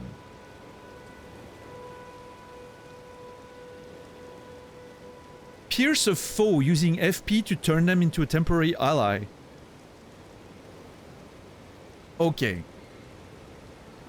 That's interesting. Do we have... I know we've seen his name before. Yep. There was a mention up there, Godric the Golden. Tasted defeat by the blade of Miquella. Let me take a note about Miquella.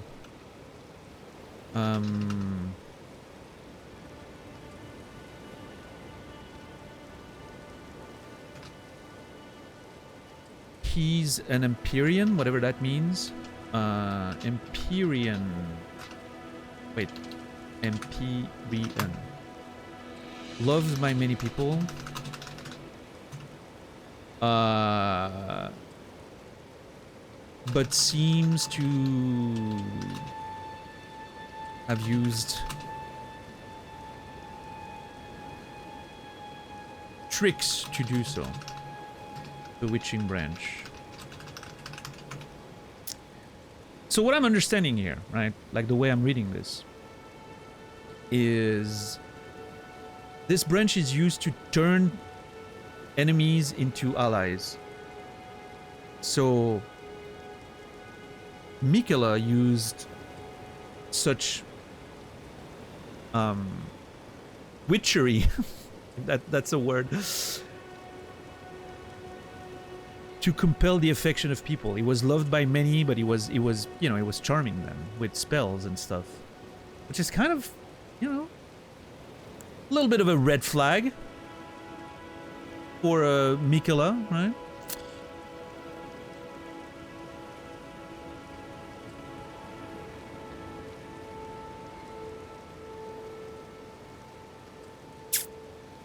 Interesting. Witchcraft, yeah. I don't know, I think witchery sounded fun. If it's not a word, it should be.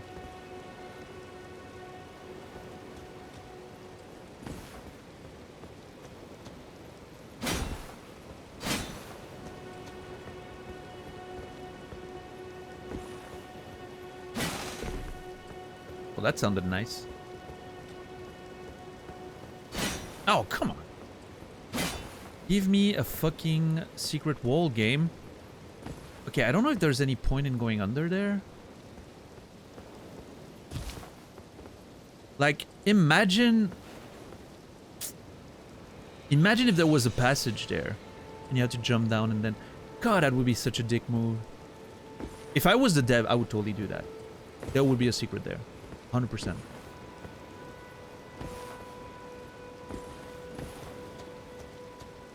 Witchery is the name of a Minecraft mod? Okay.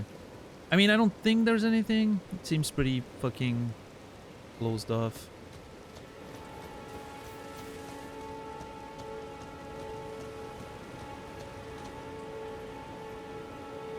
Yeah, no, I don't think there's anything down there.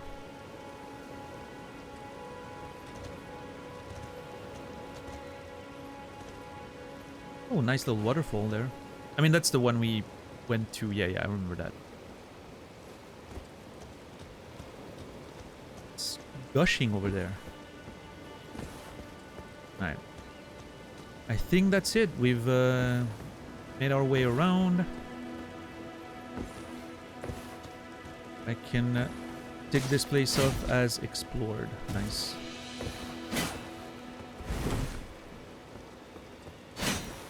Oh, come on. Thank you.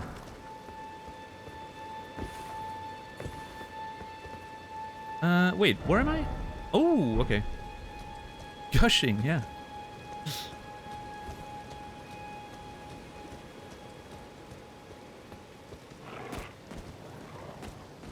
Nope.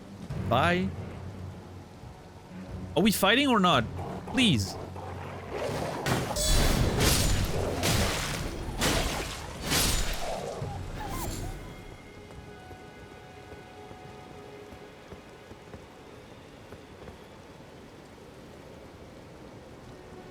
This is so cool.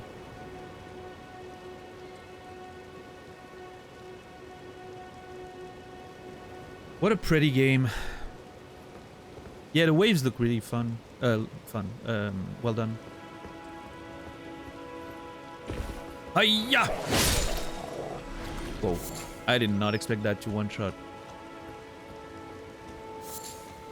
Okay, I think we're done with this section. of the map. Let's see.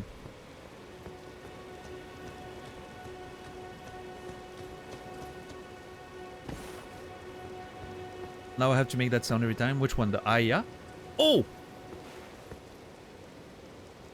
It's another... What was it called again? Everjail. Yeah.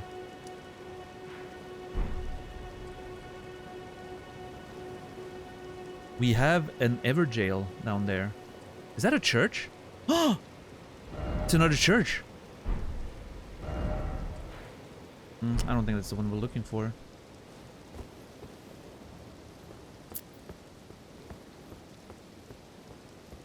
Okay, hold on. This feels like it's part of like the downward, like the plains down there, right? So I don't want to. I want to put a marker here, there, of course. And then I'm gonna come here. I'm gonna have to explore all that. But right now I want to go back up the cliffs because I want to go to the tree up there before we really explore the plains down there. I need to finish the cliffs. We want to be structured, methodical. Otherwise, that's how you fucking miss things. Can't have that.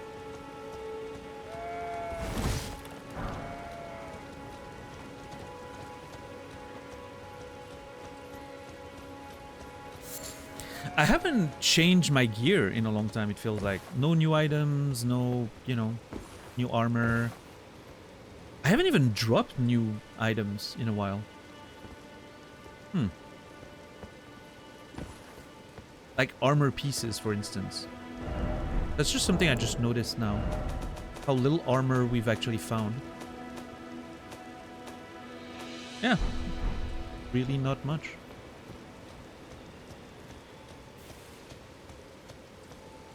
Okay. Show me the way.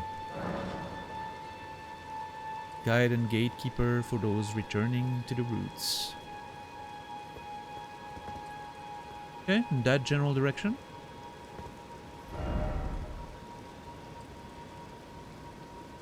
Somewhere along that line. I doubt it's this, right?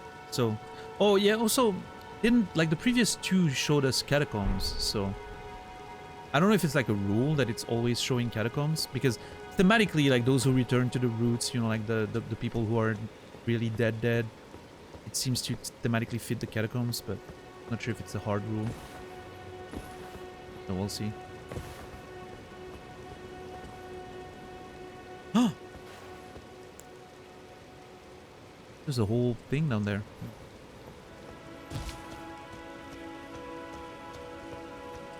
I like that being spammed with loot though. Yeah, I think that's... Oh! Is that what you're showing me?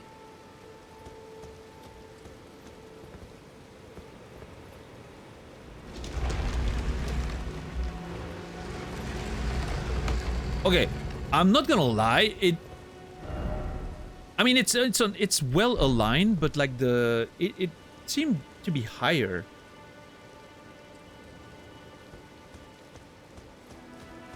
Look, it's going over the thing. Maybe it's another. I don't know.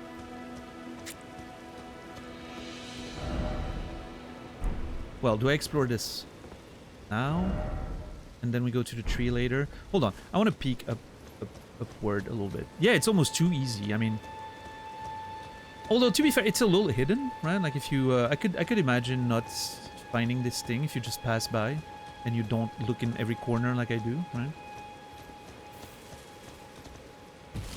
But yeah, the raid definitely feels like it's going well above, so it could be another location actually. Unless there's something maybe I don't understand with how it's showing direction. Like, that's not, you know, accurate whatsoever.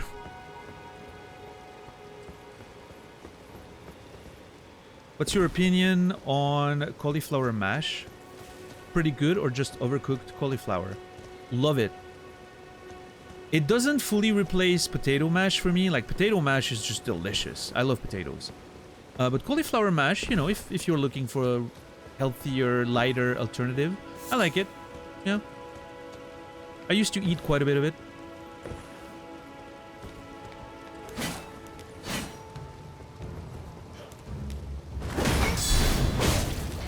It's obviously a little more bland and tasteless, so you have to like season it very well. But yeah, mashed potatoes is godlike. Cauliflower soup's delicious too. Yes.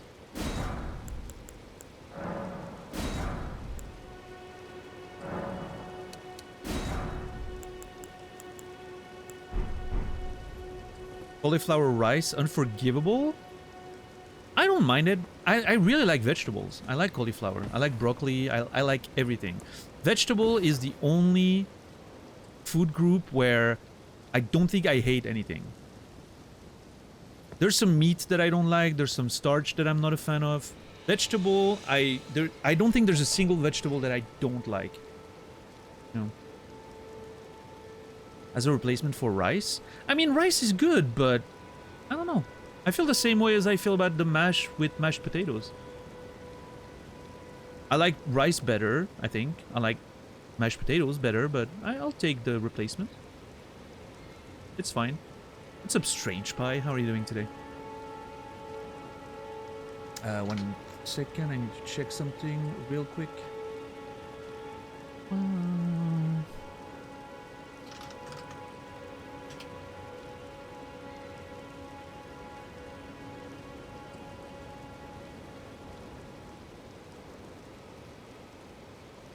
And bam, and bam. Okay.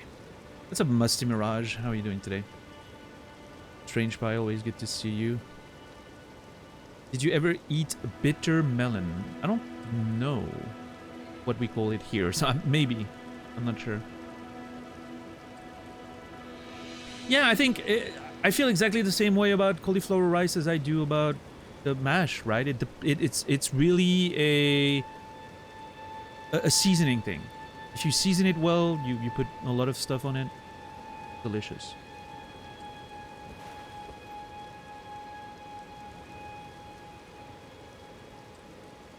Oh yeah, that's an enemy. I wasn't sure.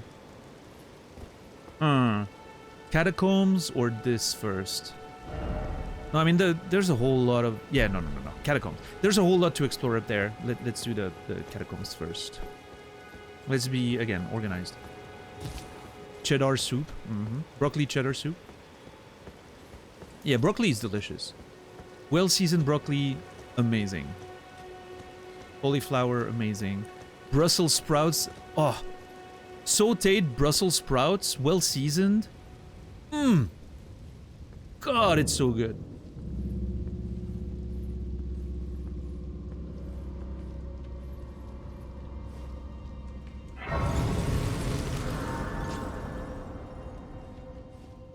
Cauliflower Gouda soup. You know, Gouda doesn't rank very high in my cheeses. I'm not a huge fan of Gouda, all things considered. I mean, it's cheese, it's good, but yeah. Bean sprout, slightly brown via broil in the oven. Wait. I don't have access to it unless I use a stove. Oh, wait, no, hold on. That is so weird.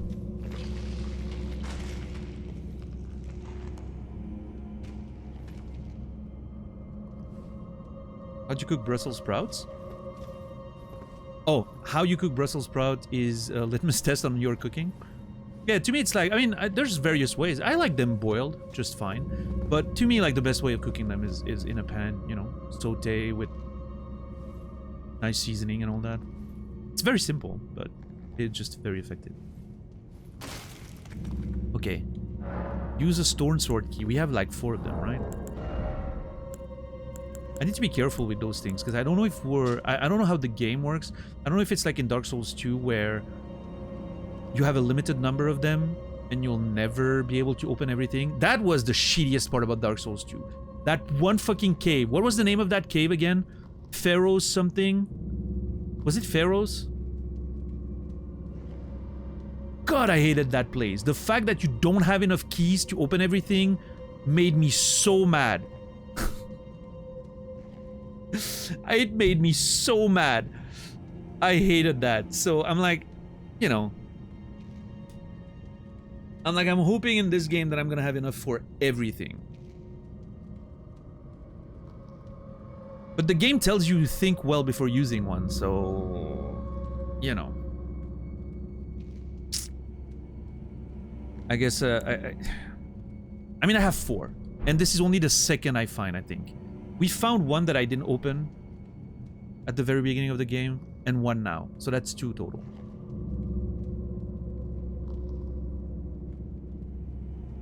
I'm gonna use one.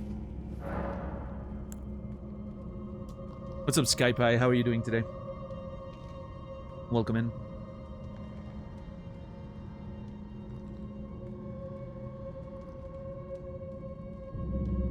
No, not Will Ferrell's cave. Like what's the name of that fucking place in Dark Souls 2? You know the one I'm talking about. Wasn't it Pharaoh's something? And you had those little stones you needed to put in them. God, that place was a mess. I want to say this game is more forgiving than DS2. Well, I mean, obviously it depends on how much you explore and like, cause you know, depending on you explore, you can find more of those things and less of the stones, I guess. It all depends if you can farm them somewhere, which I, you know, obviously don't know, but we'll see. The Pharaoh's Luckstone, yeah. Alright, let's see. Stone sword key was lost. Let me... Oh my god, the fucking text was preventing me from actually doing anything. Okay.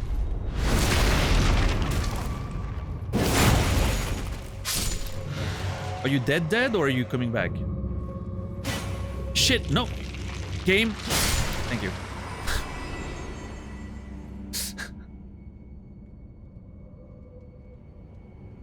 Hate this shit. Oh man.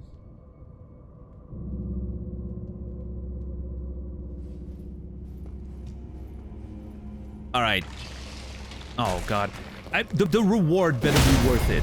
I spent a key and I have to fight those nerds. Also, I'm thinking a spear is probably not the best weapon against skeletons. You'd probably want more of a hammer or something. Scimitar. A curved sword with a single-sided blade. Delivers slashing attacks with its sharp blade, but it's ineffective against thick armor and hides covered in tough scales. Smaller in size than most curved swords, it carves into enemies with quick, sharp cuts. Let's see. Hey, what's up, Sokoman? Yeah, cool. I love a nice little scimitar. I'm not gonna use it, but... I wonder... Okay, let me try something.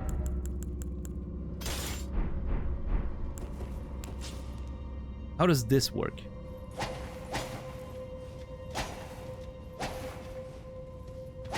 Oh!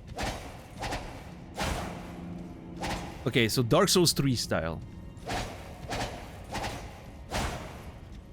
I was almost hoping you could go like from one hand to 2 hands and, you know. But no, this is very much just Dark Souls 2 style, 3 style. Cool. What if I pick something that has a different moveset? Oh, that's what I was talking about. Yeah. You can swing both weapons separately. I don't hate that. Nice. I have a feeling you'd like the new Blueprints game. Yeah, it's been mentioned a few times. I'll play it on stream eventually. I'm not sure when. But down the line at some point. If I ever wanna take a break in Elden Ring because you know, I'm feeling the need to take a little break because the playthroughs, as we've talked about earlier, the playthrough is gonna be very long. If I ever want to take a break for like a week or 2 and play something else, you know, cleanse the palette and then come back to Elden Ring, Blueprint's definitely high on the list. Yeah. It seems, according to everything I've heard about it, which is very little about the actual game, but I've heard mostly people telling me that I would love the game. People who know what I like and how I play games, so. Alright, what's our reward for all of this? This better be good. Oh, I'm not mad about that. Nomadic Warriors Cookbook. Okay, what are we getting? A record of crafting techniques left by the roaming nomad warriors. Contains knowledge for surviving in the face of utter scarcity. Acquire the knowledge to craft the following: a rancor pot. What the fuck is a rancor pot? You need grave violets and human bone shards. Use FP throw to spawn vengeful spirits. Craftable item prepared by using a crackpot, enchanted by the ancient death hex. In times of old, the dead were burned with ghost flame, and from those cinders arose vengeful spirits. In times of old, the dead were burned with ghost flame, and from those cinders arose vengeful spirits. That's kind of cool. Okay, I don't know. You know, I don't know if it was worth a stone sword, but I do want to open as much as I can in this game, so.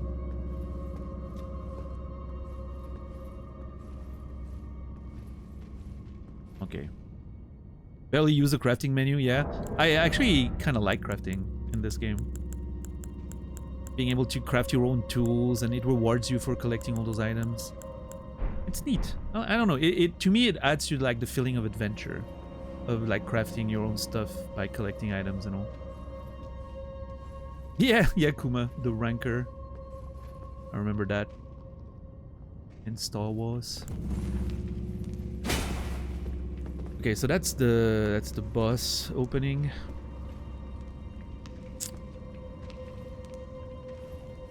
But we need to find that. It's the same system as every time, I guess. In those catacombs, you find the fucking lever, you pull it.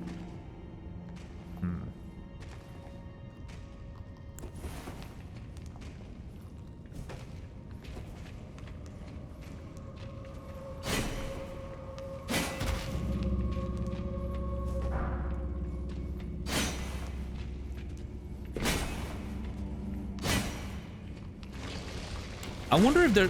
Oh shit. I wonder if there's going to be a point where I'm just going to give up on finding secret walls. And I'm going to be like, you know what? I'm done. I don't know.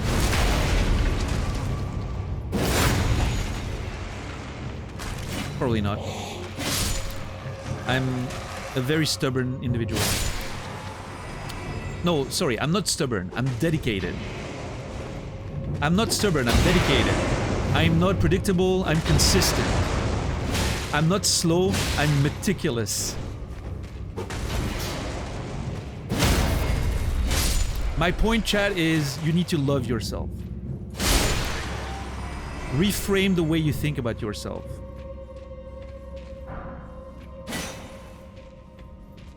Loving yourself is important.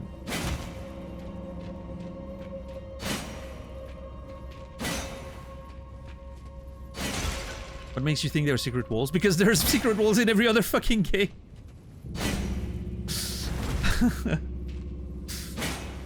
I'm sure there are. I am sure there are. I just haven't found one yet.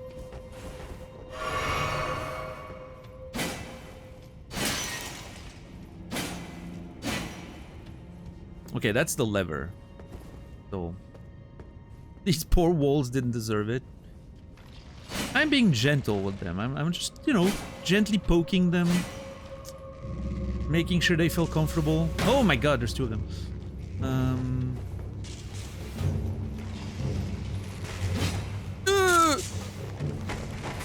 Okay, this is bad. Okay, nope, this sucks. Yep, nope, fuck, shit.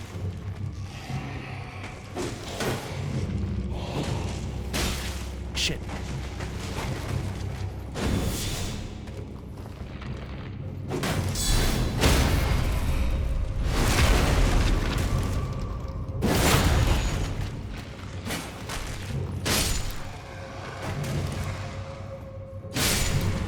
Nice. Alright, let's take care of those two assholes now. Oh, wait, I do have... Oh, I need to check something. Hell yeah, hold on. No! That is not what I wanted to do. What am I doing? Panicking! These things. That's what I wanted. No! I wanted to heal.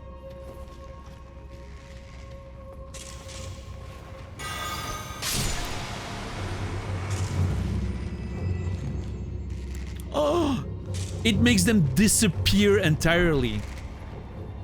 So the description is accurate, right? It prevents them from coming back to life. That's really cool.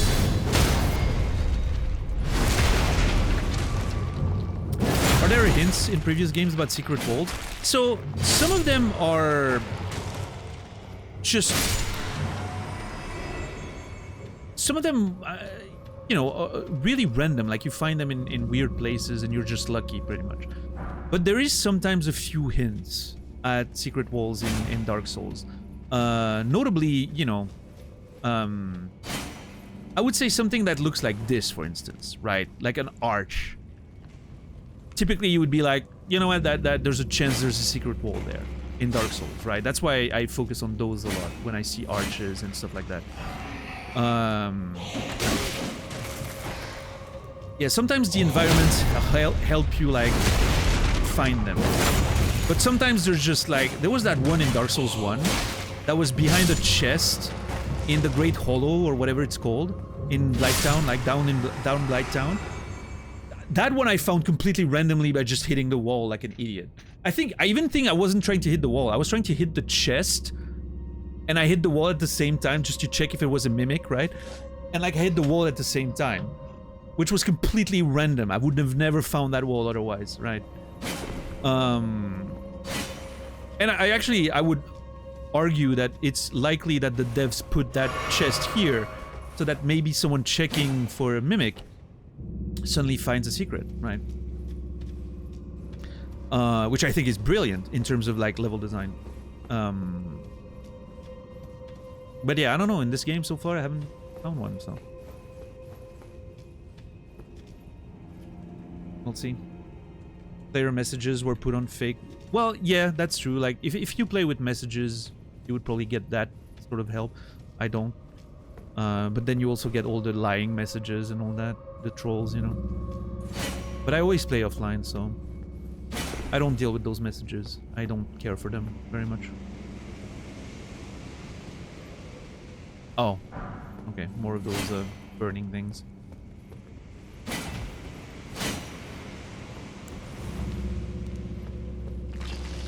Yeah, same. I consider the player messages to be like spoilers to my experience.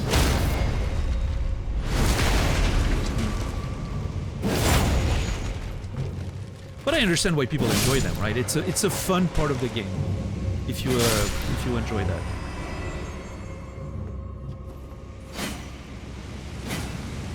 And also like the blood stains, right? I don't know if there's blood stains in this one, but in Dark Souls, where you could like see how people died. I have a good memory of that being very funny. You just check someone's death, and that gives you a little hint of what maybe you're about to face, and very often it was just funny.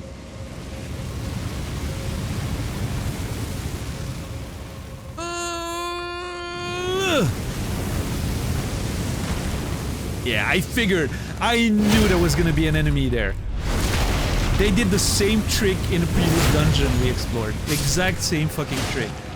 Fucking assholes. At least be original. See, that looks like a secret wall.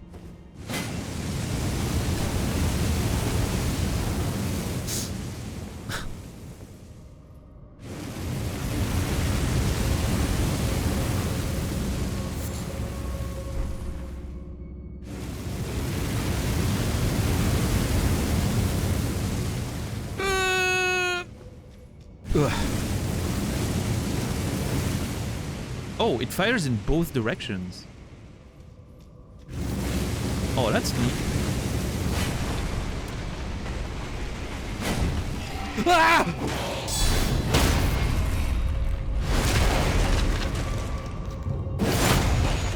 Okay, that was clever. Having an enemy on top of the thing, that's clever. I'll give him that.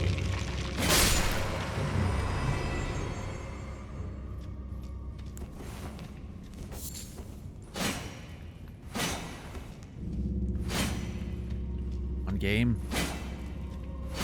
Give it to me.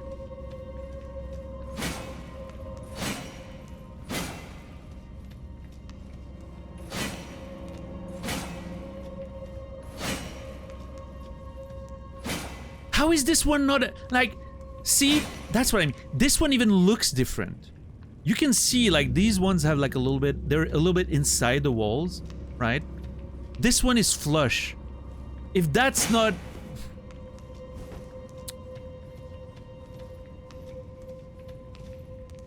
I hate video games. They're unfair. And they're just setting you up for failure. Oh my god, that's a lot of skeletons.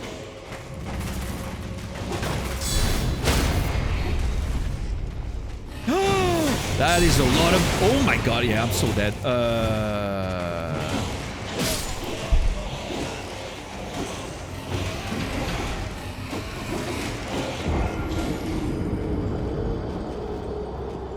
I thought too late about hitting the thing again, so it would burn them, maybe. The Tombs Ward Catacombs. I'm gonna craft more of that, because that feels useful. Oh yeah, also I have a ton of fucking... You know what? I'm tempted to... Yeah. You know what? Hold on. I don't have that many smoldering butterflies. Yeah, I was gonna use some fire pots just to free some pots, but I don't have that many smoldering butterflies, unfortunately. I don't want to waste them.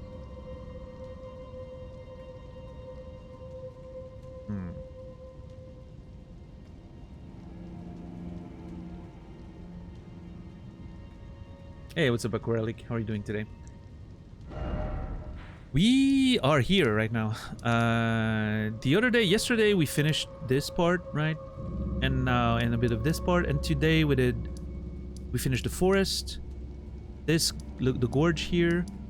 And then the church here. There was a dungeon here. We need another dungeon there. That's what we did today. We didn't do a lot. Like, when I'm actually... Okay, today we started here, right? We did this. Did that dungeon. Came back up. Went here, checked the church, and now did this. A normal player would do that in 20 minutes. Well, maybe 45, but... And it only took me 4 hours. No, we're great. We're great. Beautiful pace. But at the same time, we had an interesting conversation about relationships, and, you know, it was great. Yeah, good conversations. Love that.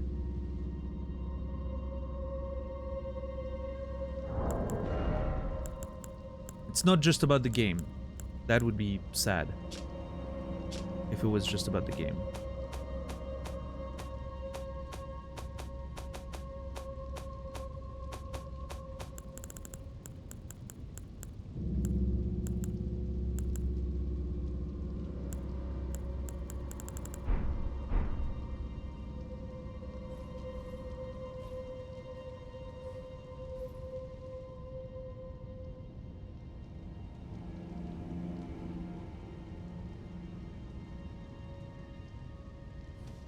Alright, let's see. Let's see if I can go back to where I was, get my souls, and make some progress.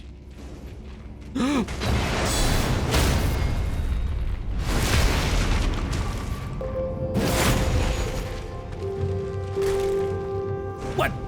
Glegor, thank you for tier 1, 19 months. I appreciate it. Thank you very much, Glegor. You will be remembered. Also, everyone, if you haven't joined the Discord yet, feel free to do so. You get the most reliable live notifications for when I go live. And if you're a sub, you get a community chat. You have a channel where you can post clips you make of the channel, and you can suggest songs of the day for the songs I play during the intro of the stream. If you're interested in that, a little reward for my, you know, generous subs. And if you're a tier 2 or above, there's a few more channels you can enjoy, you know.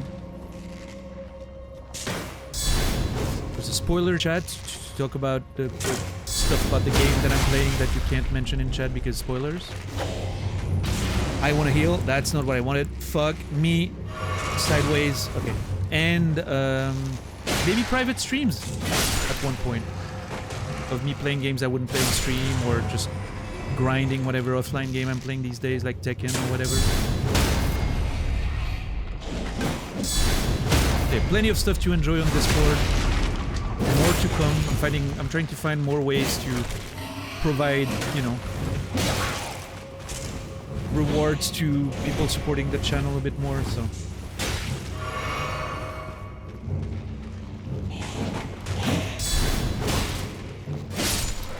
Only dance. Now you make me want to create a channel that's called Only Dance. I wouldn't know what to put in it though.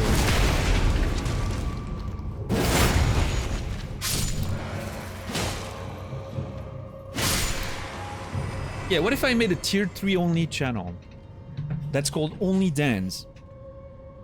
And I don't know, make it like a live journal, like live diary sort of things where I put my thoughts whenever I have them, and pictures of random stuff about my daily life, you know? Who wants to watch that? If I was an extremely attractive woman, that would... I'm sure I would make a killing with that. But who cares about me, like, frankly? And it's not about, you know, like, I'm not saying that as a self-deprecation thing. I'm just saying, like, I'm not the target, like, you know. Let's say the Twitch target audience typically prefers pretty ladies rather than big mustachios gentlemen. But it just is what it is. For that specific kind of content, right?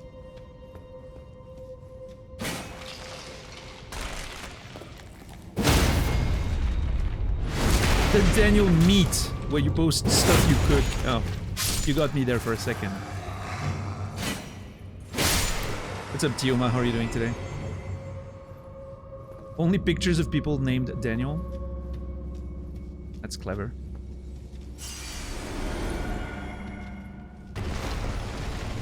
Wait, how did that activate? I didn't hit it or anything. I need to go back down, but I want to check something first.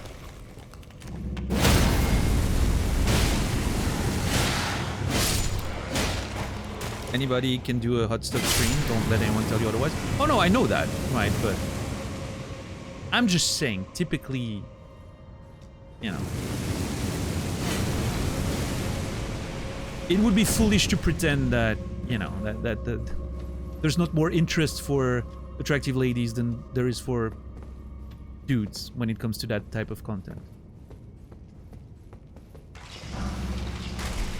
Oh, hold on. No!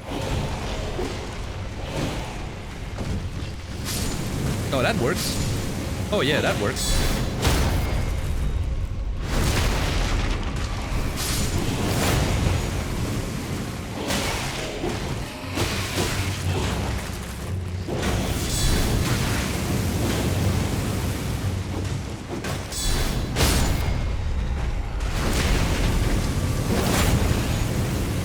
Oh my god, this was stressful as fuck. No, no, no, no, no! Yes! No!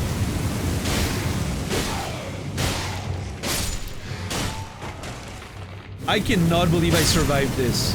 Holy Jesus. I was so close to backing, you know, backing into the fire there.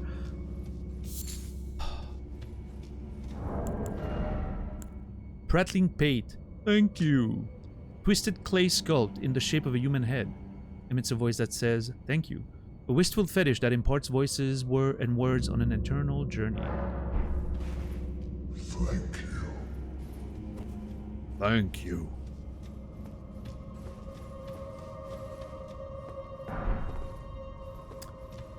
A Großmesser. Okay, that's German. Right there. It means a big knife. Show me the Großmesser. Curved sword boasting a large blade. This weapon is designed to make use of its weight in combination with its sharp cutting edge.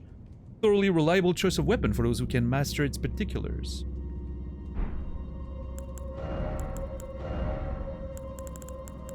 Finding a lot of curved swords so far, which is typically not my favorite type of sword, so. Yeah, it's a big knife. I was expecting something a little bigger. You know, it's called a ghost messer. I was really expecting something very large, but okay, come on, chop chop. Hello. Thanks.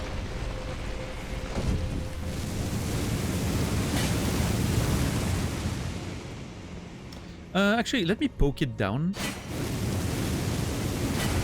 This way, if I have to start again, I don't have to go through the tunnel. It stays down between deaths, so that's great. That's a theme at this point. Oh, things not being as big as they, you know, pretend to be. Yeah.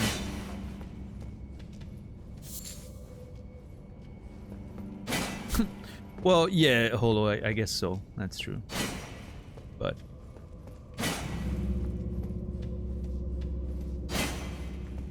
that's what she said.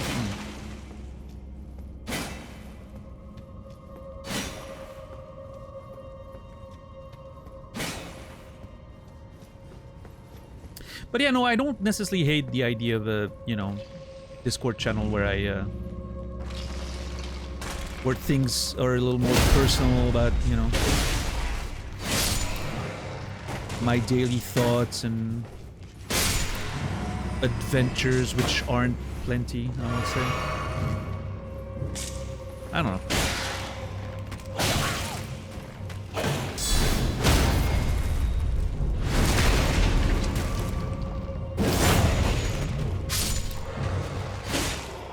Exclusive short stories?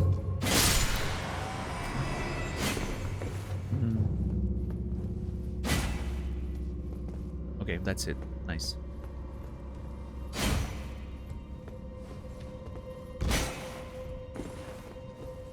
What's up, Ruined? How are you doing today?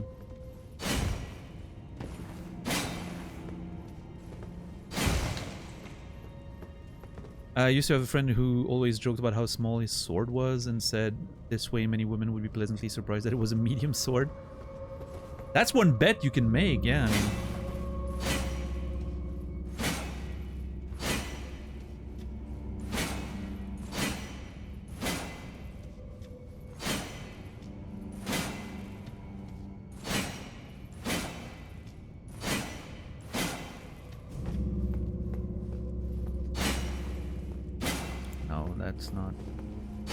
I mean, set the keep the expectations low, yeah. All right. Somewhere a heavy door has opened. Oh, I was like, what was that sound? That was the door in question.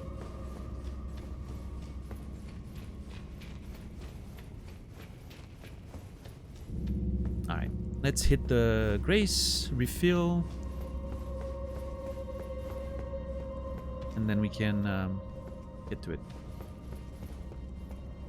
What's up, Shifu DJ? Are you a Street Fighter 6 player with a name like that? By any chance? Ichigo's first Zompacto? I don't know if it's spelled wrong. I have no idea what you're referring. Is that an anime thing? My anime knowledge is a little outdated. I haven't watched a lot of animes recently. Bleach. Ah, I see. Manga, yeah. Yeah, I haven't watched a lot of modern anime. The only one I tried watching was Attack on Titan, and I wasn't a big fan, I would say. I do want to watch Chainsaw Man. I do want to watch... There's a few anime that I want to watch, but it's a matter of time. I don't have time to... You know, I don't have a lot of time to watch stuff, and I watch a lot of TV shows and stuff already.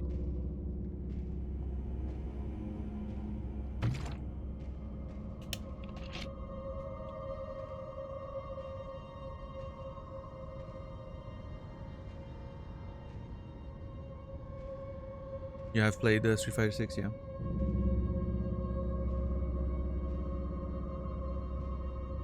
One Punch Man was great. Okay. Bleach was from 2006. Okay, the last... Okay, listen. The last anime I really watched when I was still watching quite a few animes was Cowboy Bebop. So that gives you an idea of how long it's been since I've actually watched animes. Cowboy Bebop was the last one that I kind of watched.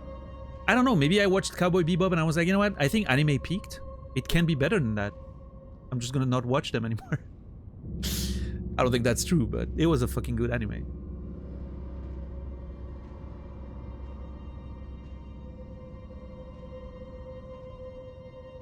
Yeah, Pastouf, that's actually funny. Well, Tyler thinks it's lame. I think it's pretty cool. Strangest experience for me online, used to have a full beard and full of guys who were really all about how I was so rugged for having a full-grown beard. Wish they had what I got, and I was just didn't shave for a month. This is what happened. I can grow a nice full beard, which is very sad, but I do have this, so I guess that's okay. You just started the White Lotus? I do want to watch the White Lotus, yeah. I watched season 1. I do want to watch season 2, is what I mean.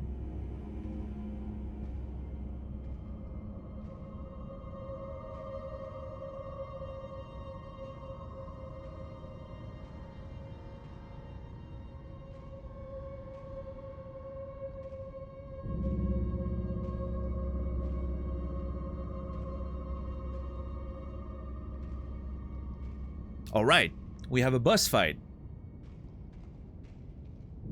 in this catacomb. I wonder what it's gonna be this time. But that, ladies and gentlemen, is a story for tomorrow. Proper cliffhanger this time. Before the boss fight.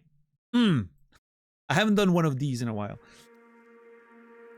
Thank you everybody for watching the stream today. I appreciate you all. If you don't mind waiting a few minutes, we're gonna raid out. I would appreciate you guys being around for the raid. I'll be back tomorrow in about 19 hours, 7 p.m. Central European Time, 1 p.m. Eastern, 10 a.m. Pacific. If you want to get the most reliable notifications, please join the Discord. I always say when I go live. We also have a few other channels if you're a sub that you can enjoy with the community. Yeah. Thank you everyone tonight for the subs, the resubs, the gift sub, the raid. I appreciate that. Thank you so much. I hope you guys had a good time. I definitely did. I'm so excited to play more Elden Ring tomorrow. Can't stop. Such a good game.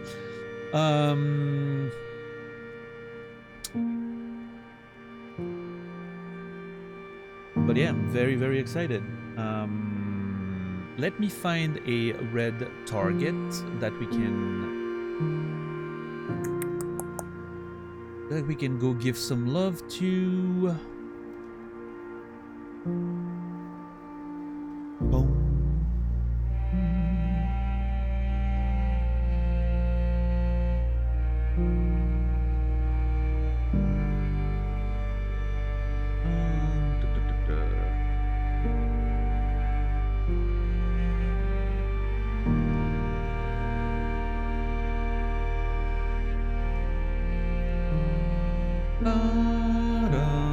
You know what? I'm gonna raid Naz today. I haven't raided Naz in a few days. Not a lot of people online. Let's go give some love to my boy Nazrala. Good friend of mine is playing Elden Ring Convergence mod. If you're interested in watching what that's about. I haven't watched a lot of it because I'm trying to not watch Elden Ring content, of course. But I don't know. It seems to be interesting. I don't know how much of a good time he's having, but let's go give him some support. Yeah, that's about it for me. I hope you have a beautiful rest of your day, evening, or night. I will see you guys tomorrow. And until then, remember me, and I will remember you.